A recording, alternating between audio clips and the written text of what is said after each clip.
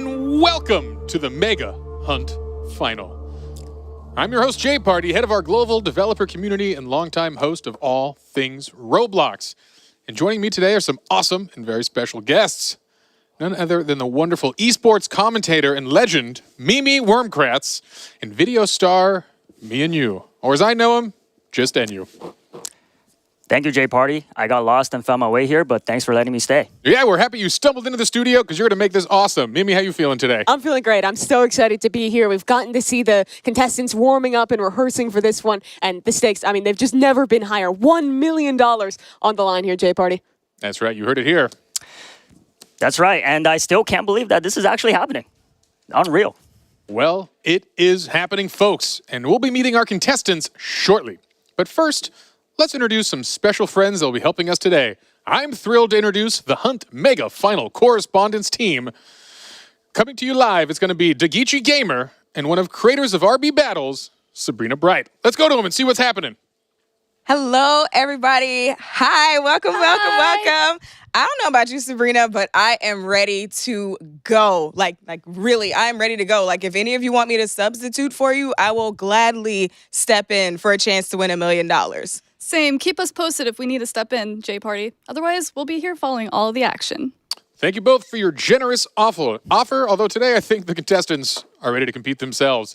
And throughout this competition, we're going to be checking in with this team to get their take on all of the action. Well, is it about that time, Mimi? I think we're getting close. But first, we should meet our 10 contestants playing today.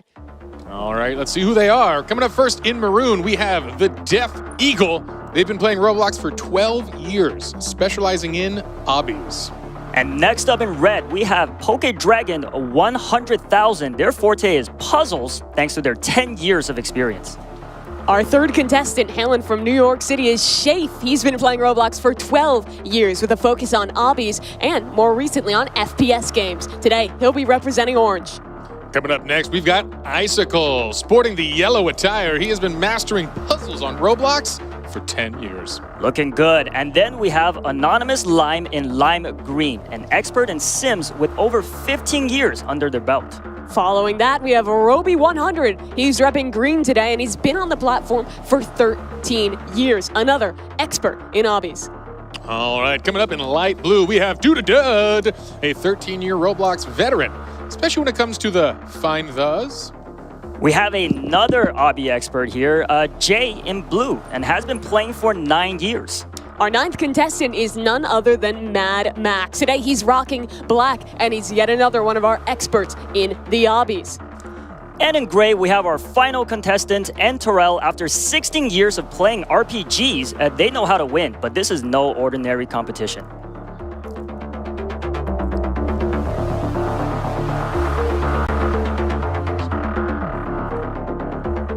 All right, folks, this is an incredible, historic moment.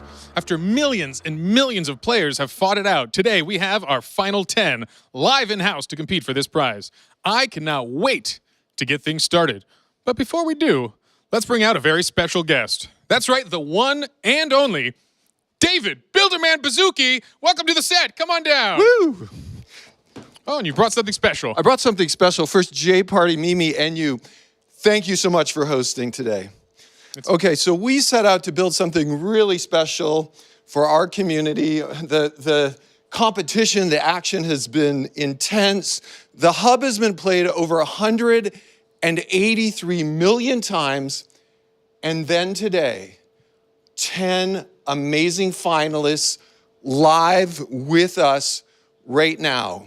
Today, one of these finalists is going to be the grand prize winner. And Jay Party, what are they going to bring home? That's right, $1 million. Absolutely right. Finalists, good luck to all of you. Let the games begin. All right, folks, you've heard it here. But now let's turn it back to Mimi to find out how some of the rules are going to go for today. Thanks so much, Jay Party and David. It's going to go a little something like this today. We have a 3-round tournament consisting first of a qualifying round. Following that is the round of 4. Of course, all leading up to our $1 million round. There will be 8 games in total played today. Each has their own rules, so this isn't a tournament about being the best at any one game. It's about mastering them all. First up is the qualifying round. And Jay Party, why don't you tell us a little more about that? Gladly, Mimi. We're going to have 10 contestants that have the chance to compete in 5 games. Dress to Impress, Super League Soccer, Blade Ball, Slap Battles, and Doors. But out of these 10 contestants, only 4 will move on to the next round, which will be the elimination rounds. All right, any questions? Just one. How do you win at each game? And the money question. Each game's a little different, so we'll explain the rules right before each one starts. One last thing to mention. At times throughout the competition, you may notice 2 Roblox admins, Holiday Beats and All the Swords. They are in place to operate, record, and make sure everything runs smoothly and fairly. That's right, all rules will need to be followed. All right, now that we've got that out of the way, we are ready to kick things off. Let's do it. Our first game up is a fashion phenomenon. It's none other than Dress to Impress. Game 1, Dress to Impress. There are 2 matches, and contestants will have to create a stylish look before time runs out. Judges will vote, and if there's a tie, they will also vote on who earns a higher placement. Everyone will collect points and advance to the next game. Here's the scoring for each match. All right, folks, we also have a surprise. 3 of them, actually.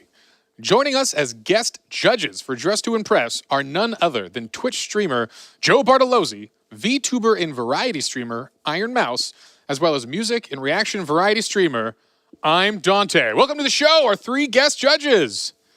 All right. Hello. Hey, we are live. I'm Dante. Welcome to the show, our 3 guest judges. Very exciting stuff. How are you guys feeling? Amazing. Can't wait. Awesome. Excellent. Very excited. I was watching the intro. Yeah. This seems like a very competitive event. Yes, it will. Are you guys ready to judge such competitions? I'm ready. Absolutely. All right, your judgment hats are on. You're feeling good. That is exciting. Anything you guys are looking for in particular? Are you big on focusing on the themes? Is it just going to be going off the vibe? What are you looking for in the judging today? They have to come to slay. Real. Facts. Playing for sure. I think I really need them to fit around the category that I'm judging. Okay. They have to not only look good, but also fit the style that they're trying to portray. That's mainly what I'm looking at. What about for you, Dante? Anything you're looking at here? Yes. The poses. The poses are very, very important to me. And if they're not hitting it, those stars are going to be super low. All right, folks. Well, our 10 contestants are set, and they are underway to serve some fierce looks. So we are jumping in the game to check out this action now as folks are just getting their baseline outfits solved. Let's talk about some of the differences that we're going to be playing with today versus the game that you all are familiar with at home. It's a little abridged, only 4 minutes to get your look perfect. And for our first round, the theme is circus. And that is not a lot of time to get the look down. You have to have an idea real quick. Right, and especially coming from somebody like me who is very well known in the Dress to Impress community by absolutely nobody. My opinion definitely matters here. I'm looking for somebody who looks like a clown, and it looks like that's what some of these contestants are going for right now. But yes, not a lot of time, so they better hurry up. Yeah, it's a good thought. Circus can be really on the nose, but maybe there's something more creative you can hide within it. Obviously, the qualification to get here was a little different than what we're playing today. It was about solving puzzles, getting those mega tokens. And I know you were playing through some of the qualifying games, as were, 140 million other people who were visiting that. What were you looking for? How much of a challenge was it actually to be one of the 10 players who made it here? I mean, I played for a total of maybe 5 or 6 hours and immediately realized that I stood no chance against some of these guys that are here today. So very, very challenging, very impressive that these 10 made it here today. A little note, too, for the folks at home. There is some additional rules the folks are playing with to give them an edge in these short rounds. They are running with the custom makeup unlocked, VIP access, run faster, and, of course, the increased item limit for some really creative looks that hopefully can slay out there. A lot of our players talking ahead of this event said that Dress to Impress wasn't a game they had played a ton, and with such a wide variety of games ranging from fashion to FPS to an obby, the players had to practice a lot and really come in with ideas for the games that they aren't as comfortable about. But I think it's been clear that every one of these guys competing today has put that effort in, and even in these less comfortable games, he's going to put their all out there because every point matters, especially in this qualifying round. Right, definitely. And it's good to put them outside of their comfort zone for the first qualifying round to see what kind of miraculous outfits they can pull off. And I will honestly say with a minute and a half left, everybody is looking good. Yeah, we'll see. We thought this was a relaxing warm-up, but talking to the contestants again, this is a high-anxiety round of fashion, putting some of their skills to the test here. And a good reminder, this is actually a newer game to the Roblox, and a lot of these folks are long-time players, but this came out in 2023, has already had 6.5 billion visits, truly has been a smashing success for the platform, and a pretty fun game, if I do say so myself. Yeah, Dress to Impress, it's definitely been having a moment in these last couple of months, and I know a lot of people at home enjoy it, but this has got to be the most high-pressure match of Dress to Impress anyone here has ever played. Yeah, I mean, especially in 2025, the day and age of aura farming. Is that key for you, NU, aura farming? Yes, aura is the key to winning this. If I was a judge, that's what I would be looking for. That will be what you're going for? Yeah, it's going to be interesting having some of our celebrity judges get to kind of give a little look there. I imagine they'll have different things that they like. You have to play to a pretty different crowd of people who are going to be making these decisions, and a lot definitely sits in their hands. Well, we are closing in on the final 30 seconds of this match as we see the final touch-ups, the jewelry selections and patterns moving forward here. Hopefully folks have a cohesive look going, and this is just the polish and cleanup phase because that runway clock is ticking. Last couple of seconds here to really fiddle with everything. There's almost infinite customization you can do in this game, and it's easy to overthink it, but with limited time, they've got to lock in now. 3 seconds, and we're about to head to the runway, NU. Can't wait to see the poses. All right, who's going to kick us off? We've got Roby 100 showing off his fierce looks. Look at that pose. Nice use of a prop there with the cane.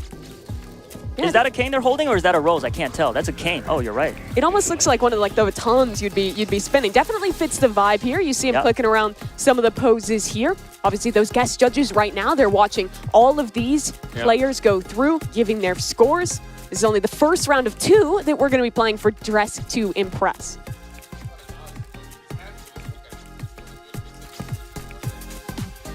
The angles, choosing those poses has got to be a big part of the action here. Definitely. How many poses can you choose from? It's a pretty long list. Yeah, there's quite a lot, and you got a lot of time right here on the stage. Yeah, we're seeing a lot of time. Still going. Absolutely here. Just really living up the moment. Yeah, absolutely the extended. We'll see. He must have got that off complete. All right. They finally got Roby off the runway. Our next contestant coming up to bat. It's Mad Max. Wow, a sassy look. Taking it real fierce for the circus. Yeah, I like the makeup going on there. How well do you think this matches circus, NU? I personally think this is what I was looking for. Okay. Yeah, this is great.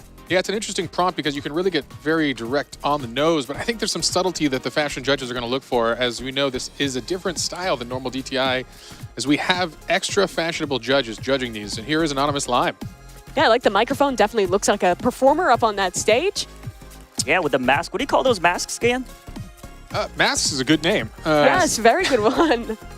Yeah, looking like the ringleader of the name. circus there. It's good stuff. Another contestant down the runway. Oh. Looks like this might be Dutta Dude and Giving Clown. Honestly, this might be my favorite thus far. I think it's right on the money with the theme. Yeah, classy yet circus.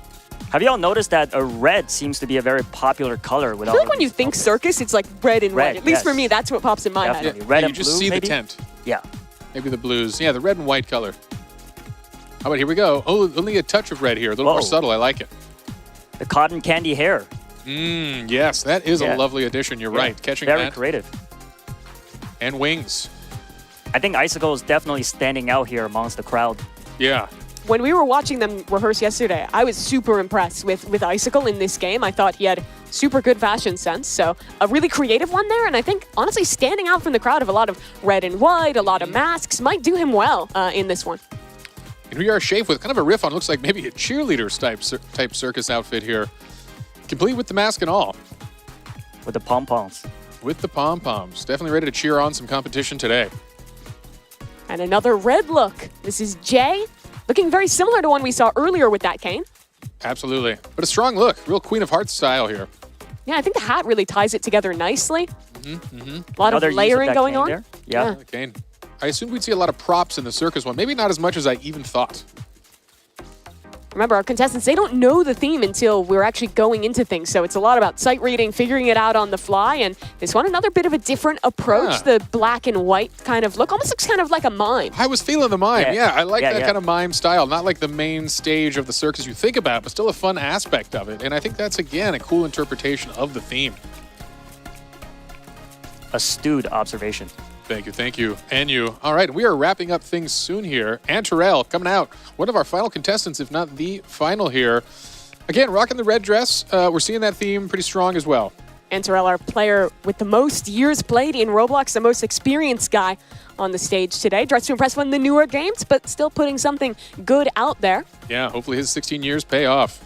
This is the Death Eagle, coming all the way over from Lithuania. Had to travel 14 hours to make it here to San Mateo and compete today. And honestly, another nice look. It's still the red and white theme, but a little different than the other contestants. Yeah, yeah. A little lighter, a little simpler, and just spamming that pose 28. Post 28, you know, made famous by a handful of celebrities, brought to you by DTI. All right, well, that's all our contestants now walking down that runway. The judges right now tallying up the scores and making their decisions. A lot for them to think about. Some good looks out there. All right, yeah, and that concludes the kickoff round of the ultimate competition, the Hunt Final with DTI. We hope the players are finally shaking those nerves off, getting relaxed. As we've mentioned, we are going to have our hosts kind of collect these scores, and we'll come back to you when they're ready. Yes, we will. Was there any outfits that were standing out to NU? Would you have a favorite if you were to be judging today? Personally, I like Icicle's cotton candy hair look and his those furs on the shoulders.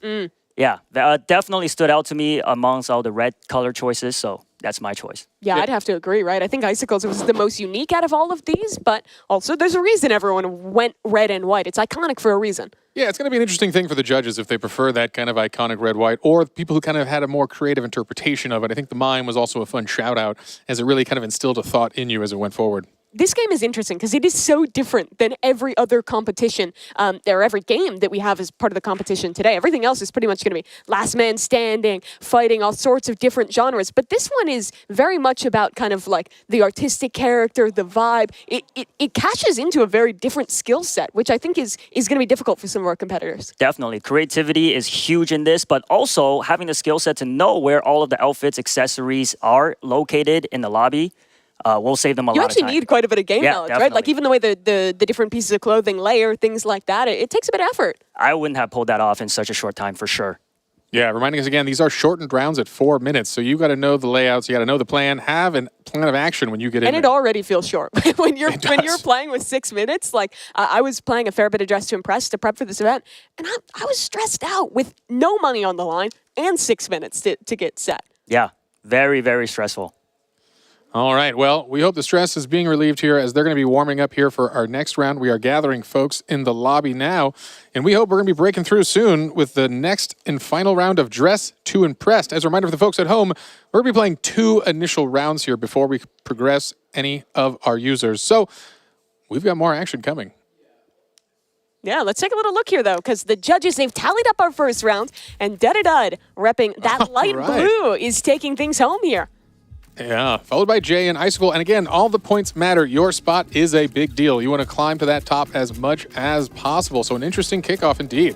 As a reminder on format, this qualifying round has 5 total games. Points are cumulative throughout and at different phases throughout the day. We'll qualify a contestant into that top 4. But performance is just as important at the beginning here in DTI as it will be later in the day towards doors. But it looks like we are ready to go. Let's hop into our second round of Dress to Impress and take a look at what that new theme is going to be. Looks like everyone's just loading in right now, so should be able to hop in there in just a moment. I'm hoping to see a theme that is going to ask something different. Maybe we'll get a little bit more variety, because a lot of contestants did have the same idea in that first round. Correct. We saw some recurring themes, particularly some recurring colors. I'm hoping to kind of mix it up. That was definitely a whimsical one. We'll see how far-fetched we get, or if we bring it back to a more serious tone here. Looks like folks are just getting now into that lobby, so we're going to be able to turn it over in a brief moment and go to you live. Round 2. Here we are, and let's see if we can't get in one of these contestants' POV and take a look at what theme they're working on today.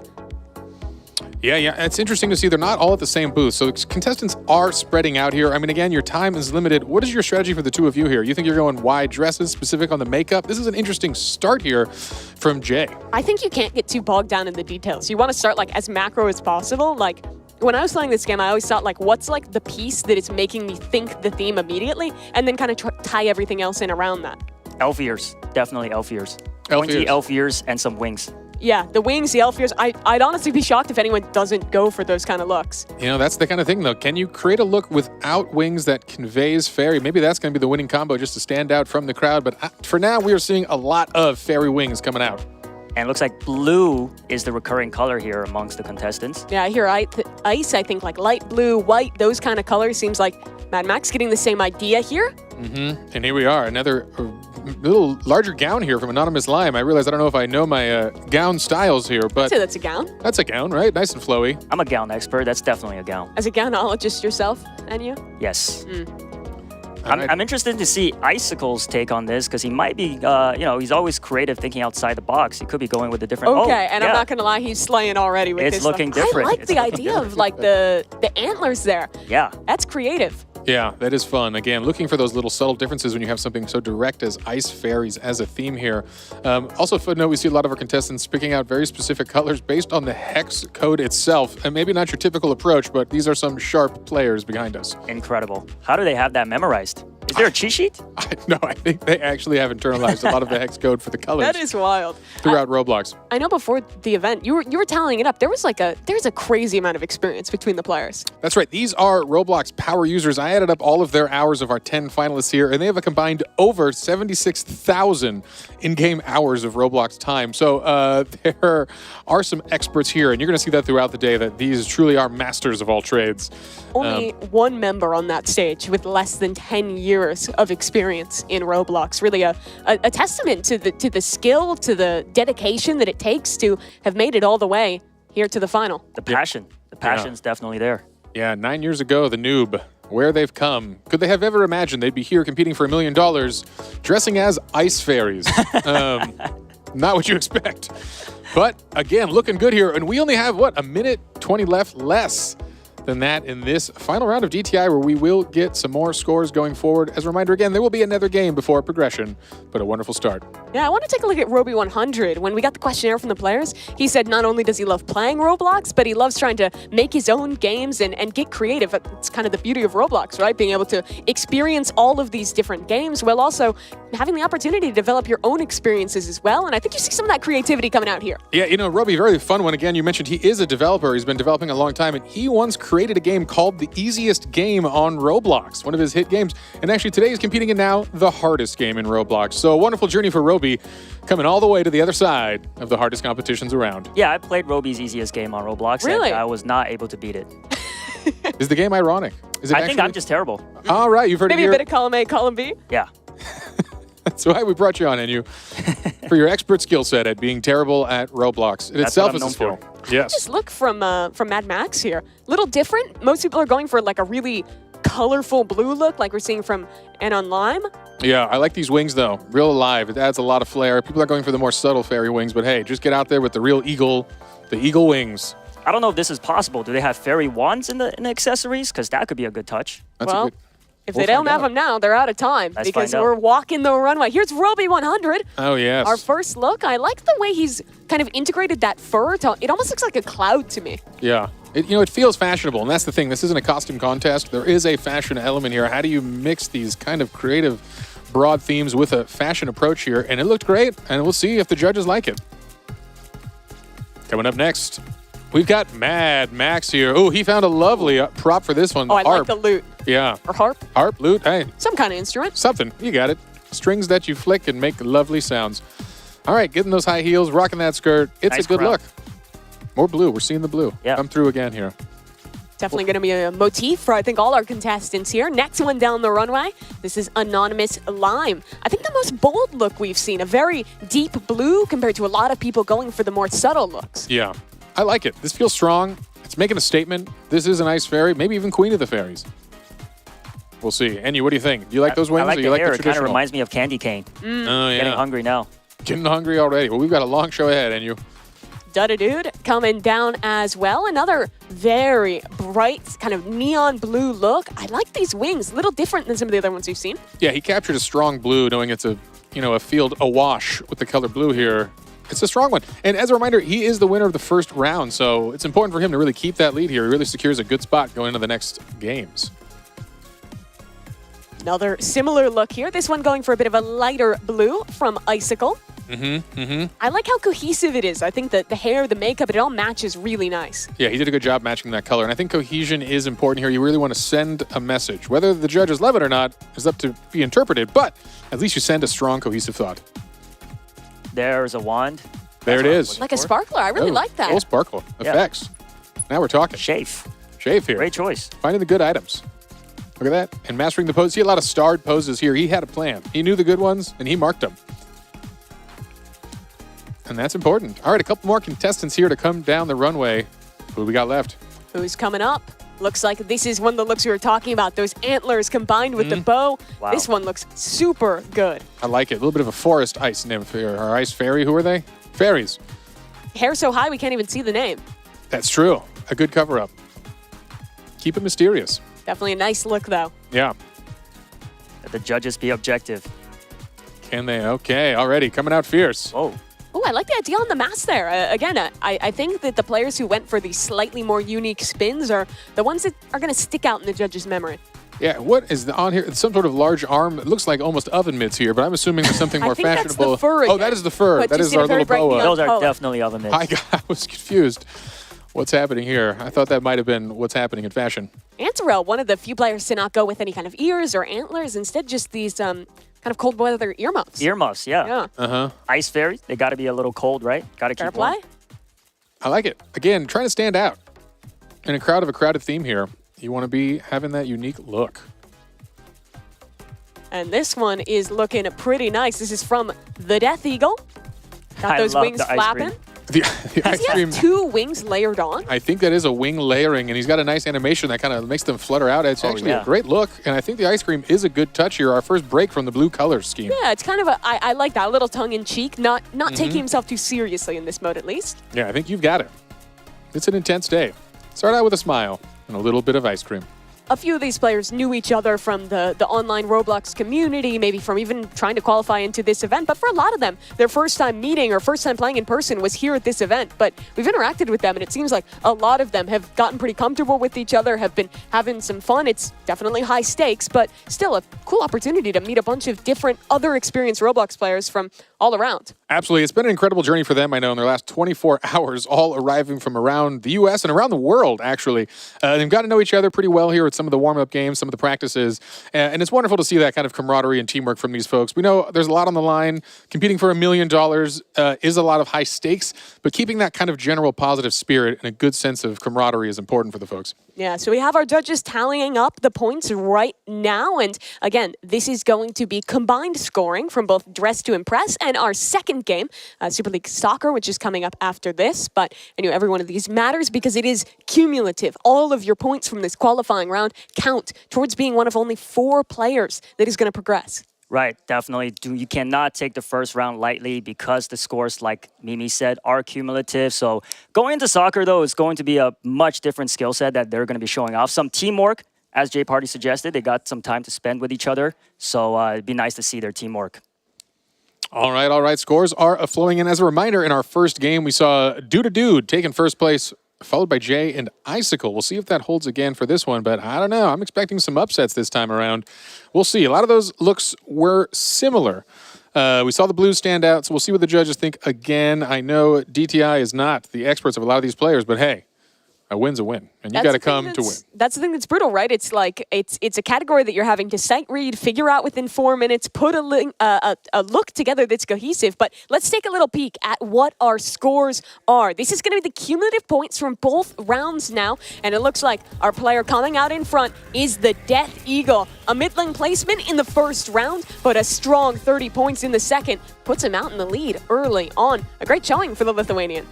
Absolutely. And now total points coming in second. We had Mad Max, which is going to hopefully raise him a bit in the standings, but unfortunately still down here as Jay takes another strong spot and bounces up into the second spot here, up by 3 points, followed by Dud, who does fall into third from that one. An unfortunate showing in the second game, but hey, still in a great spot. You see the spread of points is still pretty tight. It will be anyone's game here going in to our next game.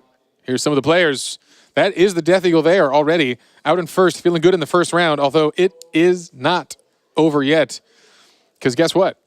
I think it's time to see some more of our next game here. Yeah, definitely. I mean, even just going from the first round of Dress to Impress, you see how their rankings change so drastically after the second round. So it's good to be confident, but definitely stay alert. All right, folks, the judges have put in their verdicts. Let's hear more from the judges themselves. See if we can get them here on the stream and find out what stood out on today's runways. Judges, how y'all doing? I'm doing great. How are you?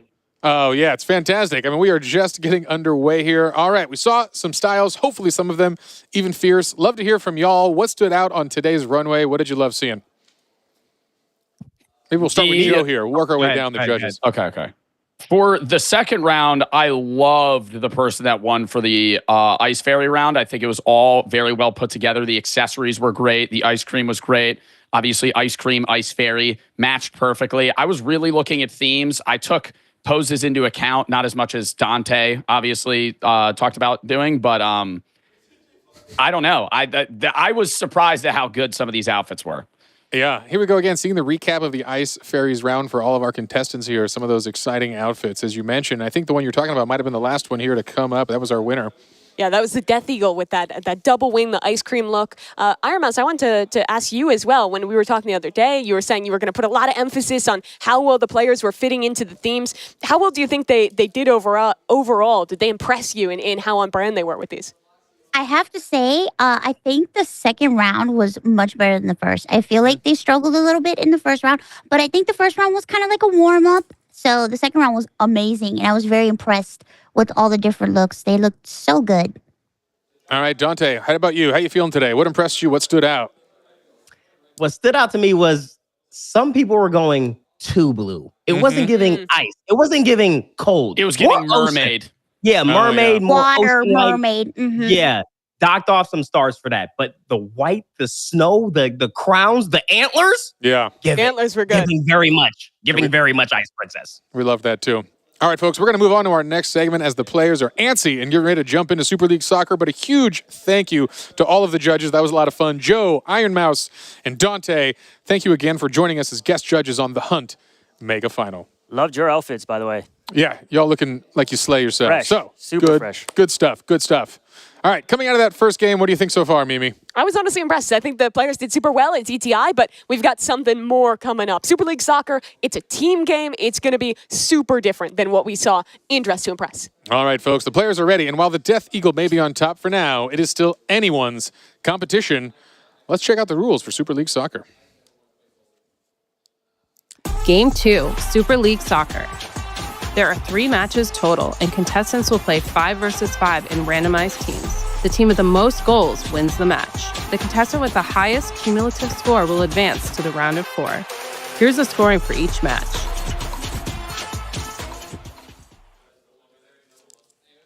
All right. Folks, I think our players are back there and ready to go. Enyu, how you feeling about this one? Very excited. Sports is probably something I'm a little more into. Watching, not playing, but yeah. Have you played many of the sports games on Roblox? I played pretty much all of them. Like I said, just video games. In person, not so great. So I think I'd be a good judge of how good they are here. Well, here we go. Our second game of the day. It's Super League Soccer. The players randomly assigned to teams 5v5. That'll get scrambled between every round, and we're off to the races. The Death Eagle first in possession of the ball. Yeah, and a strong initial breakaway already from our leader, but there he goes down. And we've got a steal from the away team. As you see, we're going to have home versus away. Home in the, we'll say purple, and away in the green. That they are. This game, the one where you're having to actually work with the team, trying to pass, find the right path to get that ball in is very important. Only 4.5 minutes per each of these rounds. And I will say, for soccer-type games in Roblox, key is to stealing the ball from your opponents. Very That it easy to is. steal. So, as I say that, there's a goal. That's Icy with the first goal for the green team here. Very nicely done by him. Gets the pass in from Roby and just sends that ball straight down the left side of the net. All Nice right. celebration. Strong opener from the away team here. And again, you see at the bottom of the first player screen, there is a boost bar for your stamina here. Something important to manage. Do not want to use it all getting the ball and then get caught out. You're going to lose it real fast. Wow, Icy There's with the a huge steal, breakaway. like I said. No one's Beautiful. on the offensive side of the court. No one can pick this up. Goalie should be able to drag Oh, that and it's ball. out of range. The goalie can't get it. He This could can't be a get it. crazy turnout. Oh, if this Poke it works right out in. for green. Goalie's not Oh, it's a defending. miss. The shot's just wide, but the assist from Roby. Roby set up the first goal, but he knocks it in this time. 2-0 lead to the away. That was actually an incredible use of the mechanics of Super League Soccer. I'm not sure that pass could have been more accurate down the field. That did not allow the goalie to get it, and they did get the recovery. Here's Roby again, trying There to you get see onto multiple a steal. steals per play. This time the home team has to defend on their side of the pitch. A setup on the shot, but the goalie's got it, and he'll send it back away. Oh, and that's unfortunate. The team down by 2 misses on that breakaway here. There's still a lot of game left here, as you see, 3:40 on the game clock. So they've got time to play. And Interesting again, move there by Jay. Doesn't Taking he it to miss the out other ahead side here? with no teammate there. Not sure what he was thinking there. yeah, brave to think about that. They're definitely going for this like deep kick strategy, hoping to find someone to recover. Dud gonna have to defend here. Shot going just to the right, misses out, and a pass back into the middle of the pitch. Somewhat even here, and both teams have just been kind of clumping the ball. Not a lot of setups for passes thus far. Hard to get that teamwork going perfectly. Yeah, a little too much clumping happening. You can hear the contestants behind us Good slide, though. getting pretty pumped back there. We're seeing a lot of yelling for the strategy. They're into it. They're definitely into Yeah. it. Loving the energy. Absolutely. It is an exciting and intense one here. I know Super League Soccer brings the competition a little more fierce in a different way than we just saw. Chance for a goal here. Death Eagle. Oh, save. That's beautiful very save. nice from Antarell. The goalie, always an important player here. A big cheer from the players. He knows that was a big, important one to catch. Oh, maybe another chance? No. Pass back up. Icy is set up for it. No one here to Oh, defend no but the one here. goalie. It's a one-on-one for this shot. Can he get it through? Left side. Goes Misses. wide. The twitch. The twitch, I know. Playing it like a first-person shooter here. I like the fake-out attempt, though. Looked like he was going into the right side of the goal. Went left instead. Doesn't work out, but they still have a good offense going here in you. Definitely. Looks like the away team is definitely in the advantage here. Let's Yeah. see. There's still 2 minutes left, though. They can still turn it around. A goal can happen in 10 seconds. Shafe sends it up to Anonymous Lon. Middle of the pitch, trying to find a person to pass to, but no one's open in time, and Icy's on the offensive. Oh, here we go. Still has the ball. Another chance for a goal. Passes. pass. Oh, he's on Oh, it. it- Trying to find it. The oh. goalie knocks it away. Repossession from the green team, but it's just going back and forth, and the goalkeeper sends it back down the middle. Man. The home team got to give a break to their goalie. I know, really relying on that here. He's Oh, looking- that was Wow. Shot from the Death Eagle. Absolutely, the one-on-one with the goalie. Not a chance there. Death Eagle has shown he has come to play today. He is an incredibly strong competitor. As these few minutes have continued, we've seen the players, I think, doing a better job of setting each other up for passes. That was Shafe on the setup there for Death Eagle to get the goal. Absolutely, we're seeing more of a spread formation here, playing a proper offense and defense, and that's going to pay off for sure, as this is still anyone's game here. Yeah, I'm reading the chat here from the live stream, and the chat is rooting for Team Bloxy Cola, which looks like the home team here. That's good to hear They're here. rooting for a comeback. Another pass up the middle. They've got to come back quickly. Minute and a half on that clock. And Shafe's had to do a lot of work as the goalkeeper here. Okay, Dragon gets possession again, and the passing seems better from the green team thus far. A chance for Roby. Too high. And he gets spun out of control as the ball passes back. Almost gets the backboard shot for himself there. That would have been one heck of a pass. Self-assist. Yeah. Stat padding. 1 minute left to try and tie up this game. And at this point, I mean, you're oftentimes just thinking about trying to keep possession of the ball, run down the timer. Every second continues to move in the favor of the team at advantage. Yeah, this is an intense game, and as we've mentioned, these are some of 10 of the best players in all of Roblox. Each one of them deserves to be here in their own right.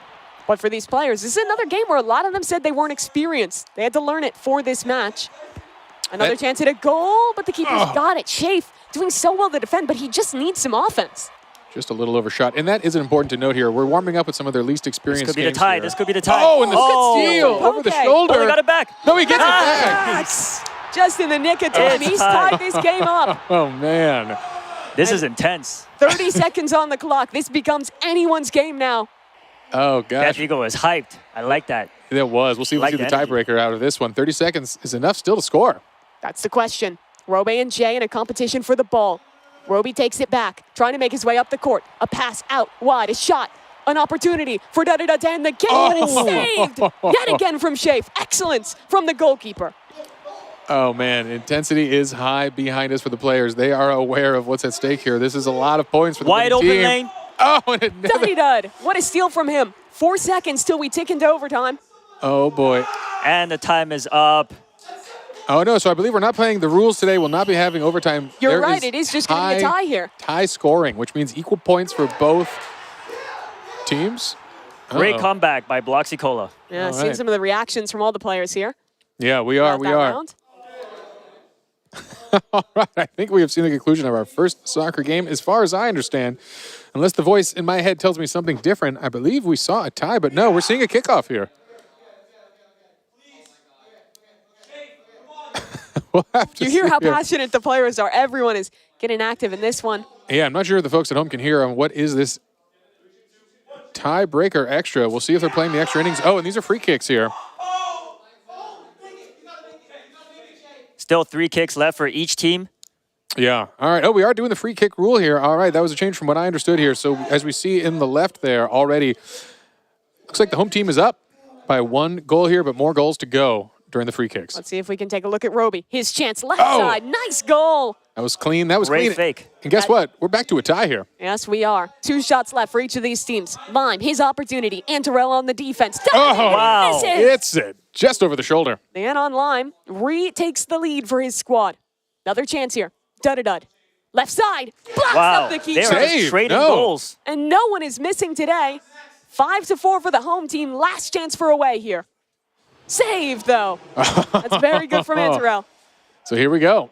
The final kick. This is it. Antarella to bring it home. To tie it or to lose the game. All pressure's on. Oh! Oh, that is a goal here. That Tied gets it. again. Sudden death. First team to get ahead wins in this one. All right. Antarella And that's it. misses. And it's a goal landed Nope. for the home team. Now another chance to bring things back here.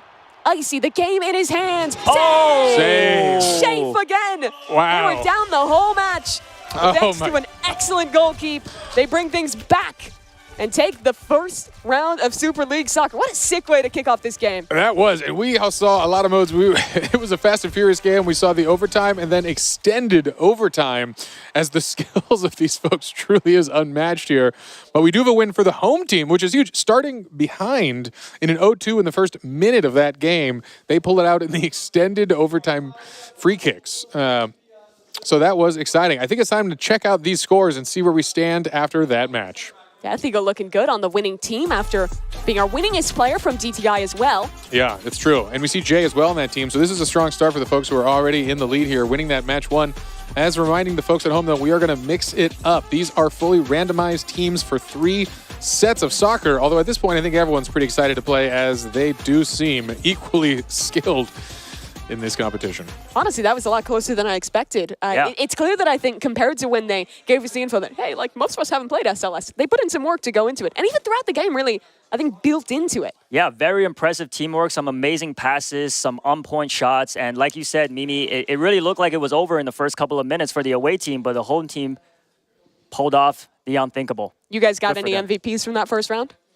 Boy, it started off strong, and I would say Dud setting a good pace for that one in the beginning Couple was a good big goals from score him. of those goals. Yeah, we saw a strong start, but again, unfortunately, his team did fall a little short in the end.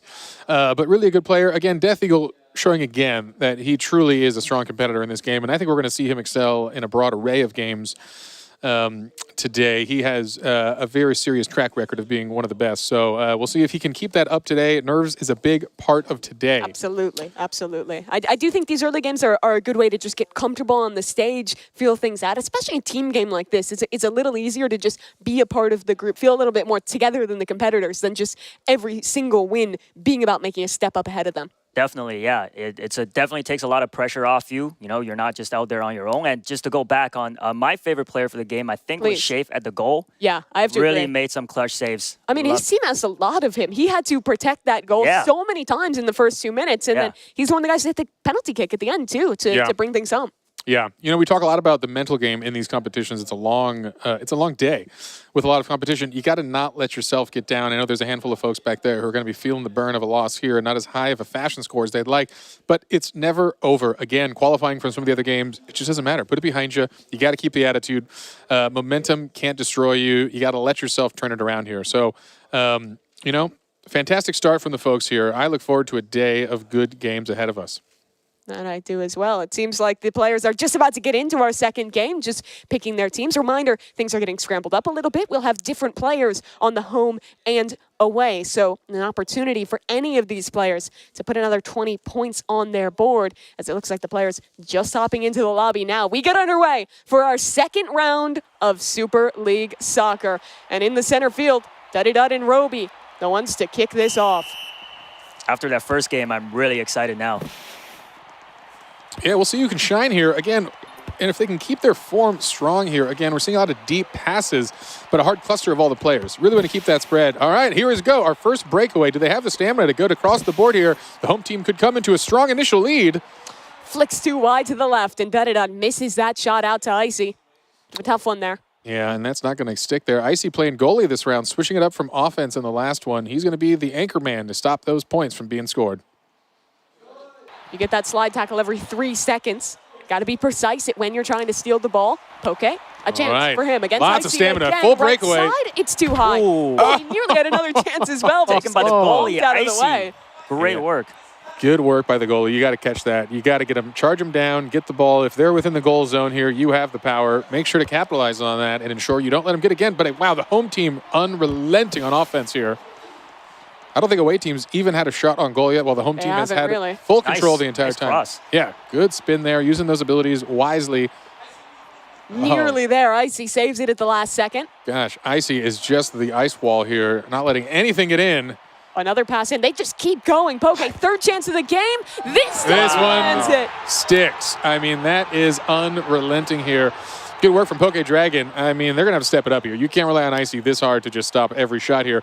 We've already seen 5, maybe more shots on goal here. One was bound to go in. But every kickoff, another chance. Roby in possession, and for the first time, a bit of offense going. The Death Eagle has possession, switches back towards Max. Goal somewhat open, but the defenders do well, and they push it back the other way. Yeah, all right here. Can this happen for the away team? As again, they lose control of this ball so fast. Okay, here we go. We got a breakaway here finally. Great cross. Oh, and look at that. Amazing Players down the field. They are ready. No offsides in this one. Roby, time to shine. Pull it back for the team.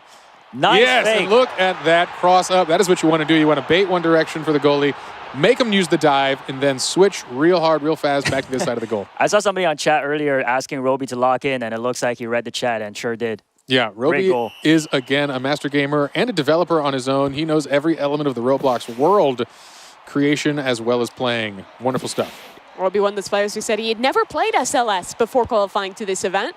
Clearly learns quickly.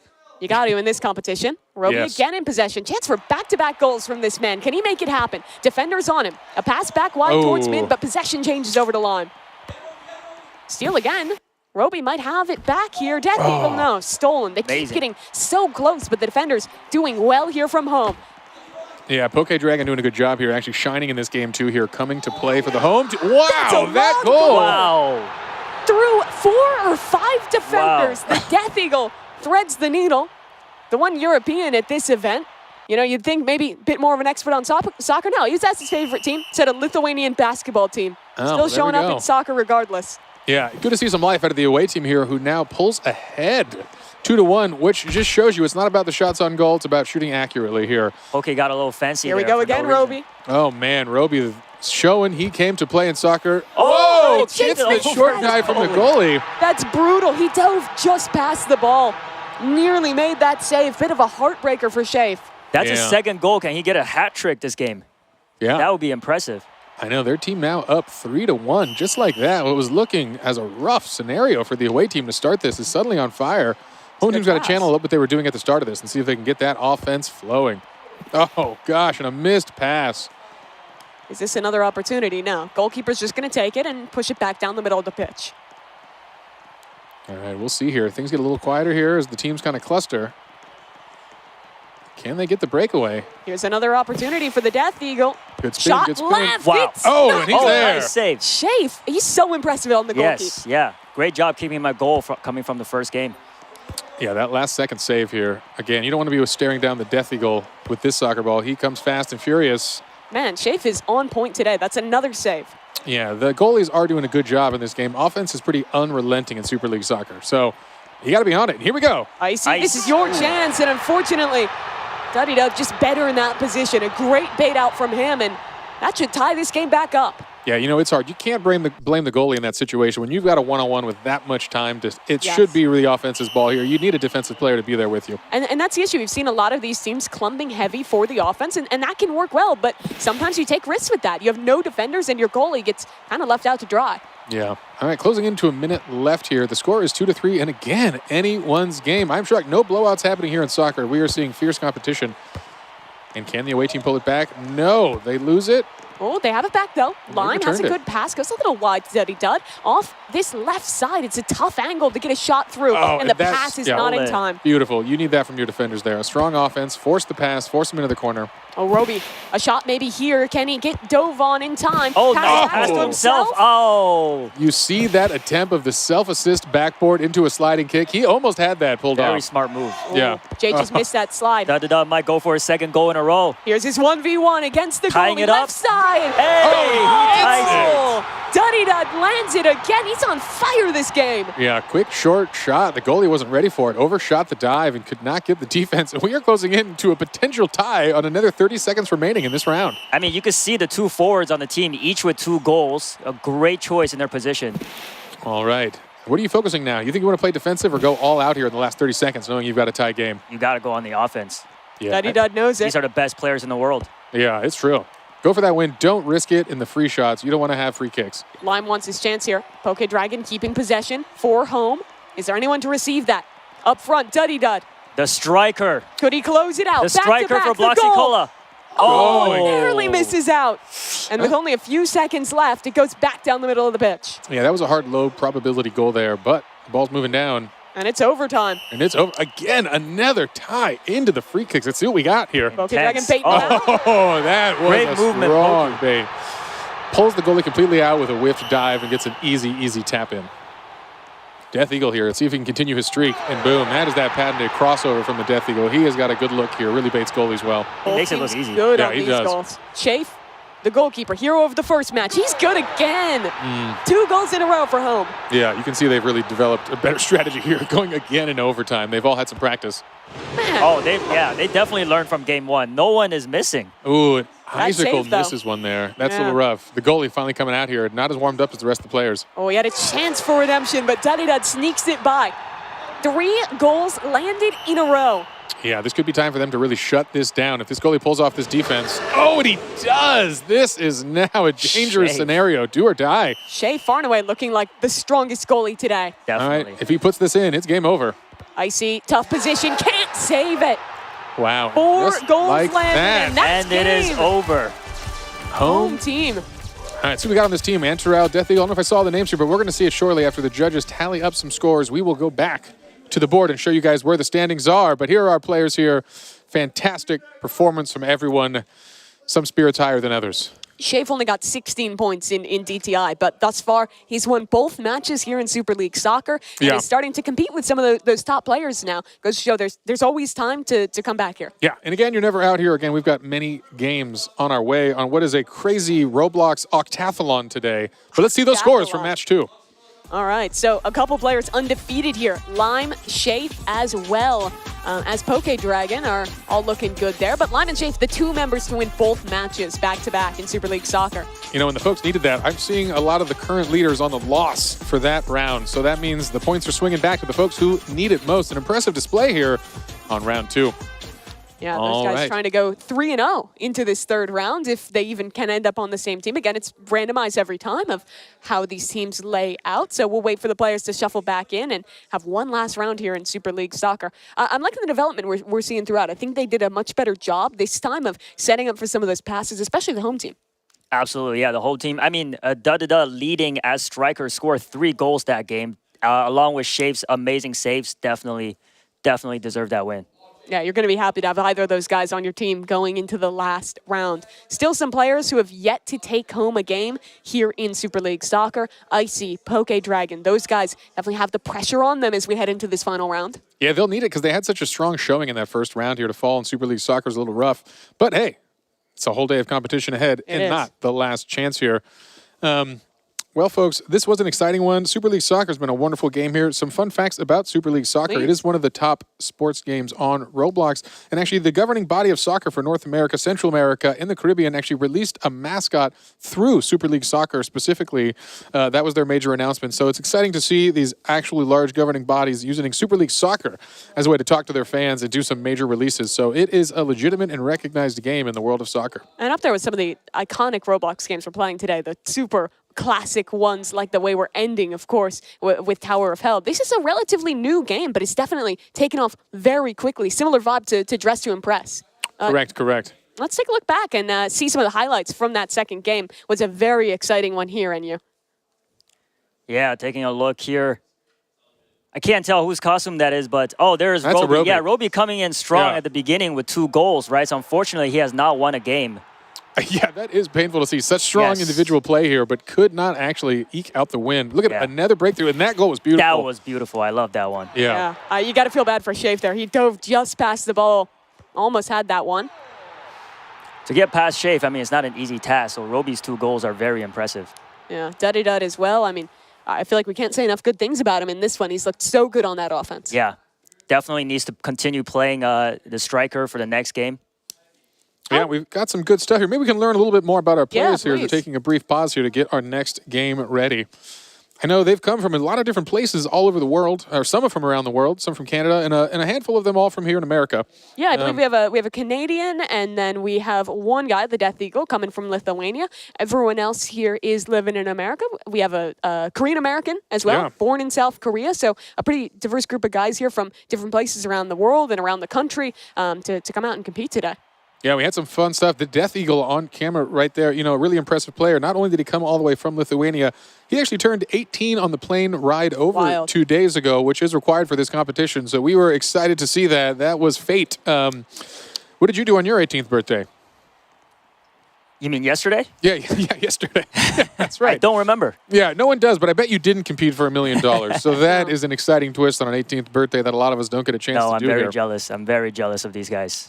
Yeah, well, I think they put in the work, and it's paying off here. Nothing like a couple thousand hours of real playtime dedicated and focused on the skill. And really, the competition itself, the hunt, was a wild competition. Yeah, can you talk a little bit about the qualification? Because it was very different than how we're actually playing the games here today. A lot more about solving puzzles and having to do some really challenging stuff to make it through. Yeah, absolutely. Playing through 25 events, these contestants, as well as 100+ million, had to compete over solving intricate puzzles, solving clues, solving tests, and actually dealing with a handful of missions across all of these games. The competition took over a week and hours of gameplay, and it was really a collective thing. We had some pretty master puzzle solvers build these internally, including a handful of PhDs within the company who specialize in puzzle algorithms. And what's wild about that, some of our top players here actually completed those puzzles over twice as fast as the PhD masters internally at Roblox who helped construct them and peer tested with each other. So really like unfathomable talent when it comes to completing complex puzzles. Yeah, I think it's so cool as well. Some of the different backgrounds. A guy like Icicle here, he's native to the area, grew up in the Bay, but he went to college for robotics, and he said like one of his biggest hobbies is like web puzzles, is riddles, is trying to solve challenges like that. As I imagine, looking at robotics would be a similar thing there as well. So pretty cool that he got to cash in on that skill set, but now gets to show a pretty different one with actually playing a competitive game and coming out here. All these guys have had different backgrounds. They've obviously played a ton of Roblox, but for most of them, this is going to be one of their first times playing an in-person competitive event like this, and certainly will be the biggest one any of these guys have ever played. I like that you guys just gave out some facts about where the players are from, because now the chat is going to supporting their home countries with Lithuania, the US, and Canada, along with Team Bloxy Cola or the Witcher's Brew. So a lot of competition in the chat as well. Very exciting. Yeah, we have 2 Canadians as well. Poke Dragon hailing from Saskatchewan, and then another player in here, Anonymous Lime, coming over from Ontario as well. I'm rooting for Canada. Yeah? Canada. That's where you're living right now, Enyu. Yeah. Yeah. The folks don't know. First time revealing it. Okay. Now we know. No one could ever guess. I imagine. Are you rooting for Lime then? Another guy from Ontario? I am rooting for, honestly, I'm rooting for Roby. I think he Okay. deserves some points in this competition. He's been doing really well, scoring the goals, so I hope to see him win the next game. Yeah, a lot of our players, when they talked about their expertise, I would say the most common games they told us was Tower of Hell. Tons of Obby players, you heard it in the intro. Yeah. And Rivals as well, our penultimate game, the first-person shooter arena game there. So for a lot of these guys, it's a matter of being great and being confident in the later stages of the tournament, but you still need to make it there. There's 10 players in this competition. 6 are going to get eliminated in this qualifying round. And even then, you have to play a driving game before you even get to some of the ones you're going to be the most comfortable with. And even when you are there, it's going to be the highest pressure you've ever felt playing those games. Yeah, as a reminder from the folks at home, we are a couple minutes, or hopefully seconds away from our final game of Super League Soccer, and this will be the first time we progress a player. So the first rounds of this are going to be a progression-based, as you heard from us earlier. But just a reminder for the folks just tuning in here, we're going to be closing out one more match of Super League Soccer, and we will progress our first player who will be in the top 4. Our players that we're looking at to be the most likely to make it here are going to be Death Eagle, 66 points, Jay, 63, and Dudidud at 60 points as well. Those are the front runners right now. Remember, a win in Super League Soccer gives you 20 points. There's no bonus points for being the best goalkeeper, being the best person who's going offensive and actually hitting those shots into the goal. So it comes down to how well your team can do. And let's say all those guys ended up on the same team. It would be the Death Eagle, thanks to his great performance in DTI, who would be the first qualified member. Teamwork makes the dream work. That's Only right. for this round. Only for this one, and then no more teams. Free for alls. Then the friendships end. But yeah, the top 9 are within 20 points of each other. So again, it is anyone's game. You definitely want to get that win here and secure your spot early on in this competition. That you do. For some context, one of our players is having an issue with their headphones. We have our admins looking into it right now and working through that issue. We'll give you more updates as soon as they're available. We do want to make sure that everyone has properly working equipment and the field is perfectly fair before we start another round with stakes as high as this. So for anyone at home wondering why we're yapping, that's why. Very concise, thank you. All right, well, it seems like we are still going to be waiting just a bit to get into that one. So why don't we go ahead and check in with our correspondents, Geach and Sabrina. How you guys doing? What do you think of Super League Soccer thus far?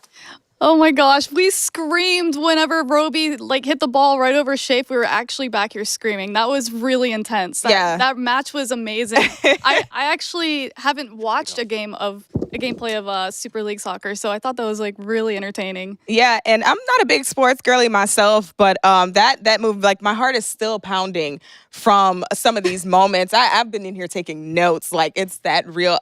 Really impressed by Death Eagle, watching all of this gameplay. I mean, I don't have the coordination. You'll hear me say that a lot today.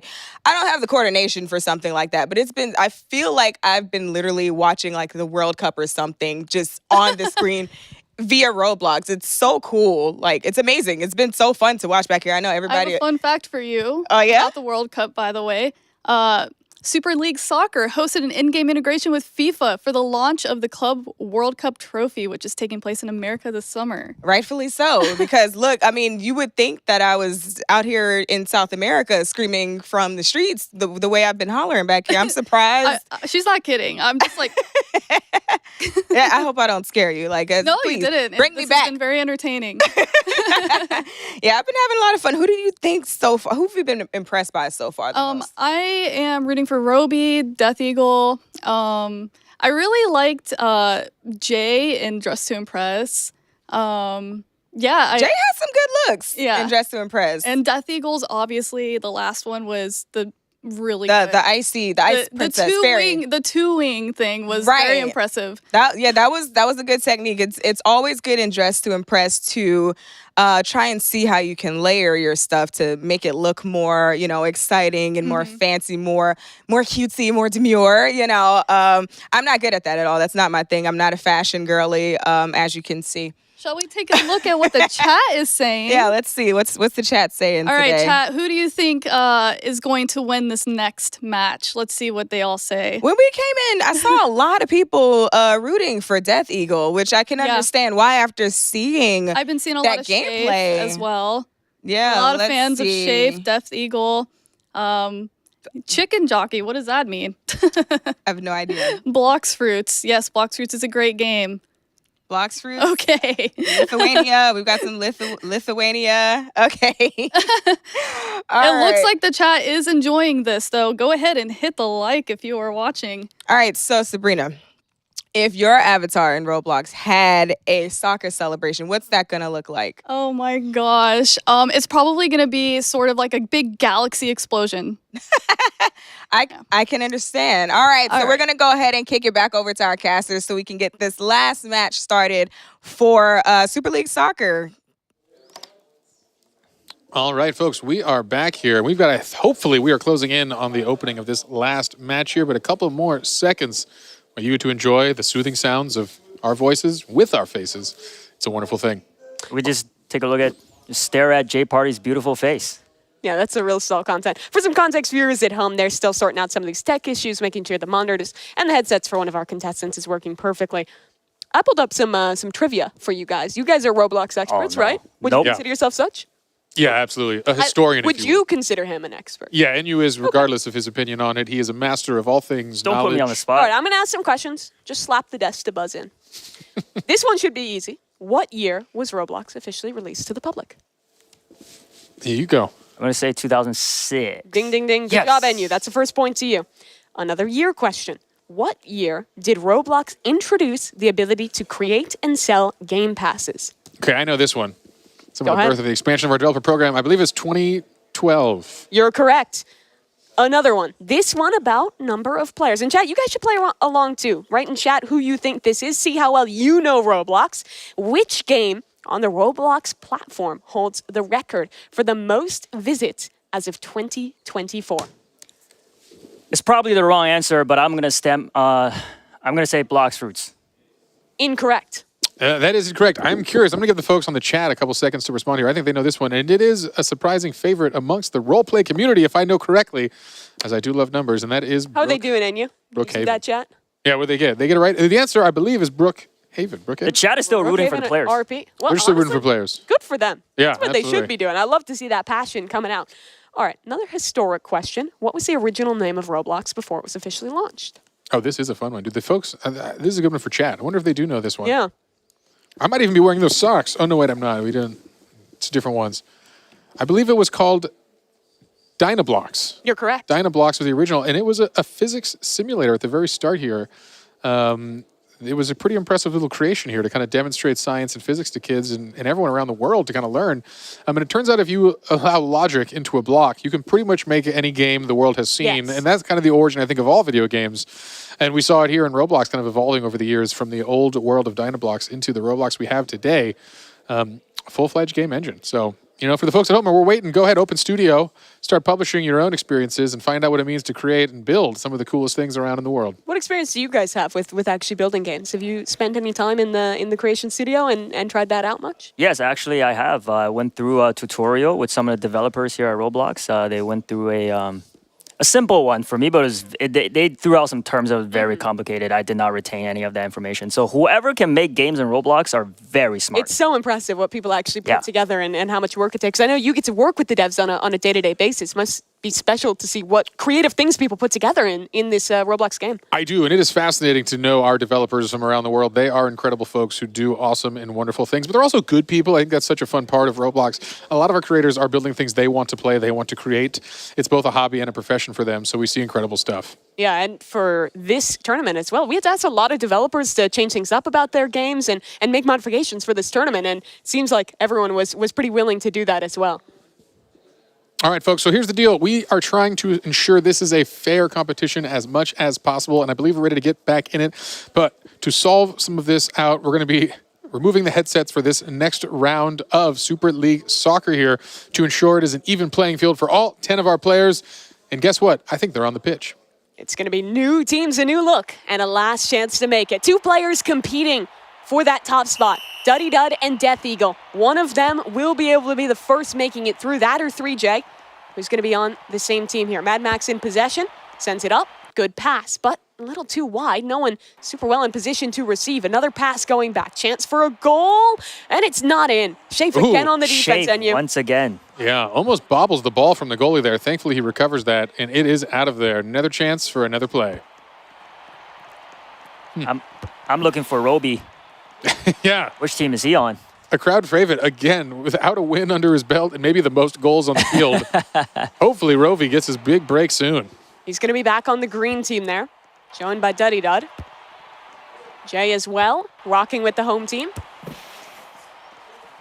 Indeed, indeed. Again, a little slower of a start here. No one really securing those quick goals in this third game here. I'm sure the defense is starting to shore up and understand the strategies from all the players.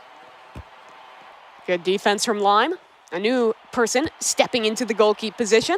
That's true. This is the first time with Lime here, and I know they discussed briefly beforehand who would be the goalie as they need to rotate that with their new teams. Wow. The quick Looks like a lot of turnovers here. fouls there, but nothing being called. What is happening? Where's the referee? Those slide tackles are not coming in from the correct angle. It is vicious in this game. The only way to change possession other than a missed pass is to just go for those slide tackles. Not going to get the red card. Oh, and definitely, not in the sweet spot. I know they try to put it just out of the goal box here. Definitely a specific strategy tied to SLS, and that's what you got to understand here with the best players in the world. Understand the mechanics perfectly well, and we see that kind of sweet spot in the corner. When you don't have an out-of-bounds mechanic, it's definitely where you want to put it for some of the safer passes. Let's check in with Jay, one of our top performers thus far. Passes it to his goalie, and he'll send things back into the middle yet again. This one a bit more reserved from our teams than the first, but maybe a chance here. No. Shafe, again, very good on the defense. Yeah, closing in on that first minute. It has passed, and we are still 0-0. Lowest scoring by far, and really low shots on goal in general. Nothing too serious. It's been pretty casual. Defense playing it up. Maybe that long pause really slowed down their adrenaline. Absolutely. Gave the players time to breathe here. And I think, again, we're seeing a bigger plan. These folks are learning just as much as we are, again, how they play, how they perform, what the strategies are. But This here's could be the first breakaway, and that is it. Oh, Death Eagle. Our top player in the standings thus far, Death Eagle with 66 points. If he can win this game, he would bring home the first spot in the top 4 for himself, and he wants to do it with his own hands. I know we've talked a lot about his skill in so many competitions. If anything, the players maybe need him to get out now. Give other people a chance here, as he has demonstrated he has a strong fortitude for a broad array of game types. It is truly a luxury to qualify this early. But it seems like there is a bit of a technical problem with the match. For competitive integrity, the admins have made the decision to reset this game. So forget what you saw in that one. We're resetting to where we were. With 2 games finished on Super League Soccer, 1 yet to play, we want to ensure that with stakes is high, everything is perfectly competitively fair for our players. So they're making that call. We'll get you guys back into game with the proper third match as soon as possible when that technical issue is sorted. All right. Well, it wouldn't be a sporting event without something to solve in the physical world. So we're going to get that resolved here, folks. Thankfully, that was a much slower game here. Defense was really dominating that one. Not a lot of hard breakaways. So, it is what it is, but still an exciting day of competition. So while the team figures that out, we're going to talk about a couple other things here. Maybe get to know some of our players. Maybe some fun facts about the folks competing today. As you can see behind me a little bit on the screen here, they each have a color. That is the player's corresponding color.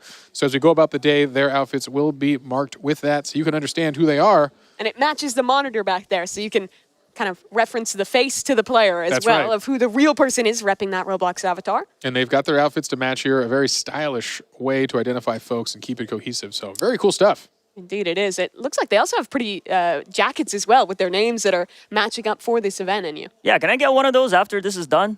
Or just steal it off their backs? I like those jackets. Well, don't let him in the player room. He's going to start pickpocketing people for jackets. If somebody wins the $1 million, they could afford to give me their jacket. I want to see if we could take another look at those points maybe, because we're starting to get to the point, like we were talking about, where the first player is going to qualify their way into things. And every time you win at Super League Soccer, you get 20 points. You see it thus far for Shafe and Duddy Dud. But the overall standings right now have the Death Eagle and Jay and Duddy Dud as the top 3 players. So basically, if any one of those players is to win this next round and they don't have someone with more points than them on the team, that's basically their ticket into the top 4. So definitely important things to look at and important players to keep watch on as we get into this final round of Super League Soccer. Exciting times. But don't worry, after that, we're going to be playing some blade ball. We're going to be playing some slap battles and, of course, doors to round out this progression system in the first set. I want to ask you guys, we got a lot of games today. What are you most excited to watch? My favorite on the list is definitely Blade Ball, and that's coming up next, so I can't wait to see that. Why do you like it so much? I like that it's fast-paced, action-packed, and not a lot of teamwork because I'm not into that. I like individual competition, so I like to see that bring out their fierce competitor in these players. So I think that would be very exciting.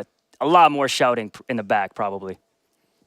Yeah, Blade Ball is an exciting game of reaction speed. You know, I'm pretty excited for Rivals myself. I know we've talked to a lot of these players. Rivals is one of their favorites, but I think as just an internal employee, we play a lot of Rivals.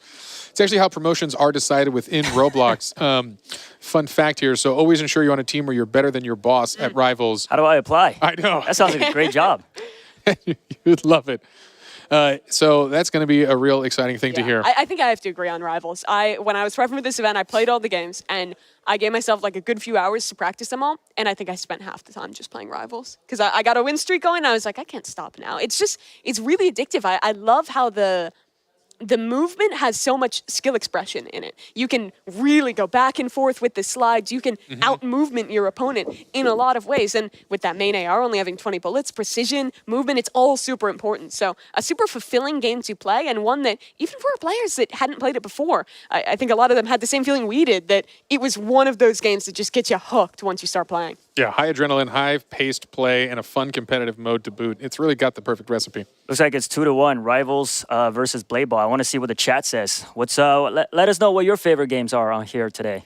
Yeah, we talked about a lot of them. You know, in the meantime, I think we might just toss it over to our correspondence team. I know they've had some time to think, some time to talk. What's going on over there? Hello, J Party. We are just talking about our experience in this event ourselves, right, Geach? Yeah, so I'm going to tell you right now, I'm not good at any of these games. So I already know my strengths, and I just, when the hunts start, I do my thing. I jump in. I just kind of like dibble and dabble here and there, nothing too serious. But Sabrina, you actually had a chance to, you got all the tokens, right? I got all the mega tokens. I did. I think I did a total of 19 hours streaming live. It's not as long as some other people. However, I did have the help of the community, so I had a little bit of a people helping me through. W community. Which would you say was the most challenging game? Oh my gosh, definitely pressure. I literally, there's a clip of me screaming. I'm like, no, like because I tried for 4 hours straight before I beat it. Yeah. What? So I got the mega token after like 4 hours. Yeah. They did nerf it though, so. Did they nerf it before or after you got the mega token? After. Of course. After. Because that's how it goes. That's what happens. And so when you were working through that, did you have your community helping you with that as well, or were you just and they're in there just giving me moral support because I was literally just doing the same thing over and over and dying over and over. Yeah. And you didn't. But I became a pro by the end. Like I felt like my last run was so good. I should upload it as a video. You definitely should, because after 4 hours, Pixar didn't happen. Yeah. Yeah, you gotta put it out there for the people to see. So how did you actually what was your intro to Roblox? How did you get into Roblox? I started in 2017. I had a gaming channel already. People were, commenting, you should try Roblox, you should play Roblox. I actually played it with my little brothers at first. And then I was like, this is kind of cool. There's so many games. And just, within like that year, we became Roblox exclusive. DJ and I. Nice. My boyfriend, who also is part of the channel, Terabyte Games. Shout out to DJ. Yeah, so similar to me as well. I actually started because of my children. Hi, children. Yeah, so it was one of those things, where they kind of introduced me to it. It's, of course, Mommy, you should play this game with us. And then I get on, and now that's like all I do is play Roblox. That's awesome. That's such a good thing to bond over. It is. It's really cool, and it's nice because it's, you can there's such a wide range of options when it comes to Roblox. Everybody who knows me can tell you I drive them nuts all the time. I'm just constantly preaching the gospel of Roblox. What's your favorite genre of game on Roblox? Horror. That's your favorite? Yes, I love horror. I like horror games. So you like general. Doors?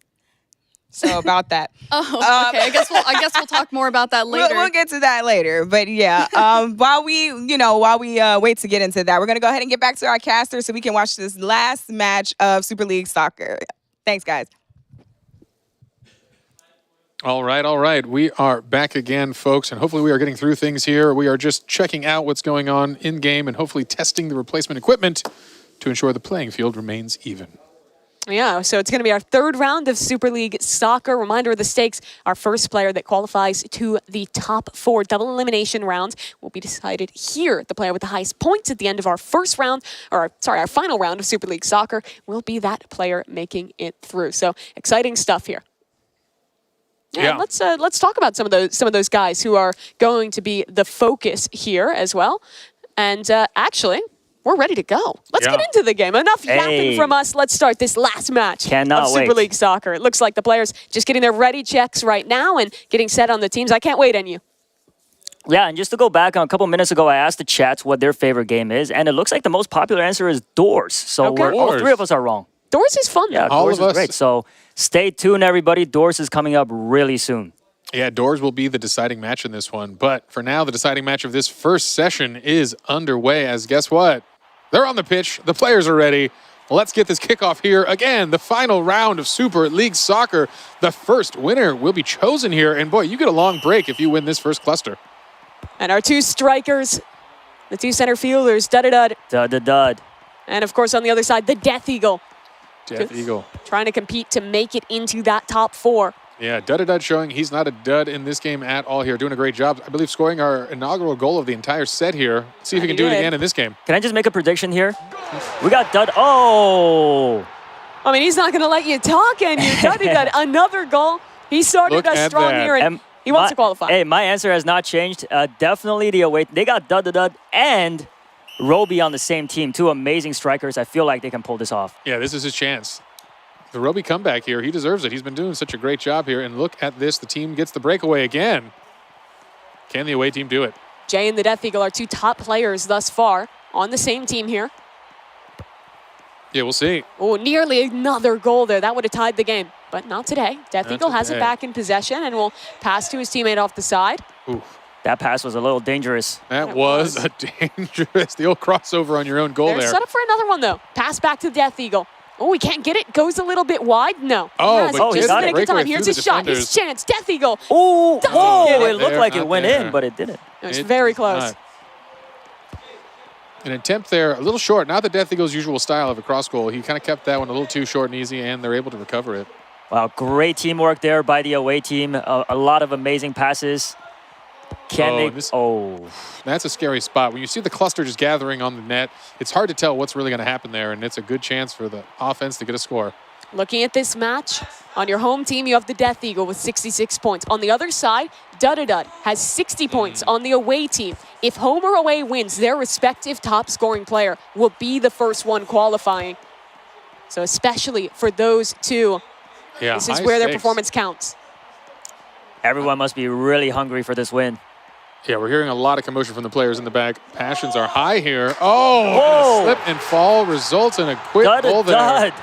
That's 2 goals in a row for Dud.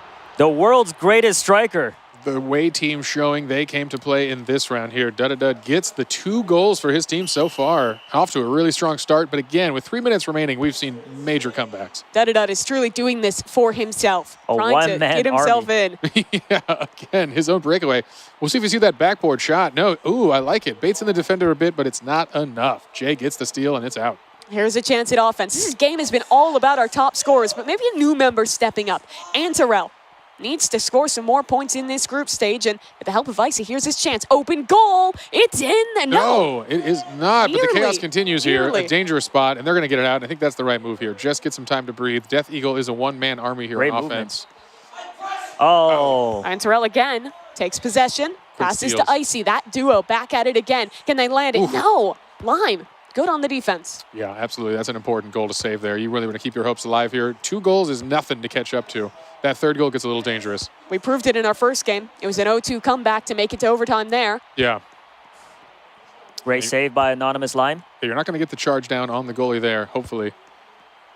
Another save. Death Eagle cannot catch a break. I know. He's trying his hardest here, but the offense has been rock solid for the away team. It is really tough for Jay and Death Eagle here. They're going up against Shafe. He's been the best goalkeeper of the day. Roby went from an amazing striker to a great defender, really holding it down for the away team. Yeah, and they need some of their best players there trying to play defense on the Death Eagle, who shows that he is unrelenting on offense. Antarell's done well. A couple key steals for him, but he's yet to actually get a goal off of it. Another steal, but it's back into the possession of the home team, and again, they steal it out of the clutches of the Poke Dragon. Oh, and here's the breakaway. Can he do it? His best shot at it yet, and it's easy peasy. Death Eagle keeping their hopes alive here. He is unrelenting on offense. He wants to keep that first spot in the competition so bad. Yeah, absolutely. And that is important. It would be nice for him to get out early, get a little rest, stretch the fingers out, take a sip of water, and watch the rest of your competitors compete. Really see who the competition is going to be in the finals. And it's just serendipitous that, again, it's Death Eagle and Dud on the kickoff together. Those two trying to make that qualification happen here. Dud back on the offense. No one defending but that goalie. However, Not sure what that was. Home team's going to be a little ahead of it, and they'll pass back to the goalie safely. Yeah.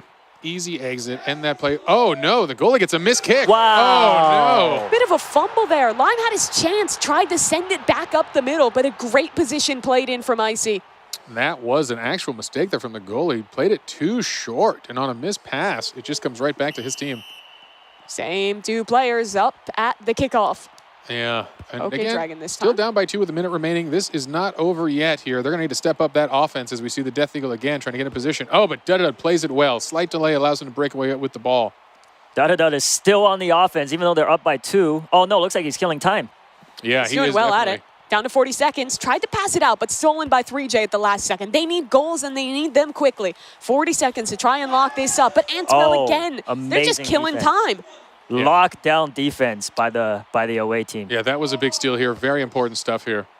Lime defends yet again. All right, back down the field. Another shot for offense. I think the Death Eagle needs a support player here. He can't do this again all on his It is own. 3-on-1, so Stolen. Oh, man. my Antorell gosh. with how many steals? And Terrell really came through in the clutch here as defense. That was a 3-on-1 and manages the steal and ends the play. And that's just not enough time left. Dud. This is his opportunity. If they can wane down these last few seconds, they'll lock this game up. And that's time. They're just standing still now. It's over. 3-1, the away team. They take things home, and that's Dud. Our third place player heading into this round with 60 points. We'll claim 20 more, and that should be enough to put him ahead. Yeah, we'll have to see here. We're going to let our judges tally some of those points. In the interim, we're going to talk through some of the incredible things we just saw there as we bring to a close Super League Soccer, our only team event in the day here, working together to start because things are going to get fiercely competitive right after this. They absolutely are. Really impressive stuff across the board from our players. I think my biggest takeaway players were honestly just the 2 stars. Dud and the Death Eagle were both looking excellent on the offense this game, but you can't forget Shafe and Lime, honestly, in that last round as well, holding things down at the goalkeeper. Antorell did great, played amazing defense there. But if I was Dud right now, I'd probably feel like the main character. That is just, I must feel on top of the world if I was him. It's the game that mattered for him. He was just in that tight race to make it into the top 4. And that win there, of course, we have to officially tally it still, but that should be enough to push him across the line. And let's take a look at those scores and get official confirmation. And there it is. Dud takes home 40 points there from that one, but that's cumulative with their first points from DTI as well, where he had an additional 46 points. Yeah, worth noting, Shafe, the only undefeated player in Super League today, holding it down with 60 points. You know, it's interesting. We didn't see as much of him on offense. He was a really strong defensive player and even a strong goalie. Yeah, he had a pretty tough DTI as well. Only picked up 16 points in that round, but bounced back here in Super League. Yeah. And that's a big opportunity for the comeback, which means a lot of our scores have shifted dramatically. After this, we will do the full calculation and show you where we stand. And again, we will crown the first progression in our tournament. And that player is going to go take a nice break in the back room, put their feet up, sip some water, and watch the competition from there until we get to the top 4. Yeah, absolutely. I mean, really cool stuff there. The competition, though, only going to continue to heat up. We have a lot more games in this qualification round, but while we wait again for that final tally, let's go ahead and check in with our correspondence team. Hello. Thank you so much, Mimi. Geach, I have 2 questions for you. Number 1, do you call it soccer or football? Honestly, Sabrina, it depends on whether or not I'm wearing socks.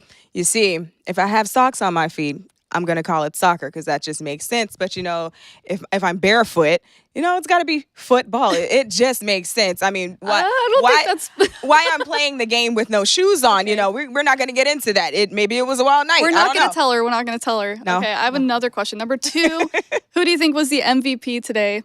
You know, I'm not going to lie. It was different for me each round. So, like, the first round, I was really watching Icy. Icy's goalie work was insane. Like, just, he was really going for it.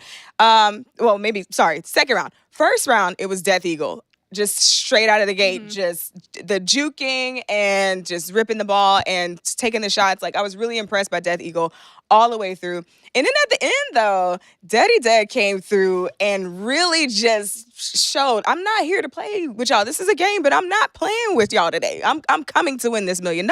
I think Shafe also is putting on a very good game today. Shafe definitely did a great job. Shafe's defense, except we got to talk about the Roby shot. We got to talk about the Roby shot. Somebody's got to clip that. Listen, it's getting clipped and both of you are going to be forever immortalized in Roblox history. You know, not necessarily for the best reason, maybe, you know, but Shafe, you know, great job regardless. Like, I probably it would have gone the same way, real life or in Roblox for me. I agree. All right, let's take it back to you. Thank you so much for answering those questions. All right, folks, we are back again. Exciting stuff here as we draw to a close. The first 2 games, you saw it here, Dress to Impress and Super League Soccer, done and dusted. Now we're coming into our officially first contestant into our next round. Mimi, you want to let the folks know who it is? Let's do it. After our first 2 games played, we have our first player advancing to the top 4. It's none other than Duddy Dud. Congratulations to him. He'll have a chance to step back, take a bit of a break before coming back for the top 4. He's already one step closer to that $1 million. All right, incredible stuff. Duddy Dud really showed up with some fantastic scores in both of our first games. Let's see if we've got the leaderboard. We can pull it up and see the total scores of the day. Always fun to see where our players stand. Duddy Dud advancing, and I'll let you know his score was 80. So 4 points ahead of Shafe. And then a little bit of a stretch from the Death Eagle. But you see all top 5 of those players within 20 points, which means that game of soccer mattered. It definitely made the biggest difference because if I remember correctly, Death Eagle was very far ahead in the first place. He was the best player of DTI. Right, yes. And as we take a look back at some of the replays from Super League Soccer, we can think about some of the best players from it because Shafe, really, that guy, he went from 16 points in Dress to Impress to then rally back and win every single match of Super League Soccer. He was the only through line across our 3 victorious teams. And here are Duddy Dud's goals for these last 3 matches. Incredible. Yeah, showing it. He started the competition off in SLS making those goals, and he ended it making goals. And there's the Death Eagle. With games so close, 2 of them going into overtime, you got to feel a little bad for the Death Eagle because he was performing so well, but only managed to actually get the win in one of these. It goes to show that no matter how good you are, it always comes down to just your team and how good they are. Let's take a look at Duddy Dud's reaction. This is him feeling things out and getting that win there, and you see how excited he is when he found out he was progressing to the top 4. Oh, man, that is awesome, folks. Well, there are still 3 spots left, folks, and I think we're getting ready to see it. And you want to tell us what game's coming up next? Yeah, that's right. So with 3 spots left, no one's going to go down without a fight, though, definitely. I hope you're all ready for an absolute battle now because Blade Ball is up next. Game 3, Blade Ball. There are 5 free-for-all matches. The goal is to deflect the ball and hit your opponents. Last one standing wins. The contestant with the highest cumulative score will advance to the round of 4. Here's the scoring for each match. All right. We are getting ready for Blade Ball, and this is one of the hype games of the day, I will say. And you said it was a favorite of his, but I'll say it's one of my favorites as well. Yeah, so what should we be looking out for here today? Is there any strategies, anything like that we should get excited about as we are about to hop into our first match here, and you? Fast reaction time. Who can click their mouse the fastest?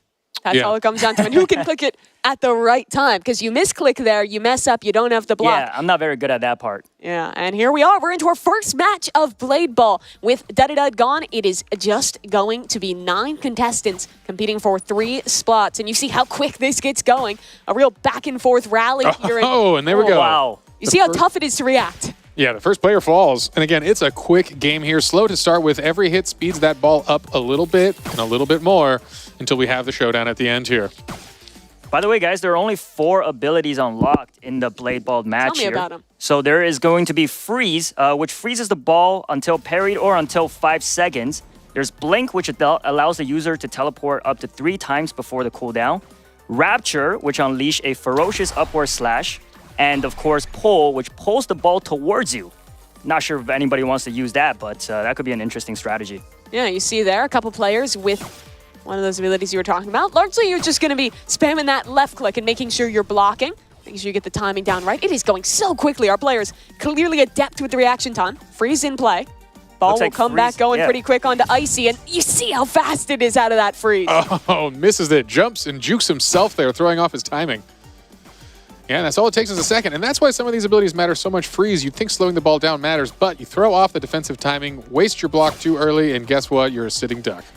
Yeah, it's actually, you'd think on hearing the ability that it would be more about using to protect yourself, but you're almost always going to be using it to grief other players and freeze it right before it hits them and screw up their kind of internal clock. Yeah, and there's that hit. Another player goes down here, and we are getting to the finals here. Roby's still in it.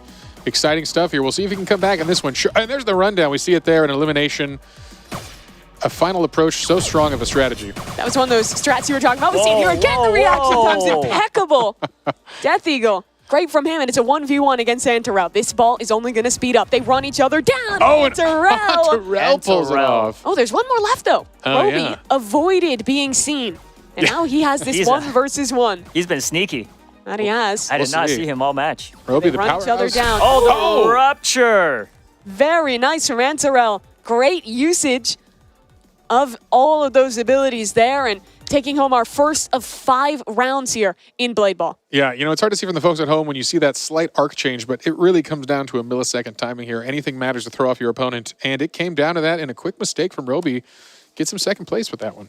Yeah, impressive for Antarel, the oldest player that we have in the competition today, still looking really on top of things in what is basically just a reaction time test in Blade Ball. Yeah, I mean, reaction time plus good gaming chairs definitely makes a good difference here. So great job, Antarel. Amazing defensive player in Super League Soccer, and you can see that in his blocking abilities here in Blade Ball. So definitely translated well. Yeah, he wins the first round there. That's going to be 15 points to him for winning that first round. And, you know, it wasn't a great DTI for him, but he won 2 games of Super League Soccer. He won this first match of Blade Ball. So he's starting to sneak up those standings real quick. Absolutely. That's what matters. Can't lose spirit. This game is still very close. Looks like we've got some scores in here. Maybe we can check those out and let the folks at home know where we stand after that first game. Yeah, Antarel there up top with 15. Roby, second place. The Death Eagle following along there as well. And whittles all the way down to 0 points with 3J. The player unfortunately eliminated first in our opening round of Blade Ball. As a player, though, I really like Death Eagle, always on the offensive, you know, very brave, showing off his quickness. Unfortunately, it didn't work out for him, but I like to see him keep that going in the next match. But placements are still important in Blade Ball. Making a top 3 across, 4 or 5 of these games, or even less than that, is still going to be enough, even if you're not winning every single one.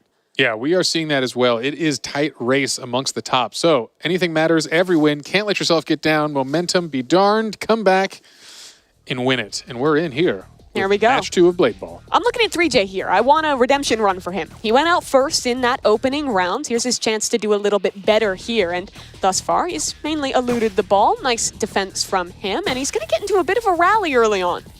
Yeah, playing with that delay. Use those abilities now. Let folks kind of hopefully screw up their timing at the base level here. Knock out some of the good players with a surprise. Freeze looks like the most popular abilities the players are electing to choose. And there goes Icy down. Where is Death Eagle? This is a real cheeky spot. Finding his way onto the tree. He knows things others don't. Look at that stylish avatar right there. Let's see if they can find where he even is. People might get a little confused when the ball disappears into the trees. Yeah, you can also kind of aim when you're bouncing back. So if you're not paying attention, you won't see him up there. Again, Rapture. Quick Rapture. Very well. Yeah, Rapture's showing a good job here. Everyone is really focused on that timing of a direct flight. When you see that arc and that increased speed, it throws things off. So for viewers who haven't played a ton of Blade Ball, what does Rapture actually do, and how does it change how that ball travels? Yeah, so Rapture is an upward slash where you're seeing a different kind of velocity coming from the ball. And that's that flaming sword icon we're seeing on a player like Poke Dragon. Significantly increased curve and an influence on the power here allows for, again, a shift in timing, trying to throw off those reaction speeds. Personally, I've never avoided a Rapture before. I've always died when it's used on me, so like to see somebody survive that here. It's going real quick here. Frozen up in midair. Who's it going to go after here? Death Eagle in the hot seat. Needs to reply. That's good from him. Oh, wow. Actually, incredible anonymous line play there. You saw Death Eagle hit a direct shot to the person right to the right, and they still recovered it. At this point, this is where things heat up. People are going to be falling real quick at this ball speed. Even with the freeze, he did not cover. He did not count to 5 effectively. We'll have to bring that back to counting. Oh, wow. Look at that double. Roby turning it on. He could do it. He was kind of the unsung hero of Super League Soccer, scored a lot of big goals, but only actually managed to win 1 round of it. Oh, good freeze there. Giving PokeDragon enough time to back up, though. Hopefully he's got the space. This ball's going to become nice and slow. Going to max, yep. And this is as fast as it's going to get going. Zipping back and forth. Our players doing well to react. It seems like it all comes down to the abilities with how you survive. And just the flick to the left there is very nice from Mad Max. I don't think Shafe was ready. No, sending him back to the AFK zone to observe this match from afar. Now Roby's on a tree. Yeah, we'll see. It didn't work out for the Death Eagle, who did go down on his tree, but Roby, king of the jungle right now. Rapture used. Actually, I think the first time we've seen Rapture not end in an elimination. But there's one back with the Rapture as well. Look who we see again. Antarel, defense of the soccer, now showing this is what matters in Blade Ball. I want to try and check in with Antarel. Let's see if he can go back-to-back here. Yeah. And win both rounds of this one. Has looked so good in this mode thus far. Clear the practice is paying off in a long rally. At the Rapture, he avoids it. Back Rapture it goes and back again. Rapture. Antarel staying alive. Incredible. Double elimination. Impeccable from him. All right, Roby is in it, though. Let's see what he can do here. We've seen some of these favorites already coming out here. Is he going to stay on the street for the one-on-one? Interesting. A good position. We see the rundown strategy happening a lot. Folks close that gap, force incredible reaction speeds back and forth really, really quickly, but we won't see it here if he stays up there, which means, no, he's coming down. He's going to play off this field. Doesn't like the angle for himself either. It's going so fast. Who's going to make a mistake first? Who messes up at the beginning? Roby is down. Again for Antarel. Back-to-back for Antarel. That is huge for Antarel here. Really suddenly securing his spot here so far in Blade Ball. Really important stuff. Incredible to see. Back-to-back wins showing he does have what it takes. Truly impeccable from him. I mean, just looking so clean with the reaction times. I think having really good positioning throughout and definitely not afraid to take fights. We saw a lot of players trying to hide, almost play placements up in the trees, and it worked pretty well for Roby to get second place. We'll take a peek at the scores here, which is going to show us another 15 tallied up for Antarel, adding 30 to his running total. Can he go for the perfect score in 5 matches? That would be ridiculous. That would be clean sweep of Blade Ball, and unfortunately, Roby going for the clean sweep of second place. But hey, that's still a lot of points here, keeping him in this game. A couple wins might be what he needs to pull ahead. We got to see more from Jay. He lost first in the first round, went out early in this one as well. There's 3 matches left to turn it around, but definitely has to step things up for him. Yeah, scores are tight. I will say again, anyone's game still just got to get a couple more wins here, and it's not over yet. Blade Ball is just the beginning. We've got some slap battles indoors still in the progression round, so there will be some more folks moving on. However, after Blade Ball, we will have one more progressing. So, all right, the folks are getting secure. They're getting in here. Final game. All right, and how you feeling? Who's going to take this one? Third game. There's still 3 games left after this. Third game. I'm just gonna go with Antarel. He's shown nothing but perfect gameplay here, so I don't want to be wrong here. All right, you've heard it here. The master of Blade and Ball. We'll see how this progresses. Look at that. 2 players already running into each other. That was a quick close. I like that from PokeDragon. Had a couple rough runs here in Blade Ball, but starts things off with an elimination. Yeah, impressive stuff here. Tough positioning for Icy right at the start there. That was. Freeze onto the ball. No obstacles on this one. The folks are on a flat, even playing ground. There'll be no hiding in the trees. Death Eagle. Very interesting strategy. He's just going into the center of the map here. Clearly extremely confident in every one of these games we've seen thus far. There's no tree to stand on, so he's got no place else to go. Yeah, Icicle and Poke out already. The remaining players still on the board here. Doing the spread out, slow play for the beginning here. No one wants to get sloppy on these easy hits. All right, good catch on the freeze here. You don't have to wait for freeze. That is important. People can close in on that gap and just hit it, which I think is part of the mental bait. They want you to run forward and forget your timings on defense. Yeah, the thing is, though, sometimes when it's frozen, you basically have to choose, do you back up and take the risk on the timing, as we see doesn't work out from Lime, or do you close the gap and do that? Because it is tough to get the timing perfect with how fast that ball gets moving. Indeed, indeed. We see Shafe playing with the jumps there. The jumps is a dangerous one. You can throw off your ability to see when exactly that timing matters, but it can confuse your opponents as well. Yeah. It's interesting. It almost looks like he's reacting less off of actually seeing the ball and more off of just like feeling the timing. It's a very cerebral way to play it. Is unfortunately for the Death Eagle, he's eliminated early this round. Look at his expression. That must have been devastating. Yeah, that is devastating, but I will admit his fun fact on his player card was that he is a good loser. Unfortunately, we don't want to see that today. We'd like a good winner. I don't know how fun that is. Sad means he's a That's good a sport? sad fact. No, he means he's a good sport, and that's what matters in a competition like this. Well, it's going real quick here. Couple freezes from both sides. Shafe ready to receive this one. Does he have the timing perfect? It's not going for him. Another freeze, and that's an elimination. All right, but still some important folks in that. Unfortunately, that is Jay, and this was an important round for him. But guess what? Roby is still in it. Antaral is still in it, and these folks are on pace right now for the top scores. And honestly, I'd love to just watch Antaral here. A chance to go for the three-peat. And thus far, he's playing a little bit back, letting the other competitors eliminate each other. He does a great job of choosing when to get proactive, when to actually become a part of this fight. His ability's online. It's going real quick back and forth. Antaral not finding him yet. Frozen for a moment. Roby hits it in. Mad Max is gone. And that's unfortunate. Coming right to him from around that corner. He might not have been looking the right way. Roby has been our other best player of Blade Ball, and him and Antaral are both in this. Another competitor, though.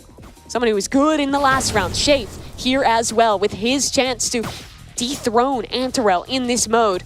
Yeah, I think we saw some impressive goaltending or goalkeeping from Shafe. Oh, in that last round, but that's Roby gone. That's Roby. 1v1. Antaral. He's three-peat on the line here. Up against Shafe, the goalkeeper extraordinaire. It's back and forth so quick. Wow, three in a row.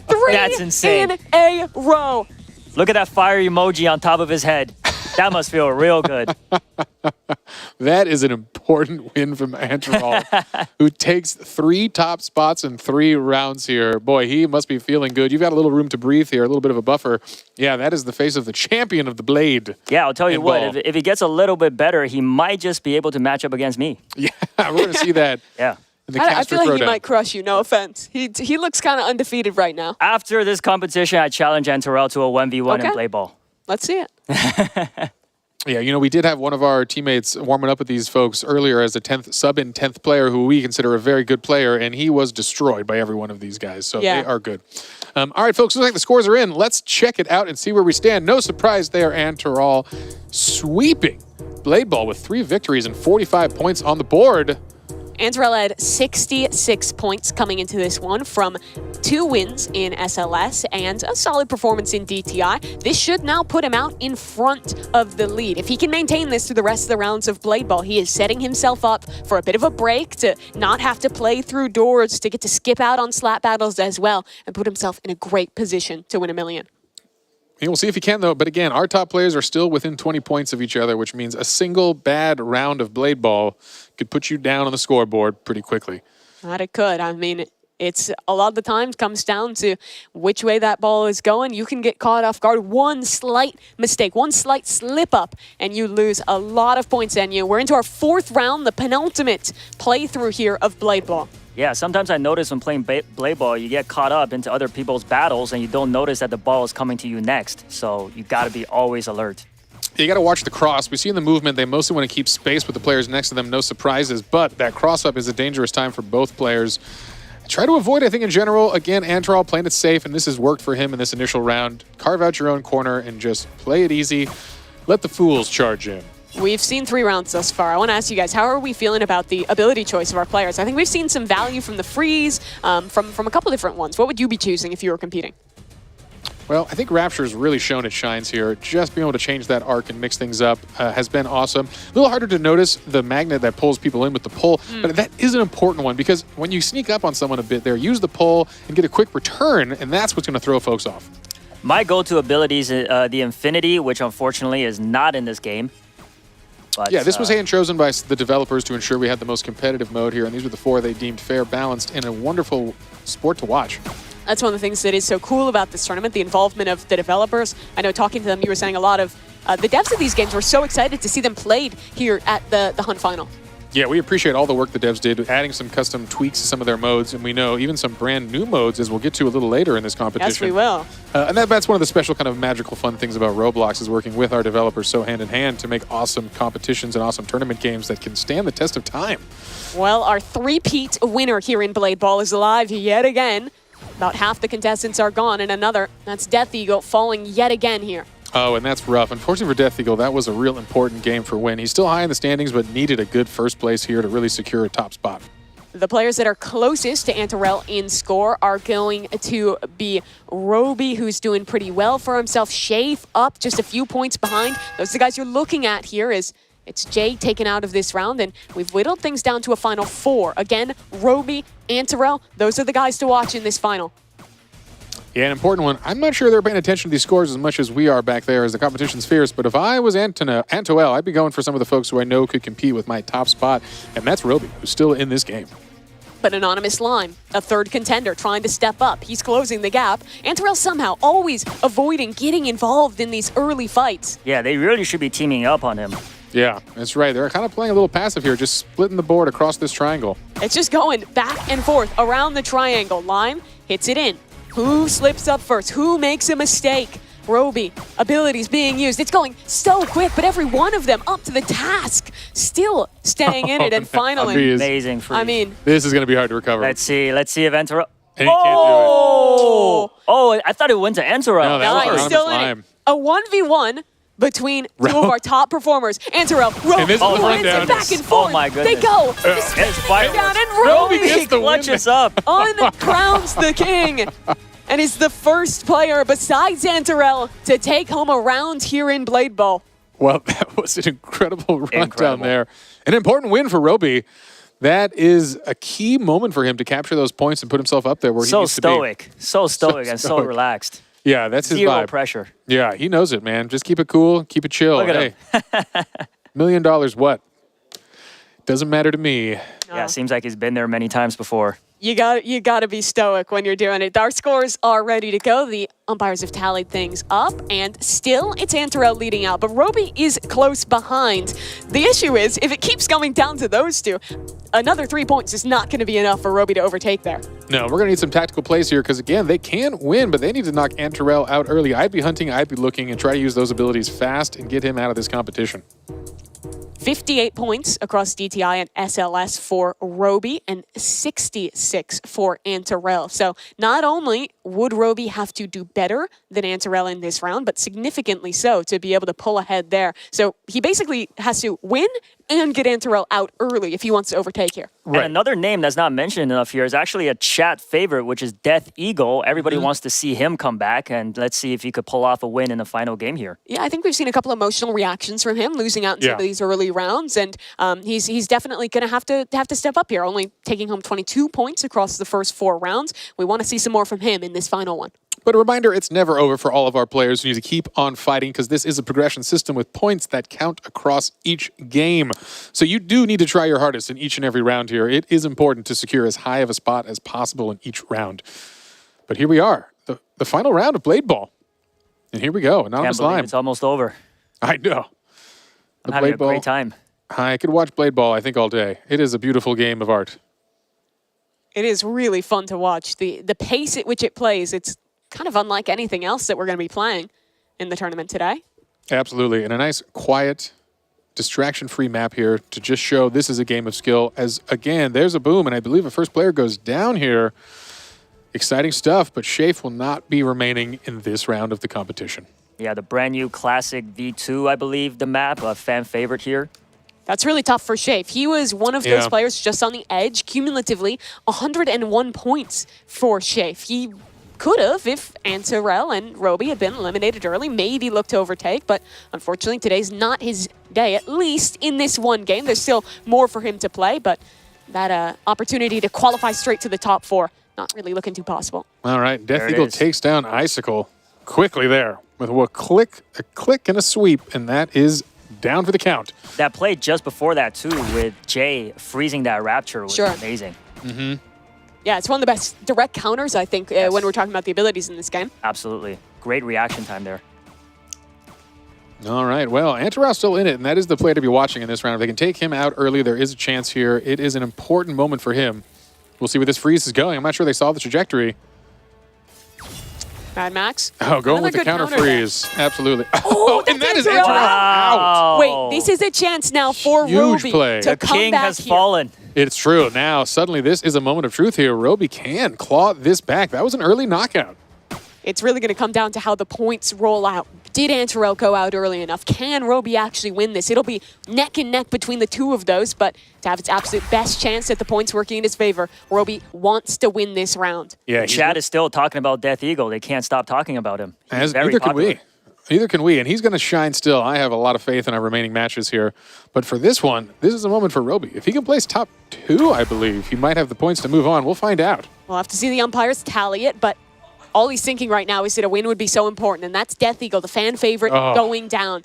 And I think we're down to 4 contestants. Jay still in this one, Lime still in this one, but they're fighting each other, and the real man who's winning off of that is, of course, Roby, sitting in the corner, letting his opponents fight each other off, and buying time, buying placement in this round. Yeah, good plays from Mad Max. He's been a little quieter in the earlier rounds, but he's done a good job this round eliminating some important players and actually sticking to it and staying alive. I like that we see Roby use the fully zoomed out camera and get as much situational awareness as possible. He's not looking at it from his character's perspective. He's looking at this almost bird's eye view and staying in the race. Yeah, it's interesting timing. That means he knows the distance to the map because you're not going to see the collision with your character here. You got to just watch the ball, your opponent, the timing, and know the second count each and every bounce of this. If you've played Blade Ball, you know you're not even really looking at the ball a ton. You just kind of feel it. You feel the momentum. You get in a rhythm, and that's why the abilities are so strong because they break that natural rhythm. Yeah, that's why I play with my eyes closed. I was going to say we should have the blindfolded Blade Ball competition and see how far anyone gets. You probably could play off audio. It would be hard, but.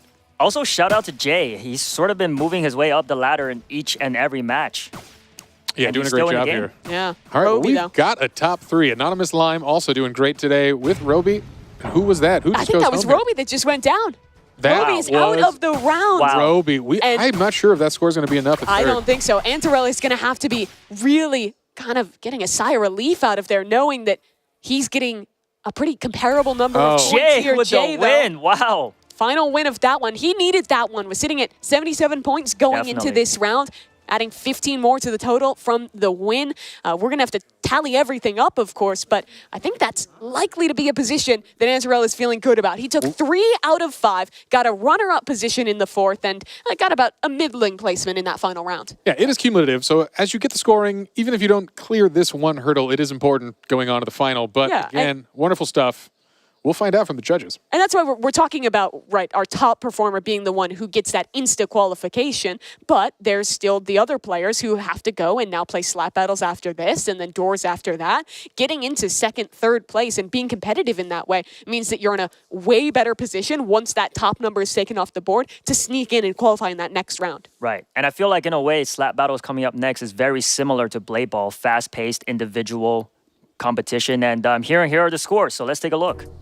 All right. Oh, wow. Look at that. 1 point lead for Antarell over Roby in that one. Call. Yeah. And we'll wait for that official tally, but Antarell did go in with more points than Roby as well, so that should be enough. But we, of course, want to wait for that official confirmation from our referees. Antarell, though, what an impressive performance from him. 2 wins in SLS, a solid showing in DTI, and now 60 points tallied up here in Blade Ball. Looking like a fierce competitor there. Absolutely, absolutely. Well, that was epic, everyone. Let's all take a deep breath after Blade Ball and see what's going on with Geach and Sabrina and what they have to say. Yes, thank you, Jay Party. I needed that. I'm over here losing it watching these games. They were so good. Oh my gosh. Now, Sabrina, who surprised you the most?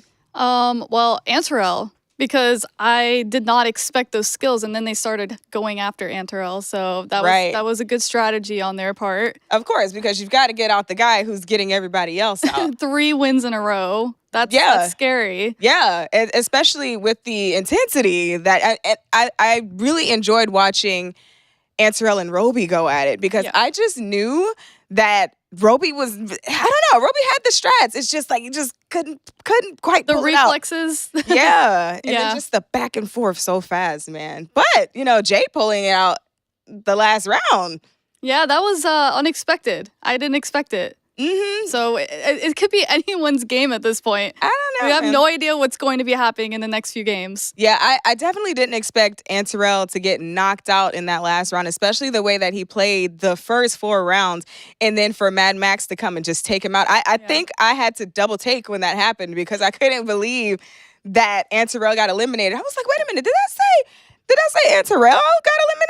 I didn't expect that. But then, for it to end in Antarell and Roby to only be 1 point apart. Yeah, that's insane. Only 1 point apart. Right now, those two are the top for $1 million, right? That's crazy. Man, I mean, if I played like that, I feel like I'd have a pretty good shot. I'm just saying. Yeah. Yeah, I'm not a blade baller. It's a little too fast for me. I don't think my eyes Fun can fact, keep up. they said something about playing blade ball blindfolded. I actually did do that. How did that go for you? I got on I got a voice chat in Roblox and I asked a random player if they would help me. You trusted a random? Yes, I was blindfolded. Girl. I played the game. They told me when to hit and I won. That was amazing, though. Thank you so much. Now back to you, J Party. All right, riveting analysis from our fancy correspondence team. Y'all doing great stuff. She won Appreciate it. blindfolded. That's crazy. I don't believe that. I'm into the blindfolded blade ball competition. That's going to be for the next hunt. We'll see. All right, well, another game down, which means a new contestant is advancing to the round of 4. And it's official. We are happy to announce the next contestant making their way into the top 4. It's the 3-time blade ball champion, Antarel. All right, give it up for Antarel here. He is deserving of a good break after that performance. Wow, such a strong showing. So he's going to join our first contestant, and just like that, 2 folks have progressed. Exciting stuff. Dudadud and Antarel get to hang out and talk about how they're going to strategize for the top 4. Yeah, let's take a look at the scores here as well, because we're getting all tallied up. We're getting towards the last 2 games here in the qualification stage, aren't you? Yeah, that's got to feel good. They're now 1 step closer to the $1 million. Looking at Roby and Shafe here with each over 100 points. Yeah, that is strong. But hey, players in the 90s still have a major chance here. As we've seen, the points start adding up in these 5-round games that we're going to see. Yeah, I want to give some credit to Jay there. He lost first in the first game of Blade Ball, went out early in the second as well, and then rallied back in those last 2 games, or the last 3, getting deep placements to tally nearly 30 points on the board and bring himself now into the top 4 of our standings. All right, all right. Well, things are heating up here. We've got our 8 contestants left. And now would be a great time to get up, stretch, grab a snack, and take a brief pause. But don't go too far away. Don't change that channel. We're going to be resuming the stream here. But first, we're going to see some stories of some of the incredible creators that make Roblox possible. I think we've got some fun stories, some fun content for you folks at home. So maybe we'll check out some of these creator stories. And we'll be back with live competition soon for the $1 million prize that's coming.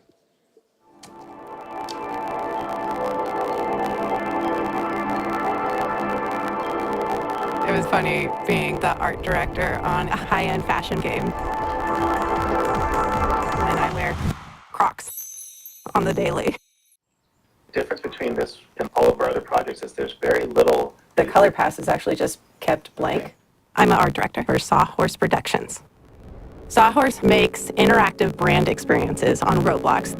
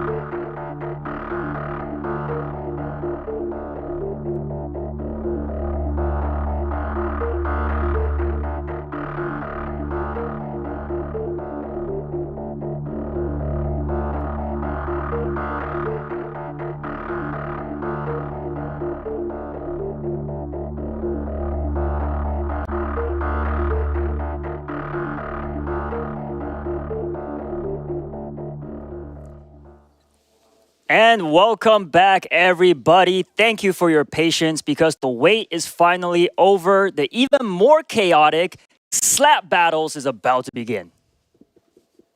Let's check it out. Game 4, slap battles.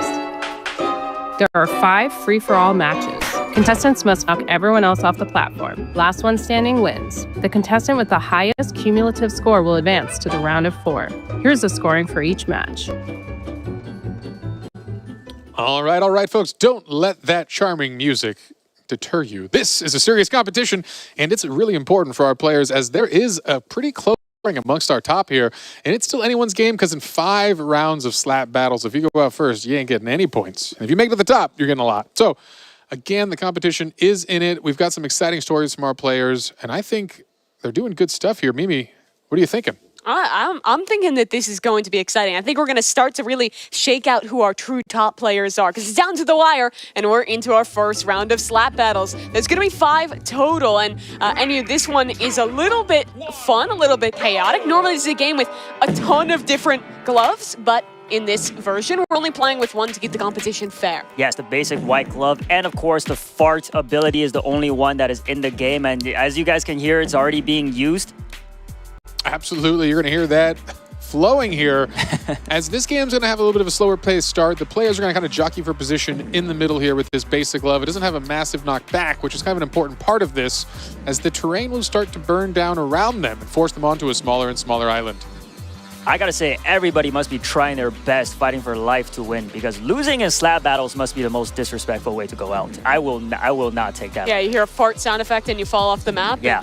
Yeah, you don't want to go down like that. Pressure definitely on. I think it's a lot of strategy in it, as silly as that might sound for how silly the game is. You have to calculate your risks. Do you play towards the center where there's going to be a lot more conflict? Do you stick more to the side but risk getting hit off in just 1 or 2 slaps? Positioning is a lot of the game in slap battles. Yeah, as you get a breakaway, we'll see as players start to get knocked towards the edge, you kind of see the whole mob move towards them a little bit, trying to get an extra slap, push them off the cliff, because it takes a little bit of time as all players are still alive here. But this board is getting smaller.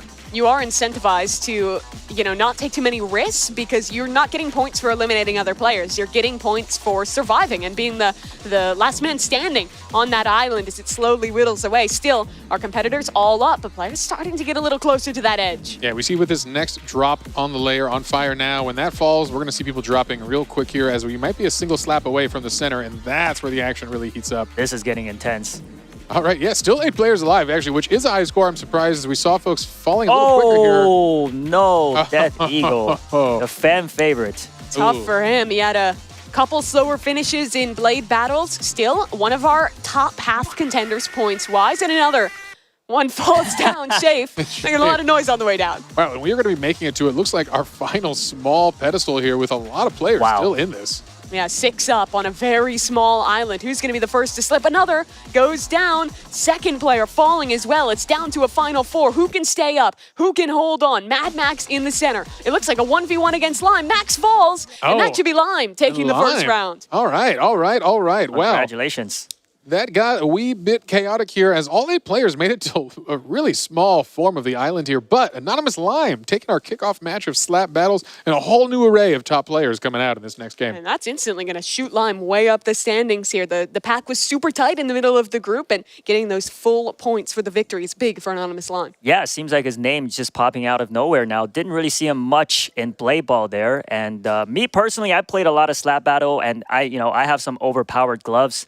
Just seeing them use the basic gloves, it must be really, really difficult to knock somebody down.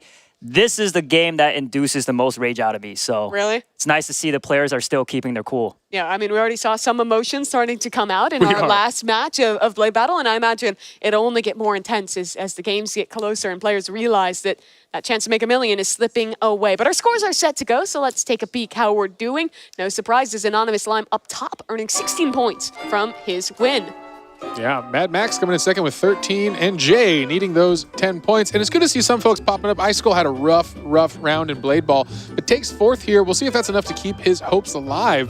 Unfortunately, an upset here with the Death Eagle falling first and Roby going down again early on in this match here. So that's unfortunate. We'll see if that's enough to knock him down, but I think they've still got a shot here. Yeah, looks like players are getting into the match now. So let's go ahead and hop in. Our second game getting underway now. And the island, for but a moment, is back to being calm. Looks peaceful, right? Not for long. And there's the countdown. Again, no early knockdowns that last round. We'll see if that sticks to be the case because it's anyone's game, but the player's still playing safe. Everyone kind of jockeying for that king of the hill in the middle there. That's the spot to be. You could see a bit of a rundown if anyone shows weakness on the edge there. I think we see the Death Eagle playing a little more outside the pack. No one needs to get their hands dirty up front here. Take it slow. It's funny because you actually see him kind of actioning a similar strategy to what he did in Blade Ball, staying back, playing the fringe of the map, trying to just basically avoid attention from other contestants until he runs out of time. Icy, Roby, both doing the same. Definitely feels advantageous, but there's a fight towards the edge, and Lime goes aggro, knocks Jay off the world. Ooh, that's rough for Jay, who needed some more points here, but goes down early in this round. Again, this is only round 2 of a 5 cluster of slap battles here, but yeah, an early knockdown for Jay. Jay was having a good run back like you were talking about. Good placement in the first round as well as back in our last game with Blade Ball as well. Maybe that's why Lime was targeting Jay right off the rip. Yeah, you wanted to go for that. Go for the people who are leading right now. You know, while the map burns down. Oh, wait, we did lose another one. Dragon goes down. Fun facts about slap battles. You know, the devs develop and update this game all the time. There has been a 1-glove release every Friday for 4 years since this game's creation. So that's a lot of gloves. Yeah. And there goes Roby. Roby again going down early, and that is rough to see. Roby has a pretty comfortable position here, but if he goes down early again, that's going to slip away. Oh, but that's Death Eagle, one of his main competitors here. Oh. Close call. Yeah, that was a close one. Anonymous Lime holding on. Well, oh, but he couldn't hold on for long. Couldn't hold on there. That was a close call. He tried. Yeah, so our winner of the first round off, and it's 3 contestants working for it. Shafe, one of the top standers right now in terms of points. A chance to win a round here. 1v1v1. Shafe pushed back towards the edge. Gotta get gets up back quick, up just and he's in the back. nick of time, and Icy falls off the Icy platform. goes down, but takes third, and that's an important score for him. He needs those points. Wow, and Mad Max falls. Look at what he means to him. You can see the players heating up with their reactions as we go on. So for Mad Max, back-to-back second places as Shafe takes that win. Yeah, a big round. You know, it's interesting to note here, Icicle and Poke Dragon were hurting a little bit, and we might see those in the scores. They're making a comeback, but why it's important is both of them are self-described doors experts, which will be the final game in the progression round. So if they can keep it forward, they're going to be in a good spot. It's also weighted a little more heavily because we're playing 5 rounds of slap paddles and blade ball. We played 3 of SLS, 2 of DTI. There was a lot of chances for repetition. We're only going to be playing doors once. So that is the real, blue shell comeback opportunity for our players to get a ton of points if they win doors. 100 points. Everything will be on the line for doors, which is coming up next. But first, we still have a couple more matches of slap battles left to go.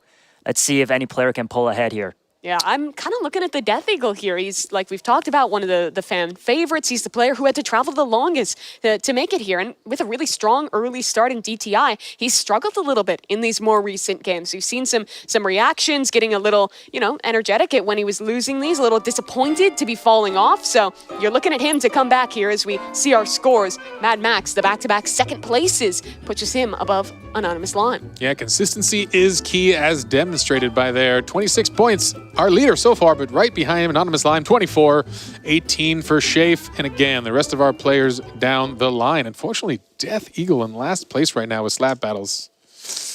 We'll see if we can turn it around. Yeah, that we will. We're getting into our third round now here of slap battles, the midpoint of this game and the penultimate game here of our qualifying round before moving on to doors.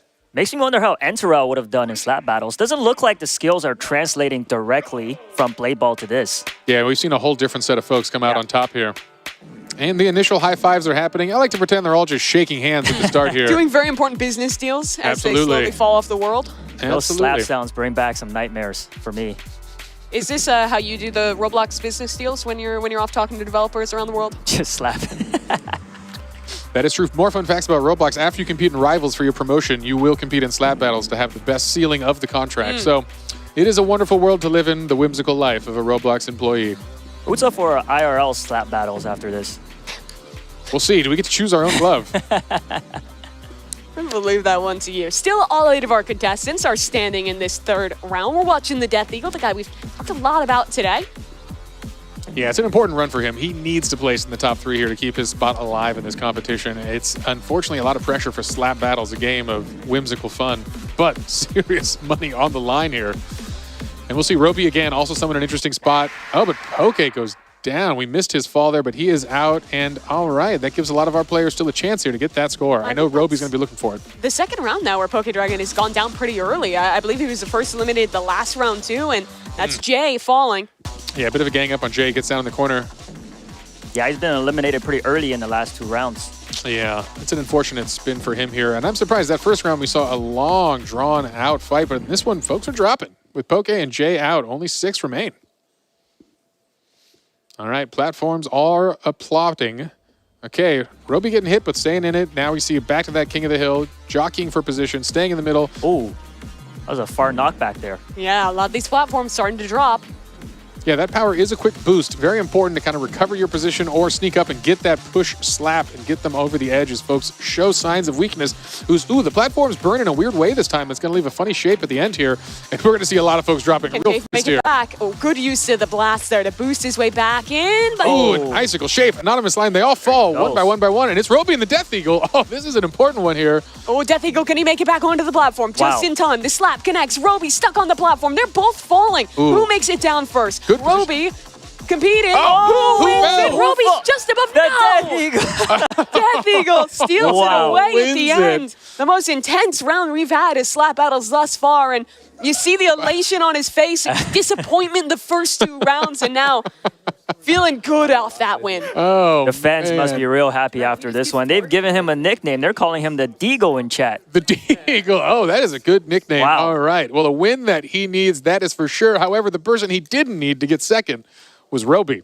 So that's going to keep things tight here as this race is getting into, what was that, our 3rd round? I think we had 2 more rounds left of slap battles. To go. Yeah, our umpires, it came so down to the wire. They're still tallying things up to make sure we get everything right here. But you were mentioning it earlier. Doors, a maximum of 100 points here. So even if you're one of these bottom players right now, I'm looking at Poke Dragon, Icicle, the guys who have been struggling a little bit more. As long as they are not more than 100 points behind the first player, they still technically have a chance to rally back. Exactly. Yeah, it's still anyone's game. So do not give up on your favorite player here in chat. Go ahead and show your love for whoever you're rooting for. But yeah, it's really interesting to see that all 3 matches had 3 different winners.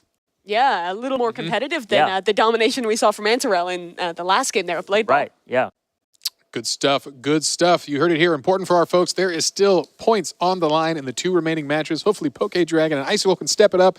And again, our friend Poke Dragon, the player in red from Canada, is a self-described expert of doors. So is Icicle. So that is their time to shine here. But keep it alive with the right slaps here as we are getting underway and getting our next game ready. Maybe that's what they're doing. Maybe they're conserving their energy for the final match to pull off that miraculous comeback. I would love to see that. That would be intense. It's a good way to do it. How to shark your opponents. You got to just let those first games flow away and then turn it up when it matters. Get their guard down, right? Yeah, when the money's on the line here. So, impressive stuff. Very exciting. Yeah, back in our last game of Blade Ball, it was Jay who pulled off a last-second win, taking home the 5th game of that one. He's in another position to kind of have that rally back towards the end. Born in South Korea, moved over to California when he was young. One of at least 2 players that are local to California playing in this competition today. So for him, definitely looking to get another late win on the board and start to rally his way back up the points. So, Enyu, as a master of the slap arts, are you seeing kind of a meta forming in this competition? Anything unique popping out here that in the slap battles rounds? I personally haven't played the slap battles where the platform falls down, so that is definitely making a huge difference in the players' play styles, I think, rather than just having the original platform. And like I said, I've always been the one to use the OP gloves because I don't have too much skill. I just like slapping people out of the map for fun. So these guys are very good compared to me.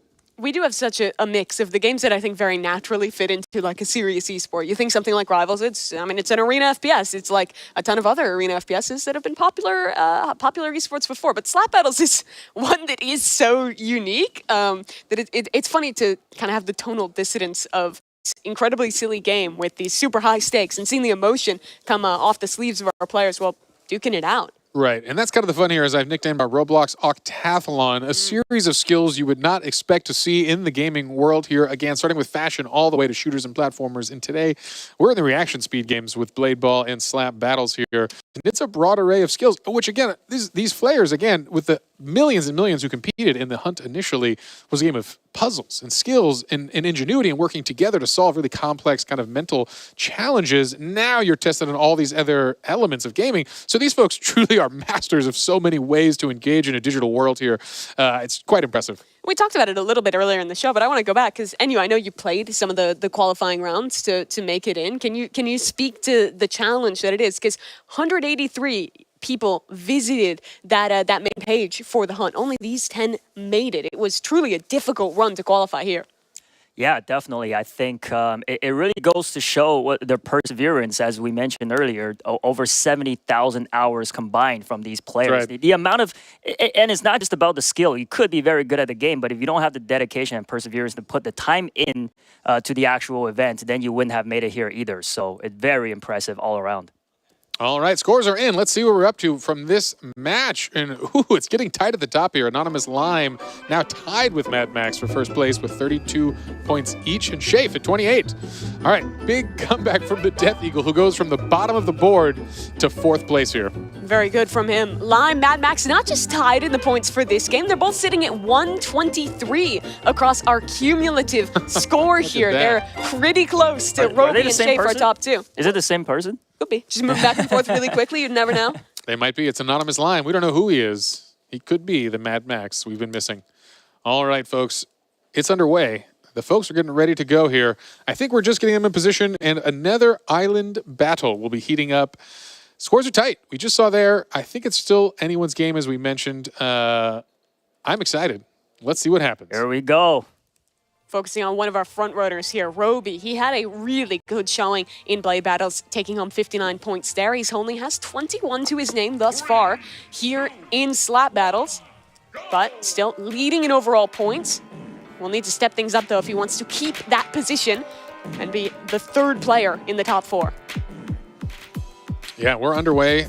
The music is a-bumping and the slaps are a-flowing. The respectable candidates all shaking each other's hands here, saying, hey, let's just hang out in the middle and relax. Although we see some players on the edge here. Let's see if anyone falls.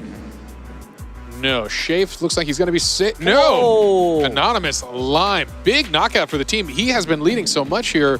Him going down first is going to be a crushing loss to his score. As you can tell by his expression there, devastating. Yeah. Yeah, that was an important one to keep his hopes alive here. He'd really use Slap Battles to come back in this competition. All right, some more folks jockeying for position at the edge here. We'll see Roby in a dangerous spot. This could be it. If he goes down here. Oh, and he does. Hold it. Oh, that is crushing. Oh, but guess what? Death Eagle falls on the other side of the map. Oh, man, the two finalists of our last round, an important game for them, both fall in the bottom three here. It's been a new winner every time thus far for Slap Battles, and someone else up high in the standings is Shafe. He's going to be one of these final 5 players alive, but close to the edge. He has a battle against Icicle. Knocked off. Shafe is gone. It's going to be all new players in this final 4. Gosh, that is rough. Poke Dragon, maybe this is his climb to the top here. A first place here is a lot of points he so desperately needs. He's going to have to play this fierce competition at the front of his glove. His avatar looks like somebody who's just been slapped really hard. That is true. He's shocked by something. Those eyes popping out. Yeah, hopefully it's not his score at the end of this game here because he's going to need it. Yeah, he said his rival was John from Garfield when he was asked. Interesting response from him. I don't know if that's going to be playing in his head here as he's into the final 3 up against Mad Max, the 2-time runner-up in this game mode thus far. Maybe trying to get his first win on the board against Poke and Jay. And Jay, he's gone down to Mad Max and Poke Dragon. And that's the 1v1, slap. they're Who's both gonna fall falling. first? He's on the platform. Who jumps higher? Oh, was that delayed? Mad Max! He pulls things through a last-second jump, and after 2 second-place finishes, Mad Max takes home a win in Slap Battles. Well, that was incredible. I think he actually did get a delay on the dropping platform there, and that was the millisecond he needed to get that win, and just like that, Mad Max is going to take our 4th round of Slap Battles. That's an important one. Very lucky positioning right there. It was. Another interesting round, coming down to a different set of top 2, and as we've mentioned before, Slap Battles, a lot of variety coming out of our top contestants in that one. Unfortunately, Roby and the Death Eagle fall early on in that one. And those are things you're never really going to practice for, being both on a falling platform and having to time your jump perfectly to know when you're going to actually die falling off the map. You really got to feel it out, have a little bit of luck, a lot of bit of skill to make it there, and Good thing for Mad Max. I mean, looking so good in the points thus far here for slap battles. And I also noticed in the fourth round there, it looks like a lot of players kind of spread out to have some 1v1 battles. Let's see if they do that again in the fifth. Scores are up, though, and taking a peek, Mad Max, two-time runner-up, first-time champion, leading things by a solid amount of points there, up 14 over Shafe in second. Yeah, that's a big breakout. He needs that. Mad Max now at 48. That is a huge lead as we see a clustering of all the other players. So again, as we ready for our final round here, I have to look back at Roby. He has the lead in terms of points right now, but Mad Max has whittled it down to 1. Shafe is only 5 behind as well. So this final round very well may decide who is going to move into the top 4 and claim that second to last spot. Yeah, and we see Roby in the center of our camera right there. This is so important to him. He came in as a massive leader in slap battles and unfortunately has fallen quite a bit now, and his competition is right on his heels. With multiple players within 5 points and another within, looks like 15, this is still anyone's game.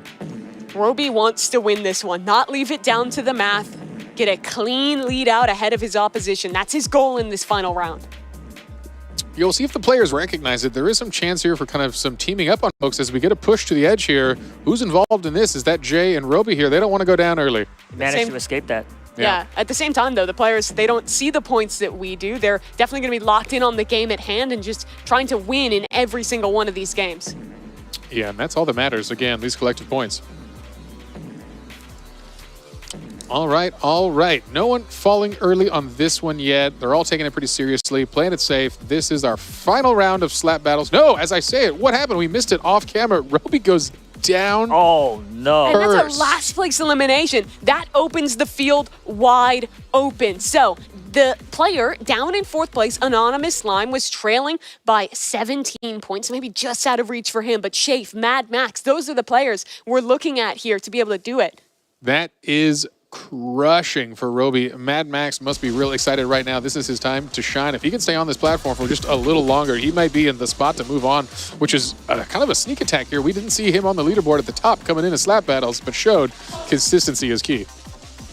Shafe against Icicle. Mad Max really wants to stay alive. Down. And there goes Mad Max. That is huge for our score, and I'm not sure. We're going to have to turn to the judges after this to see finals as Jay falls in 6th place. The way I see it, this game is in Shafe's hands. He was great in SLS, winning every match there. Now needs to secure this win, get as many points as possible to lock in that 3rd spot in the top 4. Yeah, this is his redemption arc for what was a rough SLS triple win and not enough to progress here. He's in the final 3. That already might be good enough. It's going to come down to the wire, though. Icicle near the edge. Shafe in a commanding position, pushing them both back, spamming out the 2v1 and into a 1v1 now. He's falling, though, and Icicle out of nowhere takes home the final round of slap battles. Pumped. That was huge. All right, well, huge implications in our last round there. This is going to mix things up, and I'm not even sure I know. We're going to have to wait to see that scorecard after our judges add that up, and we'll reveal the excitement in this round. It's such a big question. Did Shafe win enough points to take it over the players up top? Roby, Mad Max, they both went out early. This is going to truly come down to the wire for a 3rd spot. All right, folks. The dust is still settling. The scores are being added. It is some exciting stuff ahead here. Hopefully, we'll find out soon who's moving on. If I had $1 million, I'd put it on Shafe. Yeah. I think he really secured his spot being second in that last round. That was very clutch. Yeah. All right, folks. Well, let's tune into Geach and Sabrina and see what they have to say before we get our final results. Oh, they're here with someone else. Man, my hands hurt from just watching all of that slapping. Sabrina, if you were a glove, what kind of glove would you be? Oh my goodness. I would probably be a glove that's similar to Rapture because I really like that ability, but it would probably spray out Bright Juice. Bright Juice. Okay, well, we're going to check back in with the casters really quick and see what they got going on over there. None of that. Just be like controversial. Hello, world. No surprises here. Yeah, I mean, well, we were just talking about it. They're still figuring out the points for this final round, and I think we have them tallied up now to see where everyone is standing at the end of slap battles. This is just the points for slap battles, though, so not necessarily determinative of who's actually going to be making it through, because it is cumulative, but a very close competition. Mad Max and Shafe came in with a lot of points themselves. You're looking at them as the front runners to make that third spot. All right. Yeah, an unfortunate final round as we see there. Some of the top players early fell. Roby getting 1 point and 2 points the round before. That is crushing coming in last in slap battles. Yeah, and definitely a tough time there. Some moments of greatness, and, well, our umpires, they're still tallying everything up. So let's go ahead and check back in with Dagichi Gamer and Sabrina in our green room. All right, you guys. Yeah, I'm so sorry. We just had to make sure we knew who was on top before we got back into it over here. So you were saying if you had a chance to be a glove, it was going to spray bright juice? Yeah, that's something I use for luck. Never mind. I can't explain it. But yeah, what do you guys think about the standings? I'm pretty happy that I saw Icy up there. He was really doing bad on the last game, so I'm actually glad that he kind of came back from this one. Okay. With that being said, with Icy, kind of pulling back up, are you not worried about having to go up against him? No, not for the next games. I'm pretty confident for these next two, especially in the top 4 ones. So I think I have a pretty good shot of getting to the grand finals here. All right. Well, time will tell who advances us next. But joining us now, we have 2 people that you may have already seen or maybe not, who have already punched their ticket to the next round. We have Daddy Dad and Terrell. Welcome, you guys, and congratulations. Thank you so much. Hello. Oh my goodness. Daddy Dad, you've advanced after playing Dress to Impress and Super League Soccer. How did you prepare for such a wide variety of games? Yeah, I played Dress to Impress for like hours and hours and hours with friends because I think my sense of fashion at first was really bad. I was not confident for Dress to Impress at all, but I was really surprised when I got first on that one round. And then Super Soccer League, I don't know. I thought I did pretty well there, so.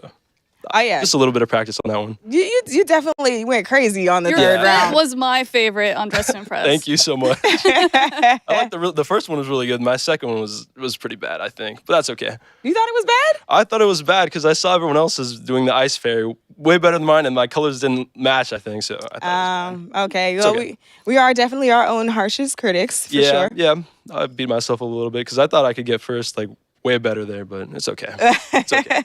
Well, that's how you do it. Just play with your friends and let them be your critics and let them judge you and troll you. And then eventually you end up in a competition where you can compete for $1 million maybe and pull it out, Shout out to Makio for that friend that helped me out.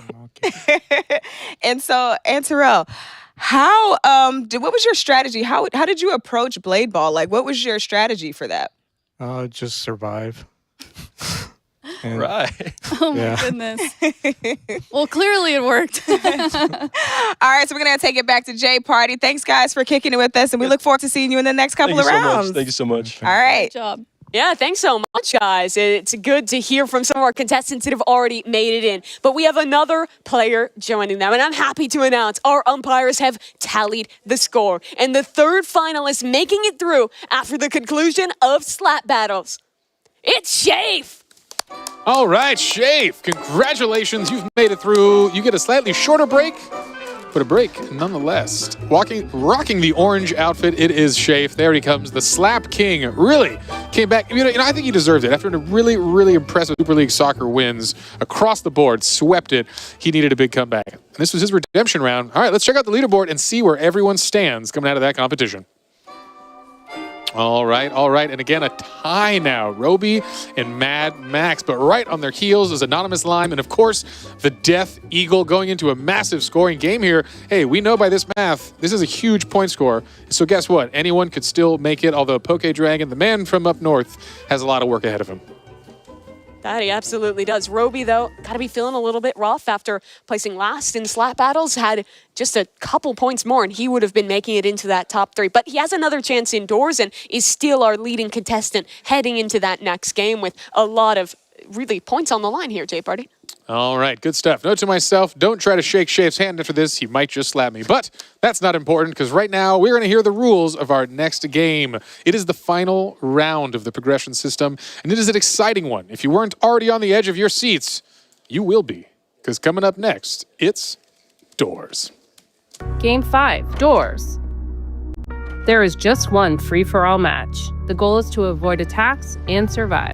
Last one standing wins. The contestant with the highest cumulative score will advance to the round of 4. Here's the scoring for each match. All right. We are in with Doors. This is an exciting game. I know a game that a lot of the folks at home are very, very familiar with, but if you heard there, this is something a little different. This is actually a brand new mode released on April 1st. What a good timing for a new mode. That's a whole battle system indoors. This is going to be a whole survival competition between all of our remaining contestants to see who can stick it out, make it the furthest, and survive the longest. Yeah, I was playing a fair bit of this leading up, and it is so different than normal Doors. Doors is a slow horror game about staying alive and pushing your way through, but now it's really upping the tempo playing in ranked. You run a lot faster, you can slide, there are power-ups, and your main goal is to grief the other players, not work together. The monsters are a problem, but your other contestants are tough as well. Well, folks, it looks like we might be loading this game and getting into it, and I think we have. This is the kickoff for the last chance to keep someone's hopes alive. One more player will be progressing into the top round of 4. Who will survive and who will fall? One round of Doors is all that stands in their way. Looks like they can't wait to get out of that elevator. Yeah, seeing them practicing their jumping. It is worth noting there is some new movement mechanics in this mode, including a slide. And you're going to see when it starts here, I think we're going to delay a little bit here and have them reconnect. But in that time, you're going to see a lot of aggressive forward momentum, a lot of movement. It is a whole different game on Doors. It looks more like a parkour game sometimes.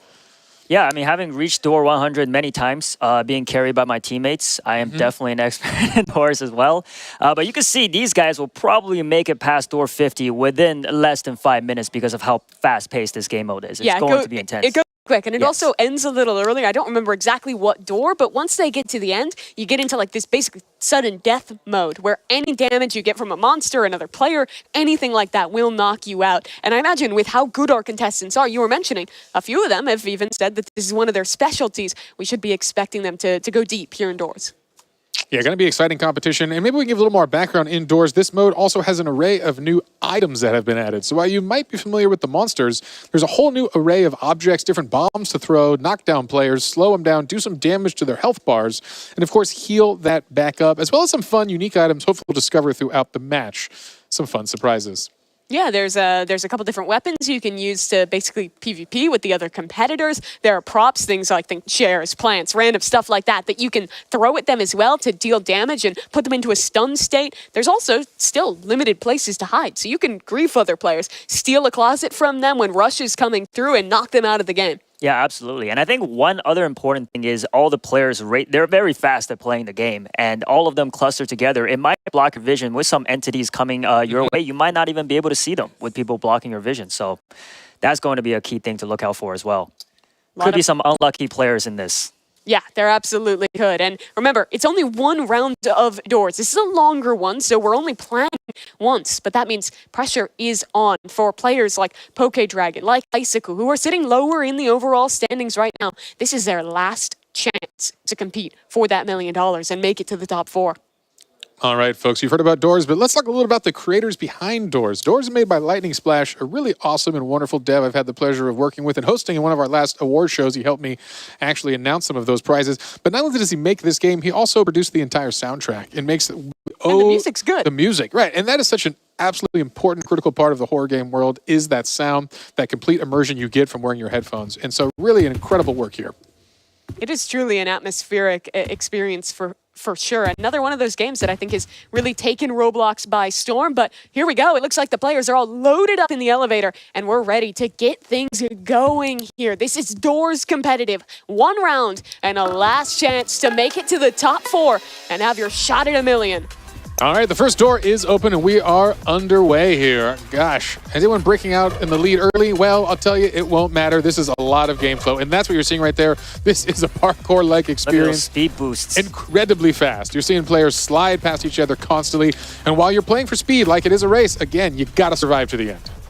If you're out, you're out, and that's what's so important here. With up to 100 points for the victor and 0 for the loser here, you do not want to go down early. No, you do not. 6.5 minutes, that's the maximum time that we're going to have to play this one through. You can see there's different strategies to go for. Do you want to be blazing the trail, being the first player up? There's risks associated with that. You're going to be the first to see the monsters. Or do you want to follow behind? There's risks there too. So in a very fast-paced game mode, you're going to have to make decisions quickly and make the right decisions to stay alive. There's the first bomb you see being dropped on his opponents. Yeah, small amounts of damage being done. We see those health bars above. Again, if you're an expert on doors, this could be a new mode for almost everyone out there. So those health bars do matter. That's what's going to be reduced to 0. And there is ways to hurt each other with those items. There are also ways to heal. And there you just saw it there, picking up a heal. That's important there. Keep that topped off. You don't want to get low. It's an unfortunate way to go with another player doing damage to you. There is also these boost packs on the floor. You see now how ridiculously speedy these players are that can help you go just that bit quicker. And on top of that, the heal items on the floor, that's another thing there. The golden gun picked up and a lot of damage onto, I think that was Lime, knocked down to quite a fair little bit of XP or HP. Oh, you see another player get hit by something there, and look at that. One health bar is very of our players, and that's a dangerous position to be in. You never know when a single monster sneaks up on you and knocks you out of this competition. I hear something coming. I do, I hear it. Could we get... So what monster is that we're hearing, Enyu? I barely heard that, but it sounded like it might have been Rush. I didn't see any lights flicker, though. Yeah. There is a lot of monsters that have to deal with. A lot of this game is kind of having the game knowledge, figuring out which monster you might be facing, what the proper reaction is. If it's something like eyes, you have to look away, but hear that little psst, and you got to look exactly at the monster. So a lot to think about. Yeah, and Rush is a big one here because you can steal each other's hiding place. Right there. There it is. Yeah, we see that sneaking up on you. That's a good one to keep out for. Why the sound design is so important here. We'll see what happens. Uh-oh, it looks like we have our first player falling here. We're going to find out a little bit who that was here. I'm not sure exactly, but... Looks like it was Anonymous Lime, I believe, that fell. He's looking into the spectator seat, and that's going to be tough. He had 132 points heading into this round, but that could be the end for Anonymous Lime.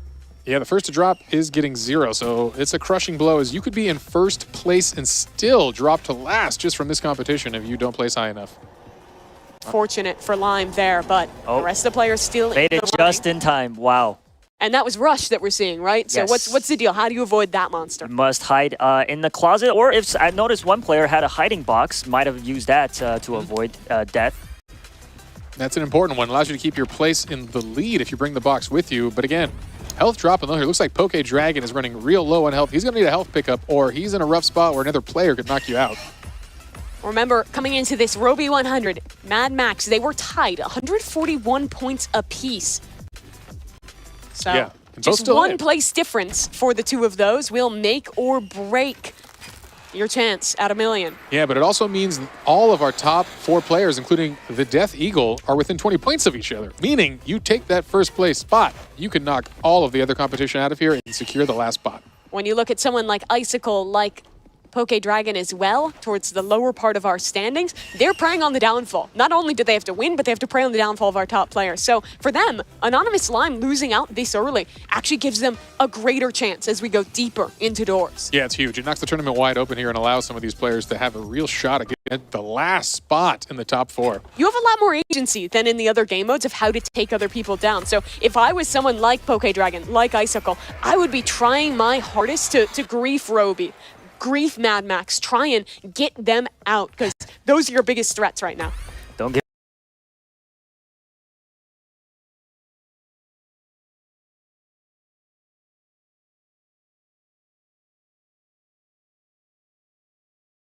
spot in the top 4. You have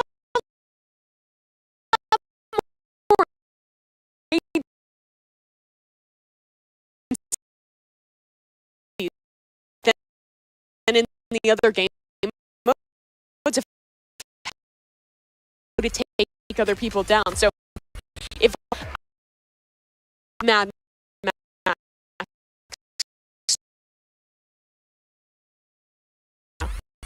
and it is a dark sense of where for a swift exit if you fall too far behind the game.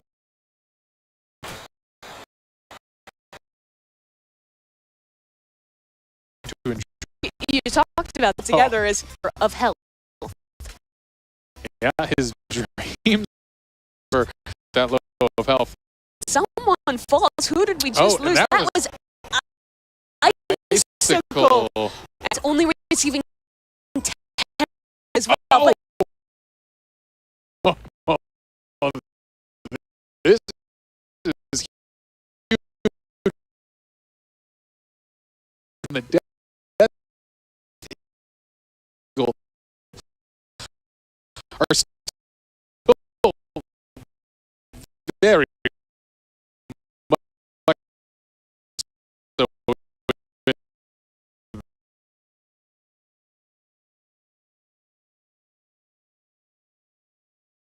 as well.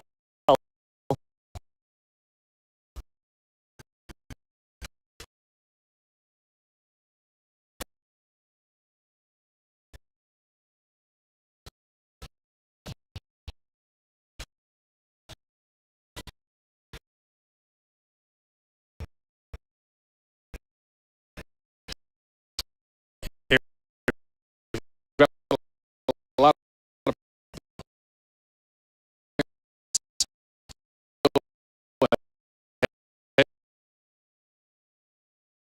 there's no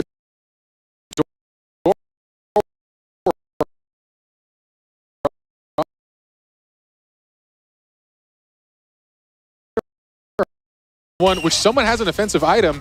That's a very sudden big death pickup. has begun. Stop sign could put an end to it. Jay has his chance. Death Eagle Boom! is Jay gone. goes down, and this is it. The winner of this will actually be the survival. Wait, who just went down here? Was this It's Jay? Roby against 3J. Jay, all right. 1v1. The first one to land any damage will take this one home. Roby, though, came in as the points leader, has his chance to shore things up, and finds a hiding position. Wow. He wins it. Oh, and Wow. just like that. Wow. He led in points heading into doors, and he'll come out with 100 more. Roby, an incredible performance by him. We'll have to tally it up, but that Bad. should put him in a position to make it. His usual stoicism broken for a brief smile. We hope we enjoyed that. That is a huge victory. The winner of doors and a massive return to form for Roby, a definite fan favorite from early on in this competition. And, you know, it's amazing. He was a step away. He was the worst performing player in slap battles after coming in with the most points. He comes in with the most points again, finds his redemption indoors.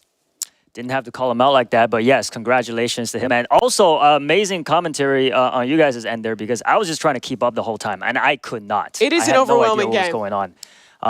Like I said, I've always been carried indoors my entire career, so seeing players play individually is very impressive. Well, that's a wrap for doors, and more importantly, a wrap on our qualifying round. And, well, the umpires verify the ratings and update the leaderboard. Let's get some reactions from Geach and Sabrina. My initial reaction, wow. Just wow. That was some next level gameplay. How long do you think you would have survived, Sabrina? I would have ran into the wall and died immediately. That was way different than normal doors that I've played. It was so fast. Yeah, my eyes could barely keep up. It's already moving fast, but then we're zooming between the screens too. How did they know what to do? I couldn't tell you. There was so much going on, and that level was really different. Yeah. And they were able to sabotage each other? Yeah. Was I seeing that? That's a pretty cool addition to doors, you know, as complicated as it already is. And then now you're playing against people, not just alongside each other. Because I guess typically when you play doors, you're working as a unit, you know, working together to get as far as you possibly can together. And now we're adding in the element of competition, which takes it to a new level. So in that case, I would not survive very long. Yeah, To no. answer your question. I hear you. I'm not making it out of the lobby. Like, well, I guess the elevator. I'm not making it out of the elevator. Is that as far as you've made it? Actually, I think I've made it to the library before, where you kind of have to be stealthy. That's pretty far. I'd say yes. You know, maybe I've had to use a Robux or two, you know, to buy a revive because I have had my fair share of pay to win. Yeah, I mean, well, I can't even say pay to win because yeah, you can't really pay to win. I didn't win. I just came back a couple of times to try and get a little further. Once those chase scenes start with that big long monster, like down the hallways and stuff in the library, that's just kind of like it for me. You gotta the soundtrack too, and all of the monsters, like all the sound design is so phenomenal. I am curious, did you experience April Fool's indoors last year? No, because how things work for me is once I get to a point where I just realize that it's not really for me, because I love doors. You said your favorite genre was horror. Yeah, but see, it's the stealth factor. because I love horror. It's fun, right? But then with Doors, it's a little different. You have so many other factors. It's puzzle, which I also like that too. But it's the sneaking through. I'm telling you, because that's the furthest I ever get is that doggone library with that monster kind of tiptoeing around. And somehow I'm not good at that. I can't really get through. So yeah, the furthest I've probably gotten is that. But no, I didn't get to do the April Fool's one. It's been a minute since I played Doors. Yeah, the April Fool's one was totally done by mouth. All the sound design. It was the developers. They mouthed everything. Like the music and everything. It was very funny. Do you remember how it went? Can you sing it? Dude. Are we gonna get copyright? No, I don't think I'm gonna do it. No, are we? No. Okay. Well, let's Okay. Should we take a look at the chat? What's See what the chat is saying? The chat was really excited for Doors. That's all they were asking for all day: slap battles and Doors. So I feel like they finally got what they wanted. They are screaming, "We believe in you, Eagle." Oh, okay, Eagle. And the chat's been rooting hard for Eagle from the beginning too. Eagle, you had a solid fan base. Dang. Okay. Roby though, Roby is doing a really good job. Let's talk about Roby being the sleeper here for real, because I feel like Roby's been kind of killing it all the way through, but it's always just been like he's always been falling just a little bit short. Yeah. But it's like he's been really pulling it out. Last minute, Roby is clutch. Roby is the definition of clutch. That's what we really got going on here. So you said that your favorite genre is horror, but you haven't beat Doors. And I'm just curious, what makes a Roblox game instantly fun for you? For me, definitely shareability. I just made that up because I love to play games with my friends or my community. Shout out Geechee Gang. I love to be able to play games and introduce people to the things I love, including That's what Roblox is about. It's perfect for that. So I really love that. Funny enough, I want to say Slap Battles was probably like the first game where I really said, I have to tell everybody about this. This is hilarious. It's a lot. It's very fast paced a little bit, but it was so funny to watch. I'm really bad at slap battles, but I did beat the developer and he did say he could give me an admin glove, so maybe I'll follow up on that. What does an admin glove even consist of? What can you I don't do know. with that? I have no idea, but that would be pretty cool. You know what I would do if I could create a glove? I'd make a zombie glove, right? Hear me out. So, okay. You take your zombie glove and you start smacking people. And every time you smack somebody, you're now in control of them. Now they go do your dirty work for you. And they just go wipe out the rest of the map for you. So now you can do like Roby, kick it in the tree somewhere. You know what I'm saying? And just sit back and kind of just watch your work, I think I'd go with that. Okay. I'm going to look more at the chat over here now that we're probably caught up. And so with that being said, I talked about how I really enjoy being able to share, my moments in my games with my friends and stuff like that. And this was a really cool opportunity for that as well, because, this is the first event of its kind. What are some events involving Roblox that you've been able to participate in? Because you said you did The Hunt itself. So what are some other events that you've done? My favorite event was definitely RPO Egg Hunt 2018. It like changed my life kind of. It made me really look at Roblox differently. It was all about community, all about working together. And so we made an event that was really heavily inspired by it, called RB Battles. I was going to say the chat has been talking about that too. Yeah, tell us a little bit about that. Yeah, we make a championship series sometimes. We've done 3, and we love to do something similar to this. And so this is exactly what I think the community was asking for with the hunt, with all the secrets and the hunting and everything. Roblox super delivered on that. And I think it's been really, really well done. I participated in the whole thing, and I love it. Awesome. Okay, it looks like we are ready. I am dying to know who's moving on. Any updates, J Party? Please tell us. All right. The results are in, Sabrina. And a quick reminder that scores are cumulative for this round. So the contestants with the most points from all 5 games will be advancing. And even though only one of you will be moving on, you all get a good shout out and be proud of yourselves. With 180 million visits to this hub, you had a lot of competition and proved these were the top 10 best in the world. You did incredible work. You solved incredible things and cemented each and every one of you in Roblox history as legends in the Hunt Mega Final. But without further ado, while we celebrate our last progress into the top 4, we want to say goodbye to our heartfelt competitors who had a good run today. So let's find out who's going home right now. Heading out first, unfortunately, we're going to say goodbye today to our friend from up north, Poke Dragon 100,000. You did great. Take your final walk away from the stage. Thank you, Poke Dragon 100,000. All right. Going on next, we're going to have a heartfelt goodbye to Icicle. Come on out. You did fantastic. I think you had some wonderful wins, some wonderful moments. Unfortunately, we're saying goodbye today. Coming out next from our competition is, unfortunately, Anonymous Lime. We have to say goodbye today. You did fantastic work. Can't say enough. Again, beating millions and millions out for their spot today in the top 10 Anonymous Lime. Thanks again. All right, heading out next of our competition is the one and only Mad Max. We're sorry to say goodbye. A fantastic run. Again, thank you so much for all your hard work. That was exciting stuff. And now the next unfortunate contestant to head out of this competition is the Death Eagle. Say goodbye. You got a lot more fans today from the chats at home. The Death Eagle, wonderful stuff. Wonderful job. Incredible highlights. And that was incredible to see. All right, folks, they have been eliminated, but guess what? We have 2 folks remaining, and we're going to announce our winner. But first, why don't we bring them up? Why don't you come up here and join me in the middle of the stage here? Yeah, we'll figure it out. We'll figure it out. This is good. This is good.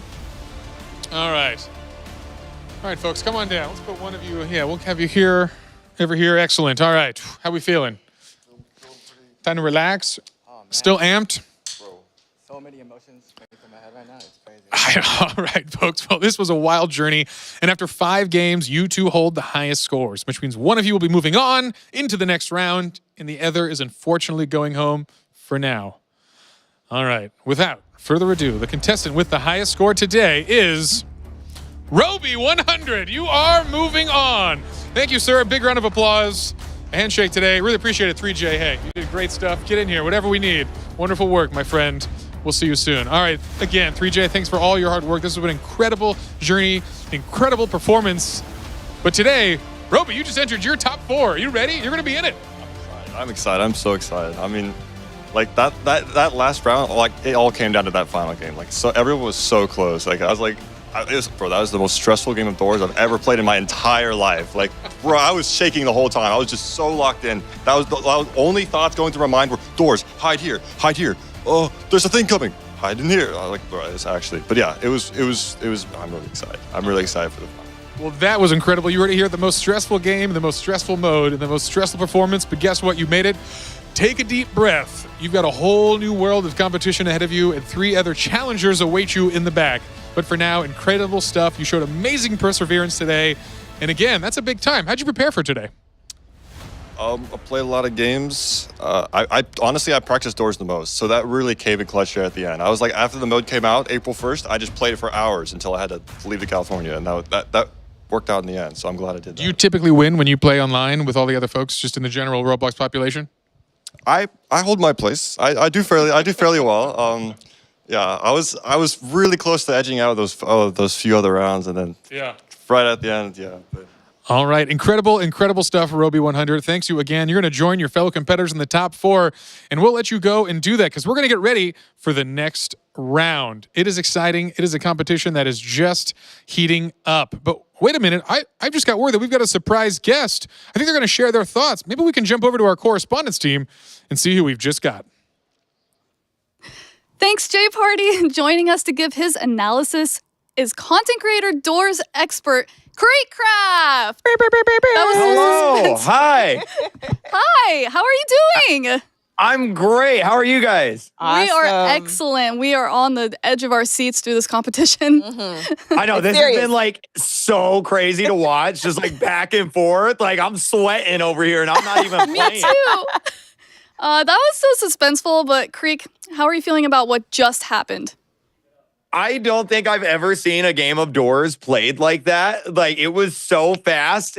I couldn't even tell at some points what was going on because they were just going so fast. They were moving so fast. It was crazy. Those were exactly my words. Yeah, it was quick. Have you ever considered like what it might be like to play a game of Doors with all these added features to it? Because now you've got attacks, you've got bombs, you've got weapons, you've got extra attack. Now you're playing against people instead of just playing it to win it. How do you approach something like that? Before I saw them play, I was like, you know what? I think I'd be pretty good at this. And now it's like, no, I'll let them play. I'll just sit over here and watch from the sidelines. No way, Jose. So are you saying you would not play against any of these guys? Yeah, definitely not for money. We'll say that. Like for funsies, maybe, but money on the line, ain't no way. None of them. Nah. You think you can handle that pressure? No. I'm feeling the pressure here, and I'm not even in it. So who do you think is going to win? Oh, that's tough. I don't know. I feel like the fan favorite right now is Roby. But I don't know. They're so good. I guess we'll see what happens next. For sure. Sorry, go ahead. You can go. Okay, so I want to know, how did you feel? Because, you've been watching. How do you feel about these guys' performance? So we have Duddy Dud, Anterel, Shafe, and now Roby. How do you feel about their performance up to this point? Watching Blade Ball was crazy. I don't think I've ever seen someone so good at that game in my life. Like, it just constantly winning every round. Like, impressive. Super impressive. I'd never want to go up against him in my life. Whose Dress to Impress outfit was your favorite? It's funny because I'm kind of bad at the game a little bit. So I was just watching it and I could tell that it probably wasn't their number one game on Roblox. So like I'm like, okay, I see what's happening here. I gotta go with man, I don't even know. I think the second round, I think Iron Mouse said this. I think the second round, they did a lot better than the first round. They were a little bit more like acclimated with the game, a little bit more prepared, knew where everything was at. So I don't know any specifics. The one with the double wings, who was that? Yes, that was Death Eagle. Eagle, yes. Death Eagle, Deagle, yeah, him. That one was probably my favorite. Deagle's his new name. That was my favorite as well. I think everybody really did like that one. That was a huge hit with everybody watching.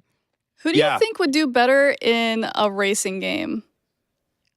Ooh, that's a good question. I feel like the more like twitchy movements of like Blade Ball and like Doors would probably be a little bit like helpful. So I'm gonna go with Anterel on that one.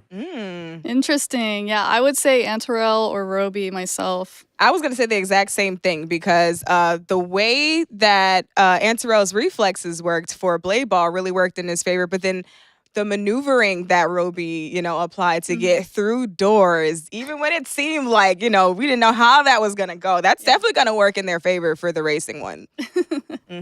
Yeah, they all survived like really long too on that. I was playing a little bit of the Doors game mode since it came out, and like typically they go kind of fast, but they were hanging in there. Everybody did like a really, really good job. Came down to it. So what was your favorite part so far of this entire competition? Ooh, it was, okay, probably the back and forth in soccer, Super League Soccer was crazy. That was very exciting to watch. And then, of course, slap battles, because it's such a funny game. Just people just slapping and farting all over the map. But there's $1 million on the line, right. So I was going to ask. If I had to pick, I'd say slap battles. Slap battles. All right. So how would you approach that if you were, in that slap battles? Because now you had to factor in the level kind of being destroyed as you go. Do you think you could have handled that? Look, I don't really play slap battles that much anymore, because every time I do, I get destroyed by a bunch of 8-year-olds on their iPads, and it makes me so sad. So I probably wouldn't even make it to that far in the competition, to be honest with you. Okay, I have a question for you, Greek. Who's more likely to open a cursed door, me or Geach? Ooh. That's a good question. Deech, you said you haven't played Doors that much, right? No, I've definitely played it. It's played me more than I've played it, for sure. But yeah, I've got a little experience with it, I'm I'm going to go with Sabrina. I feel like you're a little bit more unlucky in games like this. What? Listen, I beat pressure, okay? I beat the mega token. Come on. That one was that you said that was your hardest one, right? Yes, it was. It was my hardest one. But I also have gotten further than her indoors. Allegedly. But I'll take it. I'm the one that'll probably open the curse door. You were probably correct. I will say, though, although I haven't played a lot, I haven't gotten very far indoors, it only took one cursed door for me to never do it again. And that was way in the beginning. So I'm just saying, you know. What even is a cursed door? So now you don't know. She doesn't know what a cursed door is, you guys. No, so for those of you who don't know, you know, indoors, you have to find the correct door. The cursed door is when you happen to step into the incorrect door. So if you're on the wrong floor, you think you're going to 16, but really you've already done 16. You go into the 16 door, you're insta-kill. That's it for you. Game over. So, yeah, like I said, it only took me one time. Never had to do it again. You get jump scared. Oh, I'm so... Not a fun time. Oh, listen, I'm so easily jump scared. That's the problem, see. My nerves, my anxiety is so bad, but I love horror so much, so I can't help myself. I don't know what it is, but yeah, those jump scares. What about you? What about Creek? How many times have you screamed at doors? Oh man, I remember when the cursed doors, I think they're called the mimic doors. They first came out, and I didn't know what it was yet. And that first time, it like really got me. I like to think I'm a little bit better at it now, but see, the problem is remembering what door you're on. Yep. And I have the memory of a goldfish. I don't know if it's just because I'm getting older or not, but like I get really bad at that, and so it's not a fun time for me. Dang. Well, I'll make sure we have you playing more scary games. See now I want to see what it's like for you to play this new level, this new version of door. I want to see you do the competitive mode now, because even though you were like, oh yeah, you know, that in the beginning, you know, it kind of got me a little bit. I just feel like you're too comfortable. So now I feel like you got to really push yourself and get into like the new modes and see how you can hang with the folks throwing grenades at you while you're sliding under a wall and also trying to ward off a screech. We'll see. I'll reach out to one of these guys at the end, and maybe we can arrange something and see just how I do. I'll probably die in the first 5 seconds, but we'll see. Do you have a favorite entity / monster? Oh, see, okay. From looks, I gotta go. This is about to be the most long-winded answer of all Take your time. Like, yes, do it, please. Let's hear it. So I like Figure because I think he's probably like the most iconic in terms of like villains for doors. My favorite entity though is probably got to be the new Sally window entity that I think was like a few updates ago. They added Sally in. My least favorite though, got to go with Ambush. Hearing Ambush come, it like my heart drops. What about you guys? I don't know. I hate Screech because he's just annoying. But a favorite, I was saying Rush earlier because I just made up a stupid reason because I would never mind. Don't even listen to me. Because you would rush? Okay, so I asked her, I said, if you could partner up with one of the entities, which one would it be? Yeah. But thank you so much, Creek. Entertaining as always. Appreciate you for joining us, man. Thank you. Thanks for having me. And keep up the good work. This is awesome. Thank you. All right, so we're going to throw it back to Jay Party. Come on, Jay Party, tell us where we are. All right, my friends, we are back. Creek, always a pleasure to see you. I hope we hang out again soon. But folks, we're going to keep things moving and kick off the round of 4, which is, of course, a double elimination challenge. Win twice, you're in. Lose twice, and you are out. And all 4 players will play both Driving Empire and Rivals. So you'll be getting some driving and some shooting in to see who's the best. All right, folks, get ready for some adrenaline-pumping racing action because Driving Empire is going to start our round off with the final round of 4. 6, Driving Empire. There are 2 matches in a 1 versus 1 format. Whoever crosses the finish line first wins. All 4 contestants will advance to the next game.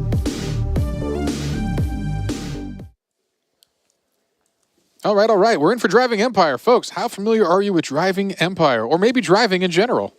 I haven't known to drive here and there in real life. Driving Empire, though, not so much. I think I have played it once before for a different event, so not too familiar with it. I don't have a car in real life, but I've played Driving Empire a fair bit. It's a really fun game. It's cool. It's one of those kind of special games. You have a ton of licensed cars. You have a ton of options to choose from. Today, all our contestants are going to be rocking the same vehicle to put us on a level playing field. But it's definitely an intense one. Going head-to-head in a race against one other contestant. You make one mistake. You turn slightly too much into a corner. You collide with one thing, and that could set you back for this entire race. And now no one's going to be eliminated in Driving Empire, but if you lose Driving Empire, you lose your opportunity to be the undefeated player into the $1 million round, which is an absolutely huge advantage there. All right, let's check out some shots and remind the folks at home who exactly is in this Final Four competition. And here they are. We have rearranged the studio. You're seeing Shafe and Roby here. Roby coming off an intense win indoors to secure his spot as the 4th finalist here. Exciting stuff. I know Shafe's had a bit of a break now. He's been able to breathe, collect his thoughts. Here we are in the new studio, thinking things out, getting set up in the game. It's exciting stuff. I know, Roby, a big fan from the chat out there. Hopefully he's got his fans still supporting him now in the top 4. And again, Dudadud and Antarel, the first 2 to qualify, they truly just cleaned up in the initial rounds. And if you were playing, would you rather have qualified early like someone like Antarel or Dudadud, or would you rather come in hot after playing through every one of the qualifying round games? I mean, it is a little risky, but I definitely would have loved to be in Roby's position just because he had played a more larger variety of games and definitely warmed up and got the adrenaline going. So I see him doing some good work in the next few rounds. All right. We'll see if that momentum can keep him moving forward or if the pause will be too much. Anyway, it's time to get things going. We're moving into Driving Empire. Let's kick things off with our first round. We're going to see who the top 2 racers are. And again, this is a 1v1 race. They'll both be driving the 2024 GT Mark II around an exciting track, and there will be no collision on. Truly a time trial against one other player to see who's on top. Well, it's the green car versus the light blue car. Roby against Dud in our first round here, and they're revving up their engines, ready to go and get us off to the races here. All right, we are underway here, right on this bridge start here. This is going to be 3 laps around this arena, and this is an interesting course. There actually is a handful of shortcuts throughout it as, we see some stuttering on that first turn there, and then we see our first opportunity for a shortcut not taken by the blue player. Roby falling a little behind. A lot of race to go, though. The risk with the shortcuts is if you don't land them perfectly, you can end up flipping your vehicle or kind of veering off in a weird way. So you really have to consider, and you see the second shortcut. The blue car takes that. That's Dudadud now pulling ahead here, but catching up with a lot of speed is Roby on the overtake. He's out in front again. Yeah, that was an interesting one. You saw the shortcut take, but again, going through the dirt there is going to slow your car down on that attempt for a max speed maneuver. But, this dangerous turn. We've seen this cost a lot of players time here, and they kind of weave their way through it with Roby actually getting in the lead there, taking a little bit of a tiny shortcut, but still neck and neck.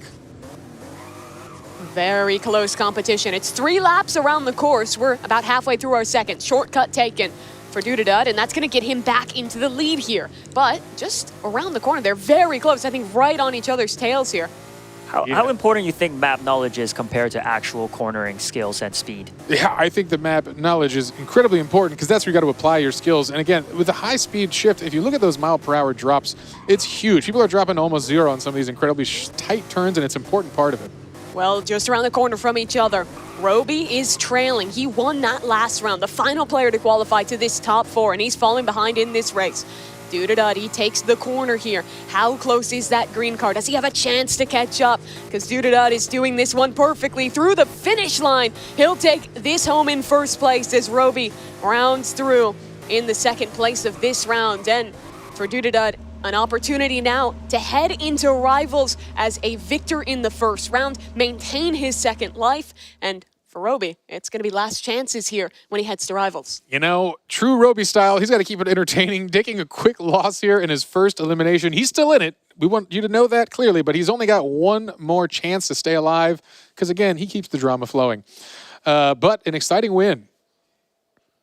All right, folks, let's check out this Final Four leaderboard and see where we stand. This is how we're going to go through the double elimination here with Dudadud taking the win and Roby taking the loss. So this might look a little confusing. It's as simple as an O means they won the round, the X means they lost it. It's all 1v1, so you'll only ever see 2 players represented per round. You have to win 2 before you lose 2, which means at maximum, you'll play 1 round of Driving Empire and 2 of Rivals. The win here for Dudadud. As we're mentioning, though, it means when he heads into Rivals, he'll have 2 matches and 2 opportunities to qualify. Yeah, definitely. And I was just taking a look at the chat here while you were talking. We put up a vote on who will win this round, and it looks like the fans were supporting Roby. So hopefully he makes his comeback going into Rivals. Well, we appreciate his drama. All right, 1 match down and 1 more to go. Coming up next, we've got Antarel and Shafe heading in with the orange and gray car. We're going to have that Shafe orange color. in the orange. Yeah, it's a good color. We appreciate them matching their jersey colors for this competition. And here is the warm-up. Let's see who will get first off the gun here. Exciting times. And all right, across the bridge they go. No initial mistakes from either player. Coming into this first bank, this is where we see the people going a little too quick, hit this rock wall, and take a huge loss. But no, clean for both of them. Very nice cornering from Antarel, the player with the most Roblox experience. 16 years since he first played a game on the platform. Still looking strong in this one. Yeah, they've come a long way, I'm sure, from what his first game was that first week of the platform. But hey, still going strong. No one's electing to take that ramp. Oh, there's a crash there. I think Shafe might have just fallen, or Antarel, that is, might have just fallen behind. Yeah, wow. Antarel had the opportunity, and unfortunately, he falls into a trail position here. Yeah, huge mistake there. Flies off the course and loses a ton of time. But that's what shows you it's still anyone's game within this race. Yeah, he's going to need those shortcuts. Now's the time to put it all on the line and just take every shortcut you can.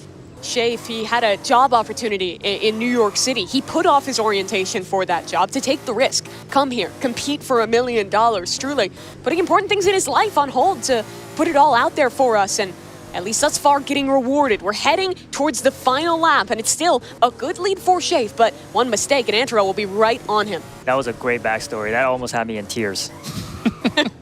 Well, so far looking like a good choice as he is in the top 4. That $1 million signing bonus could be a thing. Although for now, this race is looking a little rough as he still falls further behind here. Shafe has taken a dramatic lead. We'll see if he crashes. That's kind of what he's relying on at this point as he comes through one of the final banks here before the straightaway across the bridge. And that is a good high-speed moment for them. We're coming up towards the final corners, and Shafe, he hasn't made a mistake yet. He'll round the corner and take things home. Oh, man. Good thing he clears that. Into the water. He hits the final checkpoint, and Shafe wins his round. He'll face up against Dudadud in the 1-0 game when we head over to Rivals. It really goes to show that in Driving Empire, one mistake, that's all it takes to lose out. Antarel was looking great, but crashes once, and he's out. Yeah, I mean, how long did each lap take? Like under a minute? Yeah, that's a fast game. A lot of time to catch up. You know, in true racing style, we appreciate the Driving Empire folks. But hey, I think it's time to check out this leaderboard and see the results of this match. And there it is. Shafe with a win. Dudadud undefeated as well. So Roby and Antarel, they'll be facing elimination in Rivals. An exciting, exciting game. Roby, keeping it dramatic as always. We'll see who can do it. Antarel, the defensive player of the early game soccer, coming through here in the shooters. We'll see if he can keep it going. I think every viewer is foaming at the mouth to watch Rivals coming up next. Hey, but first, let's check in with our correspondents, Team All-Stars. Geesh and Sabrina, what's going on, you two? Oh, my gosh. Oh, my gosh. I need to catch my breath. That was some high-speed, high-stakes racing. Sabrina, what did we just witness? We witnessed some intense racing. I thought that, like, at first it was going to be really close, and then at the very end, like, Shafe got really in front. Yeah. It seemed like it kind of happened that way with both races, too. They were just neck and neck for, like, most of it until the very end. Right, because you figure the first race, you had, who did we have? Dud and Roby, which I was really sad to see them go against each other because I wanted to see them go a little further together. But, excuse me, y'all.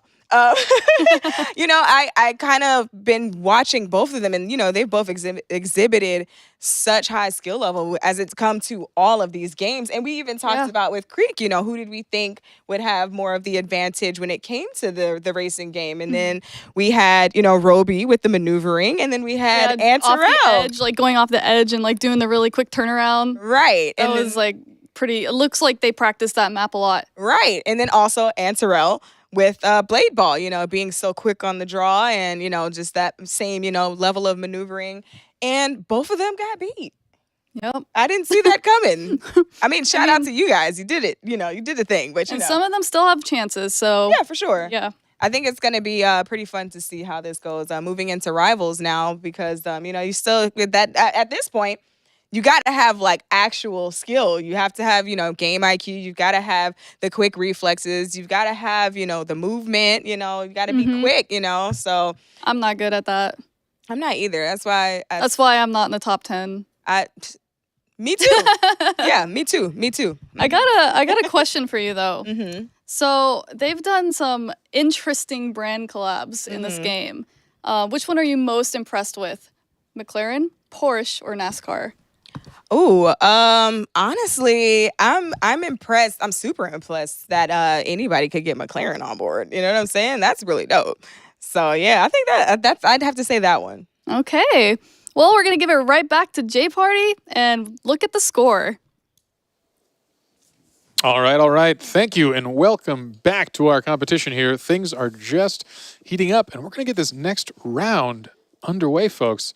So, if I understand correctly, coming up, it's going to be the intense elimination matches happening on Rivals. Mimi, what do you think? I mean, I just think that was such a good time to start already in Driving Empire. But Rivals was the match that I was the most excited to get into here. I think this is going to be just a true test of reactions, of game knowledge, and the way that you position. There's a lot to think about when you're going into Rivals. Well, yeah, in my personal opinion as well, a 1v1 in a first-person shooter is the true test to see a gamer's true skills. So definitely very excited to see that.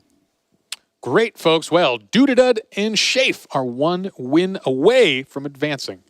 If you thought things were already intense, get ready, because Rivals is coming up next. Game 7, Rivals.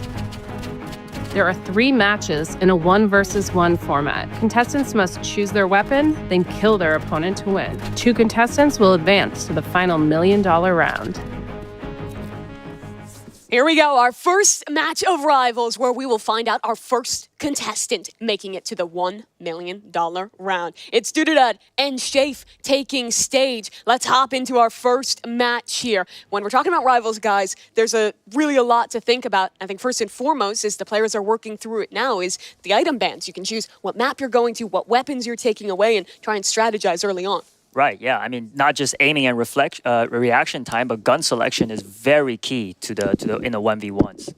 Yeah, it absolutely is. He's going to go over and get ready to receive our winner who makes it to that top 2. You're leaving us. We're going to be finding out. I mean, he's got to greet whoever wins this round, but it's first to 5. Our map is selected, and we are just about ready to go. First round in construction. What are we looking for in this map, Enyu? I think that moving a container box in the middle is a very good way to distract your opponent. A lot of head glitches, I feel like, on this map, so hopefully the players use that to their advantage. Interesting. In the blue there, going to be the minigun selected. A little different from what we've seen before. Let's see if we can hop into one of our players' POVs and really get a look at the action here. Down in the low ground is Shafe trying to find connections. Low ammo on that weapon, and he'll find the reload. Has to dip out and find cover. Again, damage on both sides. Minigun trying to find the connection. He's spamming away. Both down to 1 HP, and Shafe gets the first round on the board. Very well done. I wonder why Doodadud there gave up his high ground there for a second. Not sure, but they're better than me, so sure he made the right choice. AR, good damage, going through, bursting out of ammo, switches to secondary. Wow. One shot straight to the dome. Always love seeing revolver kills. They're very satisfying. Shafe up 2-0 now. Remember, it's first to 5 in this round of competition. More headshots landing for Shafe. He has been so precise in this match thus far. And Doodadud has to rally here. Reflections onto the minigun fire, but it's Shafe yet again, going huge for 3 NU. That is it. This might be turning out to be a blowout. I would hate to see it. See if Doodadud can make a comeback. Shafe, you see him, good with the movement. Gets the drop on his opponent, but eats some damage back. Katana on the reflection. No shots received off of it, but that's good. Lots of damage exchanged on his first burst of the AR. Finds time for a reload, and did he fall off the map? Oh, that's a fumble you can't have at this point in the tournament. The self-sabotage. That is sad. That is very unfortunate. And that's when the pressure gets to you. Oh, using the environment? One little mistake. Another chance. This could be the closeout. Trying to use the slingshot of all weapons. Interesting choice. And trying to stay alive here for Doodadud and make it as that undefeated contestant to the obby. You'd wonder if that's a secret weapon or if he's giving up on the competition. You know he wants that $1 million more than anything. You know what this means to these contestants. He's really trying to bait Shafe into the low ground. Shafe, though, not taking the bait. He wants to hold his strong positioning up top and force his opponent to go on the offensive. Good damage, and finally Shafe falls. A chance here, right, but a slim one. He'd have to run it all the way back. He's got to get 4 more in a row, which is very difficult. Shafe back to his same position. Finds his opponent in the center. That's good damage. Finds a space for a reload. He's 1 kill away from the $1 million round. Good damage on a Dududu. Can Shafe do it? His opponent's on 1 HP, and with the revolver, Shafe closes things out. He's the first player to make it to your $1 million round. That was very impressive, and Dududu was actually the first to advance into the top 4, so it's sad to see him lose here. A tough one for him indeed. He'll have a second chance down in that lower bracket in the 1-to-1 game here, but that's huge for Shafe. It means he's going to be heading into the obby with 2 opportunities to win. His opponent would have to defeat him with a bracket reset. And let's check in with that leaderboard, show you guys how we're doing. Of course, 2 wins in a row. That's good enough for Shafe. Definitely, and just looking at the chat votes here, Shafe also had the popular vote, so it looks like they had the right idea on who was going to win this match. Truly an impressive player, Shafe. I think back to some of our earlier competitions, he only got 16 points in DTI, but won every single round of Super League Soccer, earning 60 points there. 25 then in Blade Ball and rallying back right at the very end. A big congratulations to Shafe here. Let's see if we can maybe check in with him, and as we see him moving his way on into that $1 million round. A great moment here for Shafe. It's a huge sigh of relief. Very impressive from him, but we're ready to continue. We still have more matches. So I believe now we're going to head down to our 0-1 round, which means it's Roby and Antarel. They're playing for their lives in the tournament at this point. This is definitely elimination. So if, as you said, one of them loses, they are completely out of the tournament. No other chances given to them. And this is where the pressure really starts to mount. It's a game of inches, of a little bit of damage going either way. And when the pressure's on, when the stakes are this high, it's easy to make a mistake. I mean, we saw Dududu, I think, falling off the map in that last one. Little mistakes like that can lose you a life-changing sum of money. Right. Well, that's the thing about Rivals, right? Is the movement speed is very fast. It's almost like parkour, but you can use that to your advantage, but you also got to be very careful, especially a map like Construction. What did you think about the gun selection in our first one? Because we went a little unconventional there with Dududu, and I don't think it paid off. I am a little bit surprised. I do like the minigun because I'm in the business of spraying and praying. But yeah, no, definitely not the right choice in hindsight. Well, the players are banning weapons into our lower rounds here, making careful consideration of what they want to compete against. Anything that you would want to ban away if you were a competitor here, Anya? I would probably ban the assault rifle. Really? It is the one where a lot of players like to play. When I'm playing this game, I almost always lock the AR. It is the favorite. So if the assault rifle gets banned, people have to get a lot more creative, and that will make for some interesting matches. But doesn't look like that happened. And it's the tried and true. Here we go. Elimination match. Antarel facing off against Dududu. Oof. I am sweating, and I am not even competing. Antarel gets the first lick of damage. A bigger map that we're playing on here. Wide open on the crossroads. Up top, Antarel a bit stuck in this lower down position, trying to find his opponent. Still, not getting any information. Nade goes up. That'll catch a little bit of damage, trying to find the headshot. Jumping in the air. They're both low, but Roby on the revolver. The sidearms proving clutch yet again. Yes, because, I mean, the magazine, the assault rifle is pretty small at 20. 20 bullets, yeah. Yeah, so you got to really use your secondary to its full potential there. Roby was our last qualifier. Played every single round heading into this one. And already a good exchange of damage going both ways. They're both down to half HP. A reload found for each of these players. The utility off the Molotov. Doesn't find a connection. Over the top he goes. Melee in hand. Spots his opponent, but the shot's not landing. Roby in the air trying to find a connection, and he does it again. Well done. One shot away from death. Roby clutches up. Very nicely played from him. I think Roby thus far has had some impeccable movement in Rivals. And it looks like the votes are in, and the viewers are voting for Roby as the favorite. So let's see if he could pull out these next. Whoa, there you go. Got another. Yeah, we're up to 3-0 now. I want to focus on Antarel this round because we're starting to get to dangerous territory. This man has got to turn this around when the pressure is high, when he's against a strong opponent. And this is what I mean. Oh, That damage, it's just incredible. He hasn't even received a lick of damage, and Roby's beamed him almost down to 0 HP. It would take an impeccable clutch to bring things back, but from mid-air, amazing movements. Wow. Roby off the top rope decimates Antarel. And we're on the verge of a sweep. Oh, man. I would be so nervous if I was Antarel. And like I was saying earlier, this is where the 1v1 FPS shooters is where your skills really show. It's all about mechanics in the 1v1. And again, Roby at range is dishing out the damage. Antarel, his last chance at $1 million, trying desperately to stay alive. Low health. An aid to try and connect. Oh, that's good damage, but Molotov. Still needs to find the shots at the end. Looks like Antarel is electing to go with the ADS, with hipfire, even at long range. They spot each other, though. Antarel trying to find this connection. The spread on the bullet's just a little bit too wide to be able to take his opponent down. That's a good nade, but it doesn't quite find its mark. Antarel now moving back through. This is Roby here as well. Trying to look for an opportunity. Antarel! Wow. He's back with at least one round, Enyu. The dreams stay alive. That was an intense one. When it gets close like that, this map plays a lot differently. There's way more opportunities to hide, duck for cover. Yeah, it's a very big map for 1v1. Oh, lots of damage going both ways here. This could be the end for Antarel. He needs another round win in a row. And to even build more off of that. But he's taking damage. Spots his opponent. Interesting reload time there.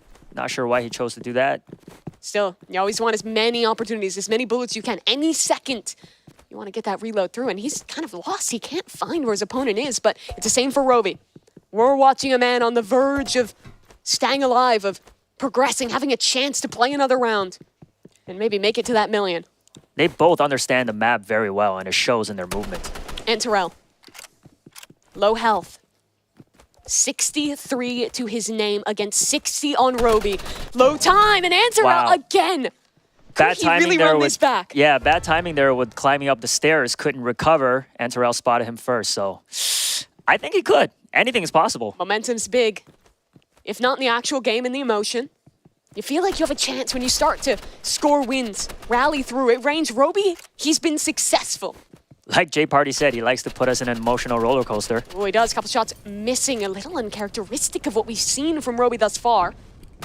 A good nade. Doesn't do too much damage. Reposition. Antarel still stuck into the low ground. It's a danger to contest at this range, but the shots are good. He's connecting again. Wow. 4-3. He's 1 away from tying this round yet again. This is unbelievable. It did not seem that close from the beginning. Certainly didn't, Enyu.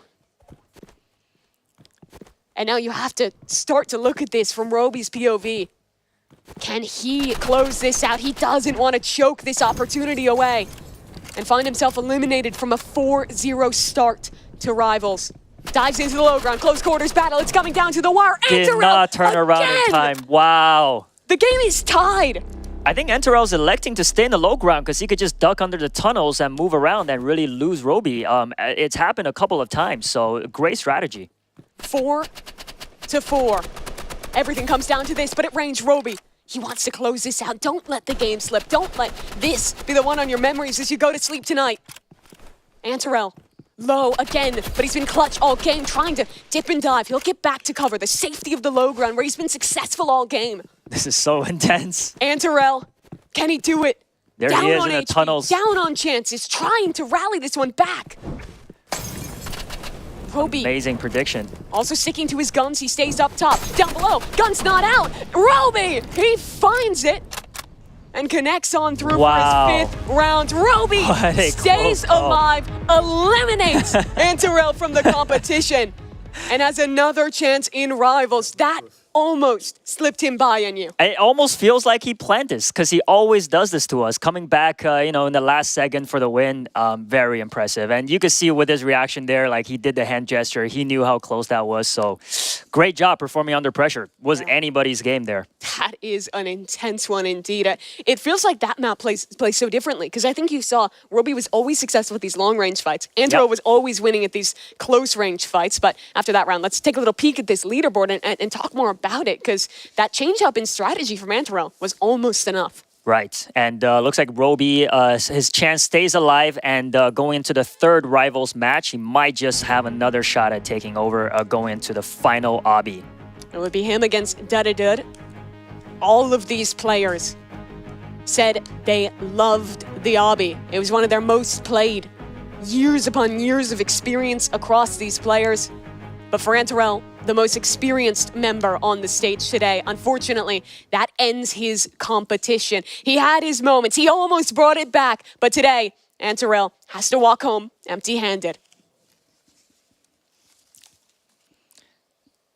Let's hear it for him, though. He definitely had skill on display. He really showed his worth in Blade battles, qualifying through early off of that.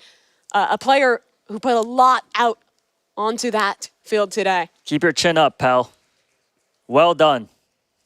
Would love to see him competing again sometime, but today, unfortunately, it comes down to seconds. It comes down to one round, and he will not be moving on. Yeah, it was a very, very close call. I'm still pumped. Yeah, and I feel like you have to be as well if you're the player who made it through. Roby here, he has another game to play. And it's going to be against another competitor. Yeah, this is it, folks. Last chance for Dud and Roby. Who will move on to compete for $1 million and who will be going home? Give us your answers in the chat. Yeah, I'm interested to see what they say. I think Roby is, you got to look at him as a strong competitor, especially, I think he showed great position at range the way he was beaming with that AR, but in the close quarters fights wasn't quite as strong. Dudadud, however, the biggest thing I'm looking at is a weapon change. Frankly, I don't think the minigun really cuts it against a strong AR player. I totally agree. If I'm going up against the minigun and I'm Roby, I want to play a longer range map and I want to just use the advantage of that weapon. Yeah, I totally agree. I mean, maybe Dud likes the bandy assault rifle, seeing how great Roby is. Honestly, that could be part of the strategy. Good call, yeah. I like that idea. Yeah. Of course, they're getting into the game now. It looks like they're starting to go through their bans. And it looks like we're going to be going to a little different map, Station. Talk to me about how this plays versus the other maps in the competitive pool. Station, to me, is it going to be Station? Oh, I apologize. It's actually Docks. Docks. It plays a little similarly. Another one of those maps with a lot of cover, a lot of buildings to get up in. Right. Yeah. You know what? Docks is definitely one of the fan favorites. So great map to end this last round on. Yeah, like you said, a lot of cover, a lot of buildings. So map knowledge and movement will be key. Staying on the high ground, very important. And look at this pivot. Dudadud is moving to the classic AR revolver. I think that's a good choice. Great change in strategy. And the sniper going rifle. For the sniper. He's staking his chance at $1 million. Wow. On a new weapon. It's a game about movement and avoiding that sniper, and soon Dudadud will see that glint. He'll 80-80 strafe his way on through and deal a lot of damage to start. I mean, I believe Roby, with his accuracy, the sniper rifle could be a good choice here. Could be. Revolver always in his back pocket. It's a bit more cumbersome than the other weapons in the game. And I love this. He's playing to his advantage. Stays in the low ground. Yep. Doesn't want to give range to his opponent with the sniper. Yep. And Roby, last round, did chase a lot, but this time deciding to stay on the rooftop and not playing too aggressive with a sniper rifle. Definitely the right choice. You see the clock at the top of your screen. When that runs out, yeah. What's going to happen then? I have no idea. It is actually so rare that it happens in Rivals. I believe then it should be the player with the more health winning that. We'll see if we get there. It's kind of a rarity to see Rivals actually play this slowly. Yeah, I hope it doesn't get to that Close point. range revolver. How does he win it? That's the sidearm coming up on top for Roby. Wow, very impressive. I'm astounded. True precision from him. And it looks like the votes are in. Over 3,000 votes. 77% going towards Roby for winning this final match. Let's see if he can pull off. He nearly hit that midair. And it's almost devolving into a bit of a game of chicken. Yeah, Dudadud need to stay under cover and try to move closer towards Roby. But that revolver shot is also very deadly, so he still needs to be careful. The dash with the melee weapon equipped as well is a powerful tool to reposition into ways your opponent may not expect. Dudadud, he's just vying for information here, jiggling in and out of every corner. He spots out his opponent. Dips away. Does Roby go in for the kill? Does he want the hunt here? He does. Close in, trying to switch to his weapon. He's got nothing out. Oh. And he loses this round. Game tied again. Yeah, interesting choice there. Not sure why he pulled out the fists. I think he was trying to throw a grenade. He thought he had more space, but then got kind of caught off guard and it looked like almost panicked a little bit with the util. Yeah, it is always dangerous to play so aggressive with a sniper, so... Looks like he completed some tasks there. Yeah, thus far he has not hit a shot with the sniper, but now he lands one. 70 damage onto Dudadud. But of course, he needs more than just that. The damage is good. Beaming him down. Switch the revolver. They're both on the secondaries, and Dudadud takes the lead. All 3 gunfights have been close quarters. I wonder if Roby decides to change weapon at some point here. Sticking with the sniper rifle. I believe you're locked in once you choose. Oh, you can't change now. Oh, wow. Well, he is committed to that sniper. Wow. He made his bet. He has to lie in it now, and whether that's one that'll bring him to the $1 million round or send him home empty-handed, could it be the revolver to do it? Good utility with the molly, trying to find it. Dudadud wins out in the duel of the secondaries, and he's up 3-1. Oh, man, but if we know anything about Roby, he could pull off some miracles with comebacks, so I would not be surprised at all. He was in the pole position last game. Nearly let it slip. Great He movement. closed it out. Deciding to not stay in the high ground this time. Yeah, Dudadud staying inside these buildings. He knows his advantage. Yeah, it's so silent in this room. I feel like I could hear a pin drop. It's so intense. And you look over at the competitors. They are so locked in. Locked in. They know what's at stake. If you were one of these competitors that made it within a hair's breadth of qualifying. What was that? I think just he got a breaking hit the window marker on there. that. I believe that gives you one when you do break that.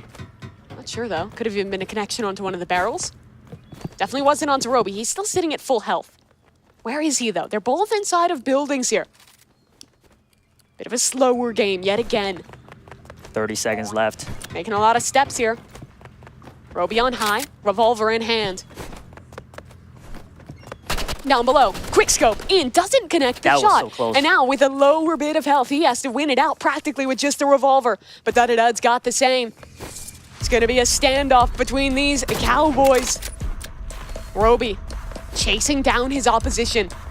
Revolver in hand, the lower HP, and the time, that runs out. Oh. Unfortunately, that means with lower health, Roby loses the round and he's facing down the barrel of match point. Smart move by Dudadud there, knowing that the time was running out to just hide away to not get hit by Roby. A chance, another Nice shot shot. connecting. He needs another though, and he's whiffing out. Needs to find this Ooh. connection. Third chance, Oh. third miss, a fourth going wide as well. Now the big iron on his hip. It'll have to do. Both players locked into the revolvers. Dudadud this time can't rely on the time. He's sitting with lower health. And he's trying to just find anything at range here. There's a connection. More damage to even the score. A second shot landing shots. as well. It'll bring things a bit closer. Roby on 1 HP. His life in his hands, but his Wow. opportunity missed. That was so close. His fourth shot with the sniper miss. He needs precision if he wants a chance at $1 million. Just barely spotting his opponent. Dudadud not giving him an inch. Playing off this time. Yeah, he could Playing off his also play advantage. it safe here this time. Yeah, bounced into the air. He knows he's off the HP advantage, and Roby, with lower health, he has to make the play. The onus is on him. His life, it's in his hands. And this game will be decided in the next 20 seconds. A game practically of hide and seek at this point. And where's he true. gone? Dudadud, he's hiding. He's locked Look in at that towards the smirk on his shipping face. container. He knows what's happening. knows what he's doing. Roby, it's desperation. He's running. He's trying to find his opponent, but there's just Oh, no time. The time is up. Dudadud, Wow. he wins the round, and he's our second contestant, progressing to the $1 million round. Incredible. Very strategic. Relying a lot on his smarts this time rather than his gun skills. And for Roby, I think a brutal way to lose this one out. He took a risk picking into that sniper rifle, and it did not pay off today. Yeah, I wonder if he regrets that decision. Maybe we can ask him later. I imagine it'll be something he's thinking about for a fair bit of time. For Dudadud, though, I think he learned his lessons from the weapon selection mistakes in the first one. As we look at our final leaderboard from the round of 4, we, of course, get our 2 players into the $1 million round. It's Dudadud, the lower seed, and Shafe, undefeated, coming through the upper bracket with his opportunity to win in the Tower of Hell. Truly, truly incredible stuff from them. But unfortunately, that of course means that we are sending another competitor home. For Roby, he had a great rally in those final few rounds of the qualification phase. But today, in Rivals, it was not his day. And, well, he had a great showing. He'll head home without his million. Sad to see a fellow fan of LeBron James go, but I was rooting for him. Very unfortunate. A close showing from him, but that'll do it. It's how these competitions go, the nature of it. Just a round or two, one decision, that makes the difference. And honestly, it sets us up for such an incredible look ahead towards the Tower of Hell. What a match we have on our hands. That's right. And with Shafe finishing Rivals and Driving Empire 2-0, explain to us how that sets him up for going into the obby. Yeah, so that means that if he wins once, he wins the $1 million. But if Da-Da-Da wants to win, because he's coming from the lower, he would have to win twice in a row here. So definitely a tough one there. But we're going to reset. We're going to head our way into the obby in just a minute. And for the moment, let's go ahead and check in with our correspondents, Geach and Sabrina. Take it away. That was unbelievable. Everyone was literally running for their lives. It got me thinking, do I seem like a grenade launcher or a chainsaw type of person? I don't know. I feel like, obviously grenade launcher would be a great choice, right? For safety. But with the jacket and the hair, I feel like to see the chainsaw, it would just like perfectly tie it all in together. That would be a really look. good answer. I do like grenades though. Oh, so you're definitely grenade launcher? I love just throwing grenades everywhere. You do that for in your free time? In any FPS game, yeah. Oh, I was gonna say you just not in my free time. Oh, okay. I was gonna say, girl, what type of life are you living? What about me? What do I get? What's my energy? Am I chainsaw? Chainsaw? Yeah. That's nuts.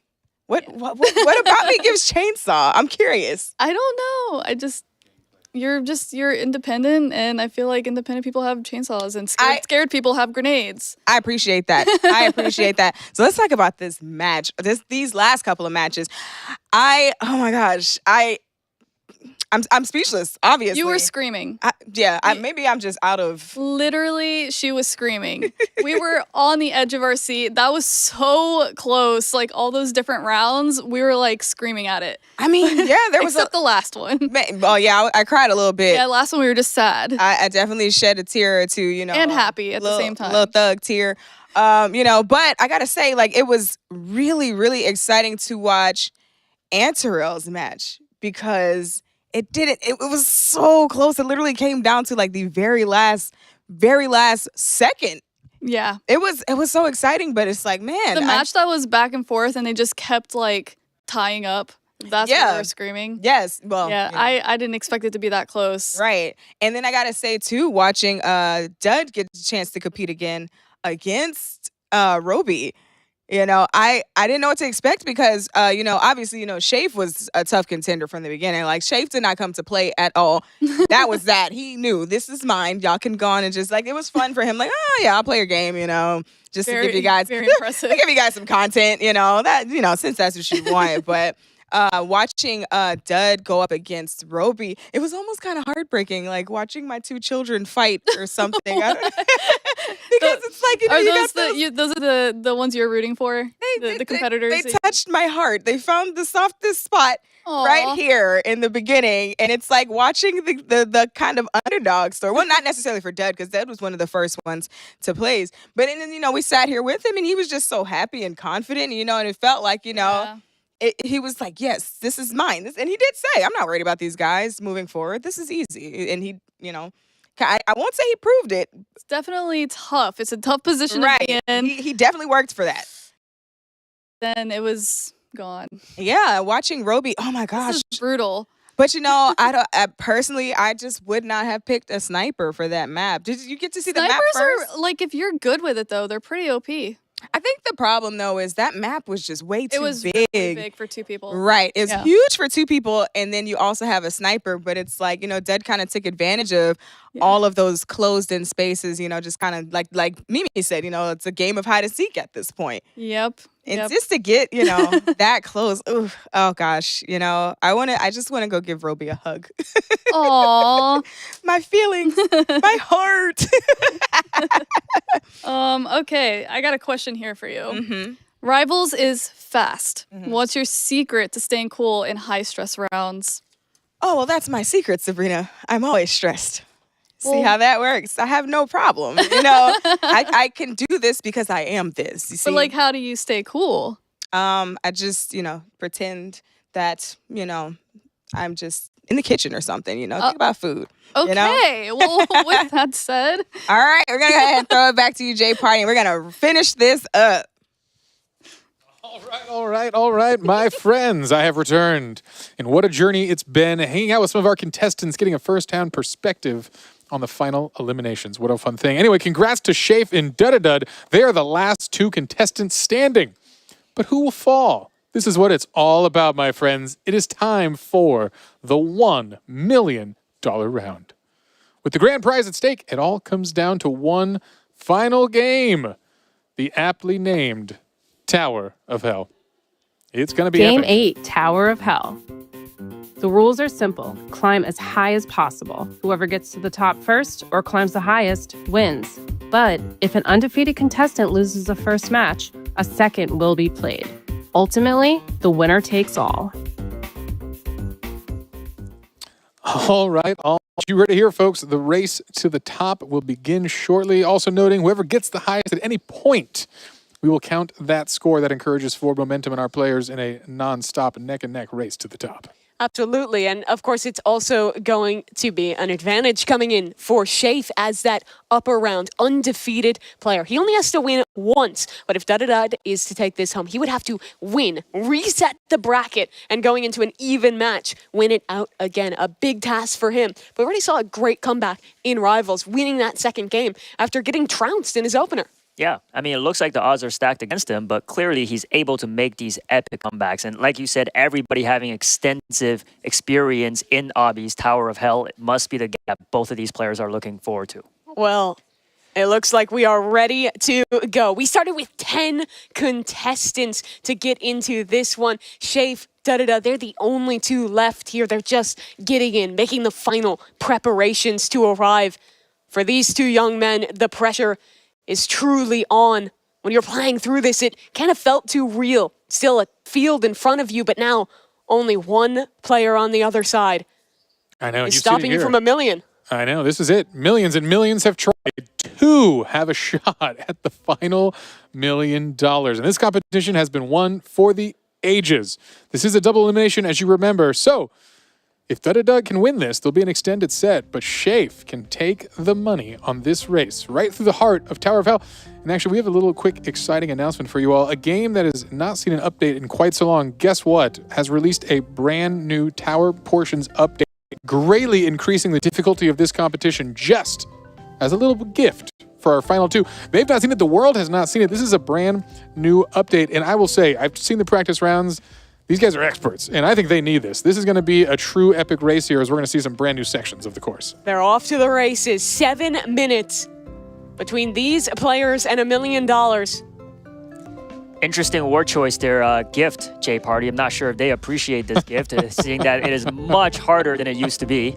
Yeah, new sections. As we mentioned earlier, initially there was over 330 different sections of this puzzle, leading to over a quadrillion combinations that could be possible. So I'm assuming no one's ever seen the same tower twice. Well, that got a lot bigger of a number now with a whole new array of challenges. Shafe, though, is out in front here and already building himself a commanding lead, but a fall back down. He'll catch himself, but that'll put him just a little bit further down. I believe Dudadud also fell too. So Shafe, despite his slip, still has the lead. Yeah, I think we're going to see a couple falls here today, but thankfully, actually, Shafe had a pretty forgiving one. Did not hit an obstacle and fell almost on the same challenge he's on right there. So again, not losing a lot of time in the grand scheme of things. Dudadud is hot on the tails, though. You see him catching up already here. And as you can see on the sidebar there, we can see each player's positions in the race. It looks very, very close. They're just neck to neck. Yeah, this is still anyone's game here. To say someone has a lead is just really, the happen circumstance of a single jump here. You see how close they are. Oh boy, in this section, I'm not even sure I understand how to proceed here. I think both players getting a little confused there as we see a fall from Shafe. Oh man. Yeah, this is going to be a rough one. Smile on his face in good sport as he heads to the bottom, knowing he might be joined by a friend shortly here. And there we go. That was a wild section. Even with observer cam, I'm not sure I understand how to progress through that one. It is definitely challenging, and I'd almost like to just see if we could zoom out and just get some context how far they really have to go to get to the win here, because they're still only down in the second section. You look at that right side of your screen. There's, what, 8 more sections more that you have to compete through if you want to actually win this challenge. Yeah, and a rough early fall here. Nerves starting to get to him a little bit here as one of the players takes a knockout from that little plasma beam there, and we are getting back to our challenge section here. We'll see if someone can get past it. This is going to be a big checkpoint. Oh, and a quick slip down and fall. Wow, this is some uncharacteristic play. I will see. We've seen a lot of practices in this game. It's usually an undefeated flying through of the tournament, but here, Nerves getting to him. It is funny. We had so many of our players that said that Obbies were their favorite, the game they had the most experience with. These are two of the players that, well, they've played Roblox for years. They definitely have experience in Obbies. They didn't necessarily say it was one of their strengths, but that's where this entire tournament, all 7 games previous, will get decided on. Yeah, it is a challenge. You've got to be an expert in just so many things to compete here. So again, all right, Dud is back in this challenge zone. I assume he's going to wait a little bit and try to figure this puzzle out before he progresses. For the first time ever, the polls are looking very close. 52% of the viewers going for Dud and 48 going for Shafe. Okay. Another little fall there from Dud, but again, he catches himself with the luck on his side there. We'll see. And again, the stump right here. Can we get presses? I think I see that they pop out of the corner there, and you got to catch that on the corner. I can't even comprehend. My brain can't comprehend what's going on. So it's definitely a last-second jump to the platform that's rotating out of the beam here. Oh, and he gets it. There we go. There it is. He's making the climb, slowly getting up higher. Oh, and there. Oh, another fall. Yeah, he's solving it though. So again, we're actually having to see people reason through some of these new challenges here, and I think Dud might be getting there, but Shafe. I mean, you see the emotion every time these guys fall. They're reacting. They're feeling the pressure. I think honestly, more than even a battle against the obstacles, this is a battle about staying calm, staying focused under pressure, not rushing yourself, not letting that big timer at the top of the screen get the better of you. Now, I can't be watching the time here. Just relax, just focus. Already we've seen this is a much slower competition here. There are puzzles to solve, and they need to spend some time. I think this zone has been a major stump. Just relax. Easier said than done. My hands are soaked in sweat watching this. Down goes Dud yet again. Yeah, that was a rough miss jump there. Again, Nerves really getting the best of him. Obviously, such a funny climax of this entire event as a single miss jump is going to result in a complete reset. And here we are, neck and neck. Back to the beginning. And you can't let seeing your opponent get the better of you. You don't want to rush anything. You don't want to make mistakes. One slip could be the difference, and there's a mistake. One of our players fell. Reset again. And looking at the sidebar there, it looks like they've reached about, what, 20% of the entire tower so far? If that. Yeah. Yeah. It's a massive tower ahead here, and we'll see if we see another round, but this could be it here. Is kind of in the lead, so he is holding on, but yeah, if Shafe manages to catch up in these next 2.5 minutes. The critical thing is only 2.5 minutes left in this round. So Shafe, this run could be his last opportunity to get ahead. He wants to be so careful with each of these jumps. I believe this is the obstacle that no one has made it through just yet. Here's his chance. Good jump. He stays up in it as is back down on the reset. And Shafe, I think, just fell. I think we heard the oof. That means he's down. Oh, and there it goes again. Boy, it is a rough run for our players here. Not sure who actually got higher on that initial climb. I believe they've both lost at that same obstacle. Yeah, this actually might come down to a replay then of who made it to a block or a frame higher than the other person, because this is going to be rough. Well, it looks like on the sidebar there, they do keep record of who reached the highest point, and so far, it is Dud. Oh, okay. Looks like he is leading. Good to know. Perhaps we'll have a redemption match. Let's see if Shafe could maybe take his way up. Remember, if Dud wins this, he resets the bracket, brings us to a do-or-die final round of this very classic obby. They're getting back to this section. Everyone's favorite. And I just want to watch Shafe here, see his reaction, because this is the make or break for him. Okay, he jumps can he up. Clear this. He's making it deeper through this obstacle, but it's a challenge even to figure out how you want to move in this one. Oh, and just like that, Shafe has cleared it. This has been the backbreaker with a minute left. A minute and a half. Dud has to rally back and make it ahead of his opponent, because right now, Shafe, he has this in the bag. Oh, he's still going. And he hasn't stopped just yet. Da-da-da is on a reset. He's back down in the blue zone. I think Shave has time to just stop here and end it all, but he's still going. But remember, the highest point he makes is what the game remembers. And if he keeps going, it might just be over. Wow. 50 seconds. Is that enough time to catch up? Shafe, the player who flew all the way from New York. He had a job offer on the line. He was ready for his orientation for that opportunity. And if we can watch Da-da-da, this is his last chance, his last run to try and beat him out. Shafe made his sacrifices, but he was the undefeated player through our rounds to work into this one. Oh boy, all eyes on the man in blue here. Da-da-da, his round to lose. Where's he at here? This is the moment. He's made it up to the yellow. A chance oh, he has cleared it. Can he do this? Is actually above it. It's possible. He needs it's to possible. run it. Oh, That should be it. 60 Oh my seconds gosh, on the 15 seconds. Da-da-da's hands off keyboard. I cannot believe the pain. He knows it's over. Oh, And the at final this point, countdown, folks. A victory lap Wow. for Shafe. He holds his position 3, up high. 2, and Shafe, 1. he's the This is champion it. of the Hunt Mega Final. We've got it. We've got it.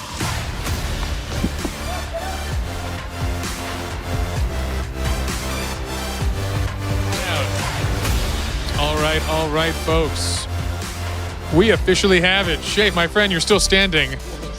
An incredible run here. Well, we've got a little gift for you. Hopefully, this will ease your nerves here. Something a little exciting here. This will be your prize. So, Shafe, congratulations. I still can't believe it. This has been a fierce, fierce competition. A shout out to everyone. We thought we'd bring some friends out along the way. All 10 contestants are here. The skill, the smarts, the determination to make it here. It's been an incredible journey. Congratulations to everyone. But here, let's take a big shout out again to Da-da-da. He had an incredible journey there.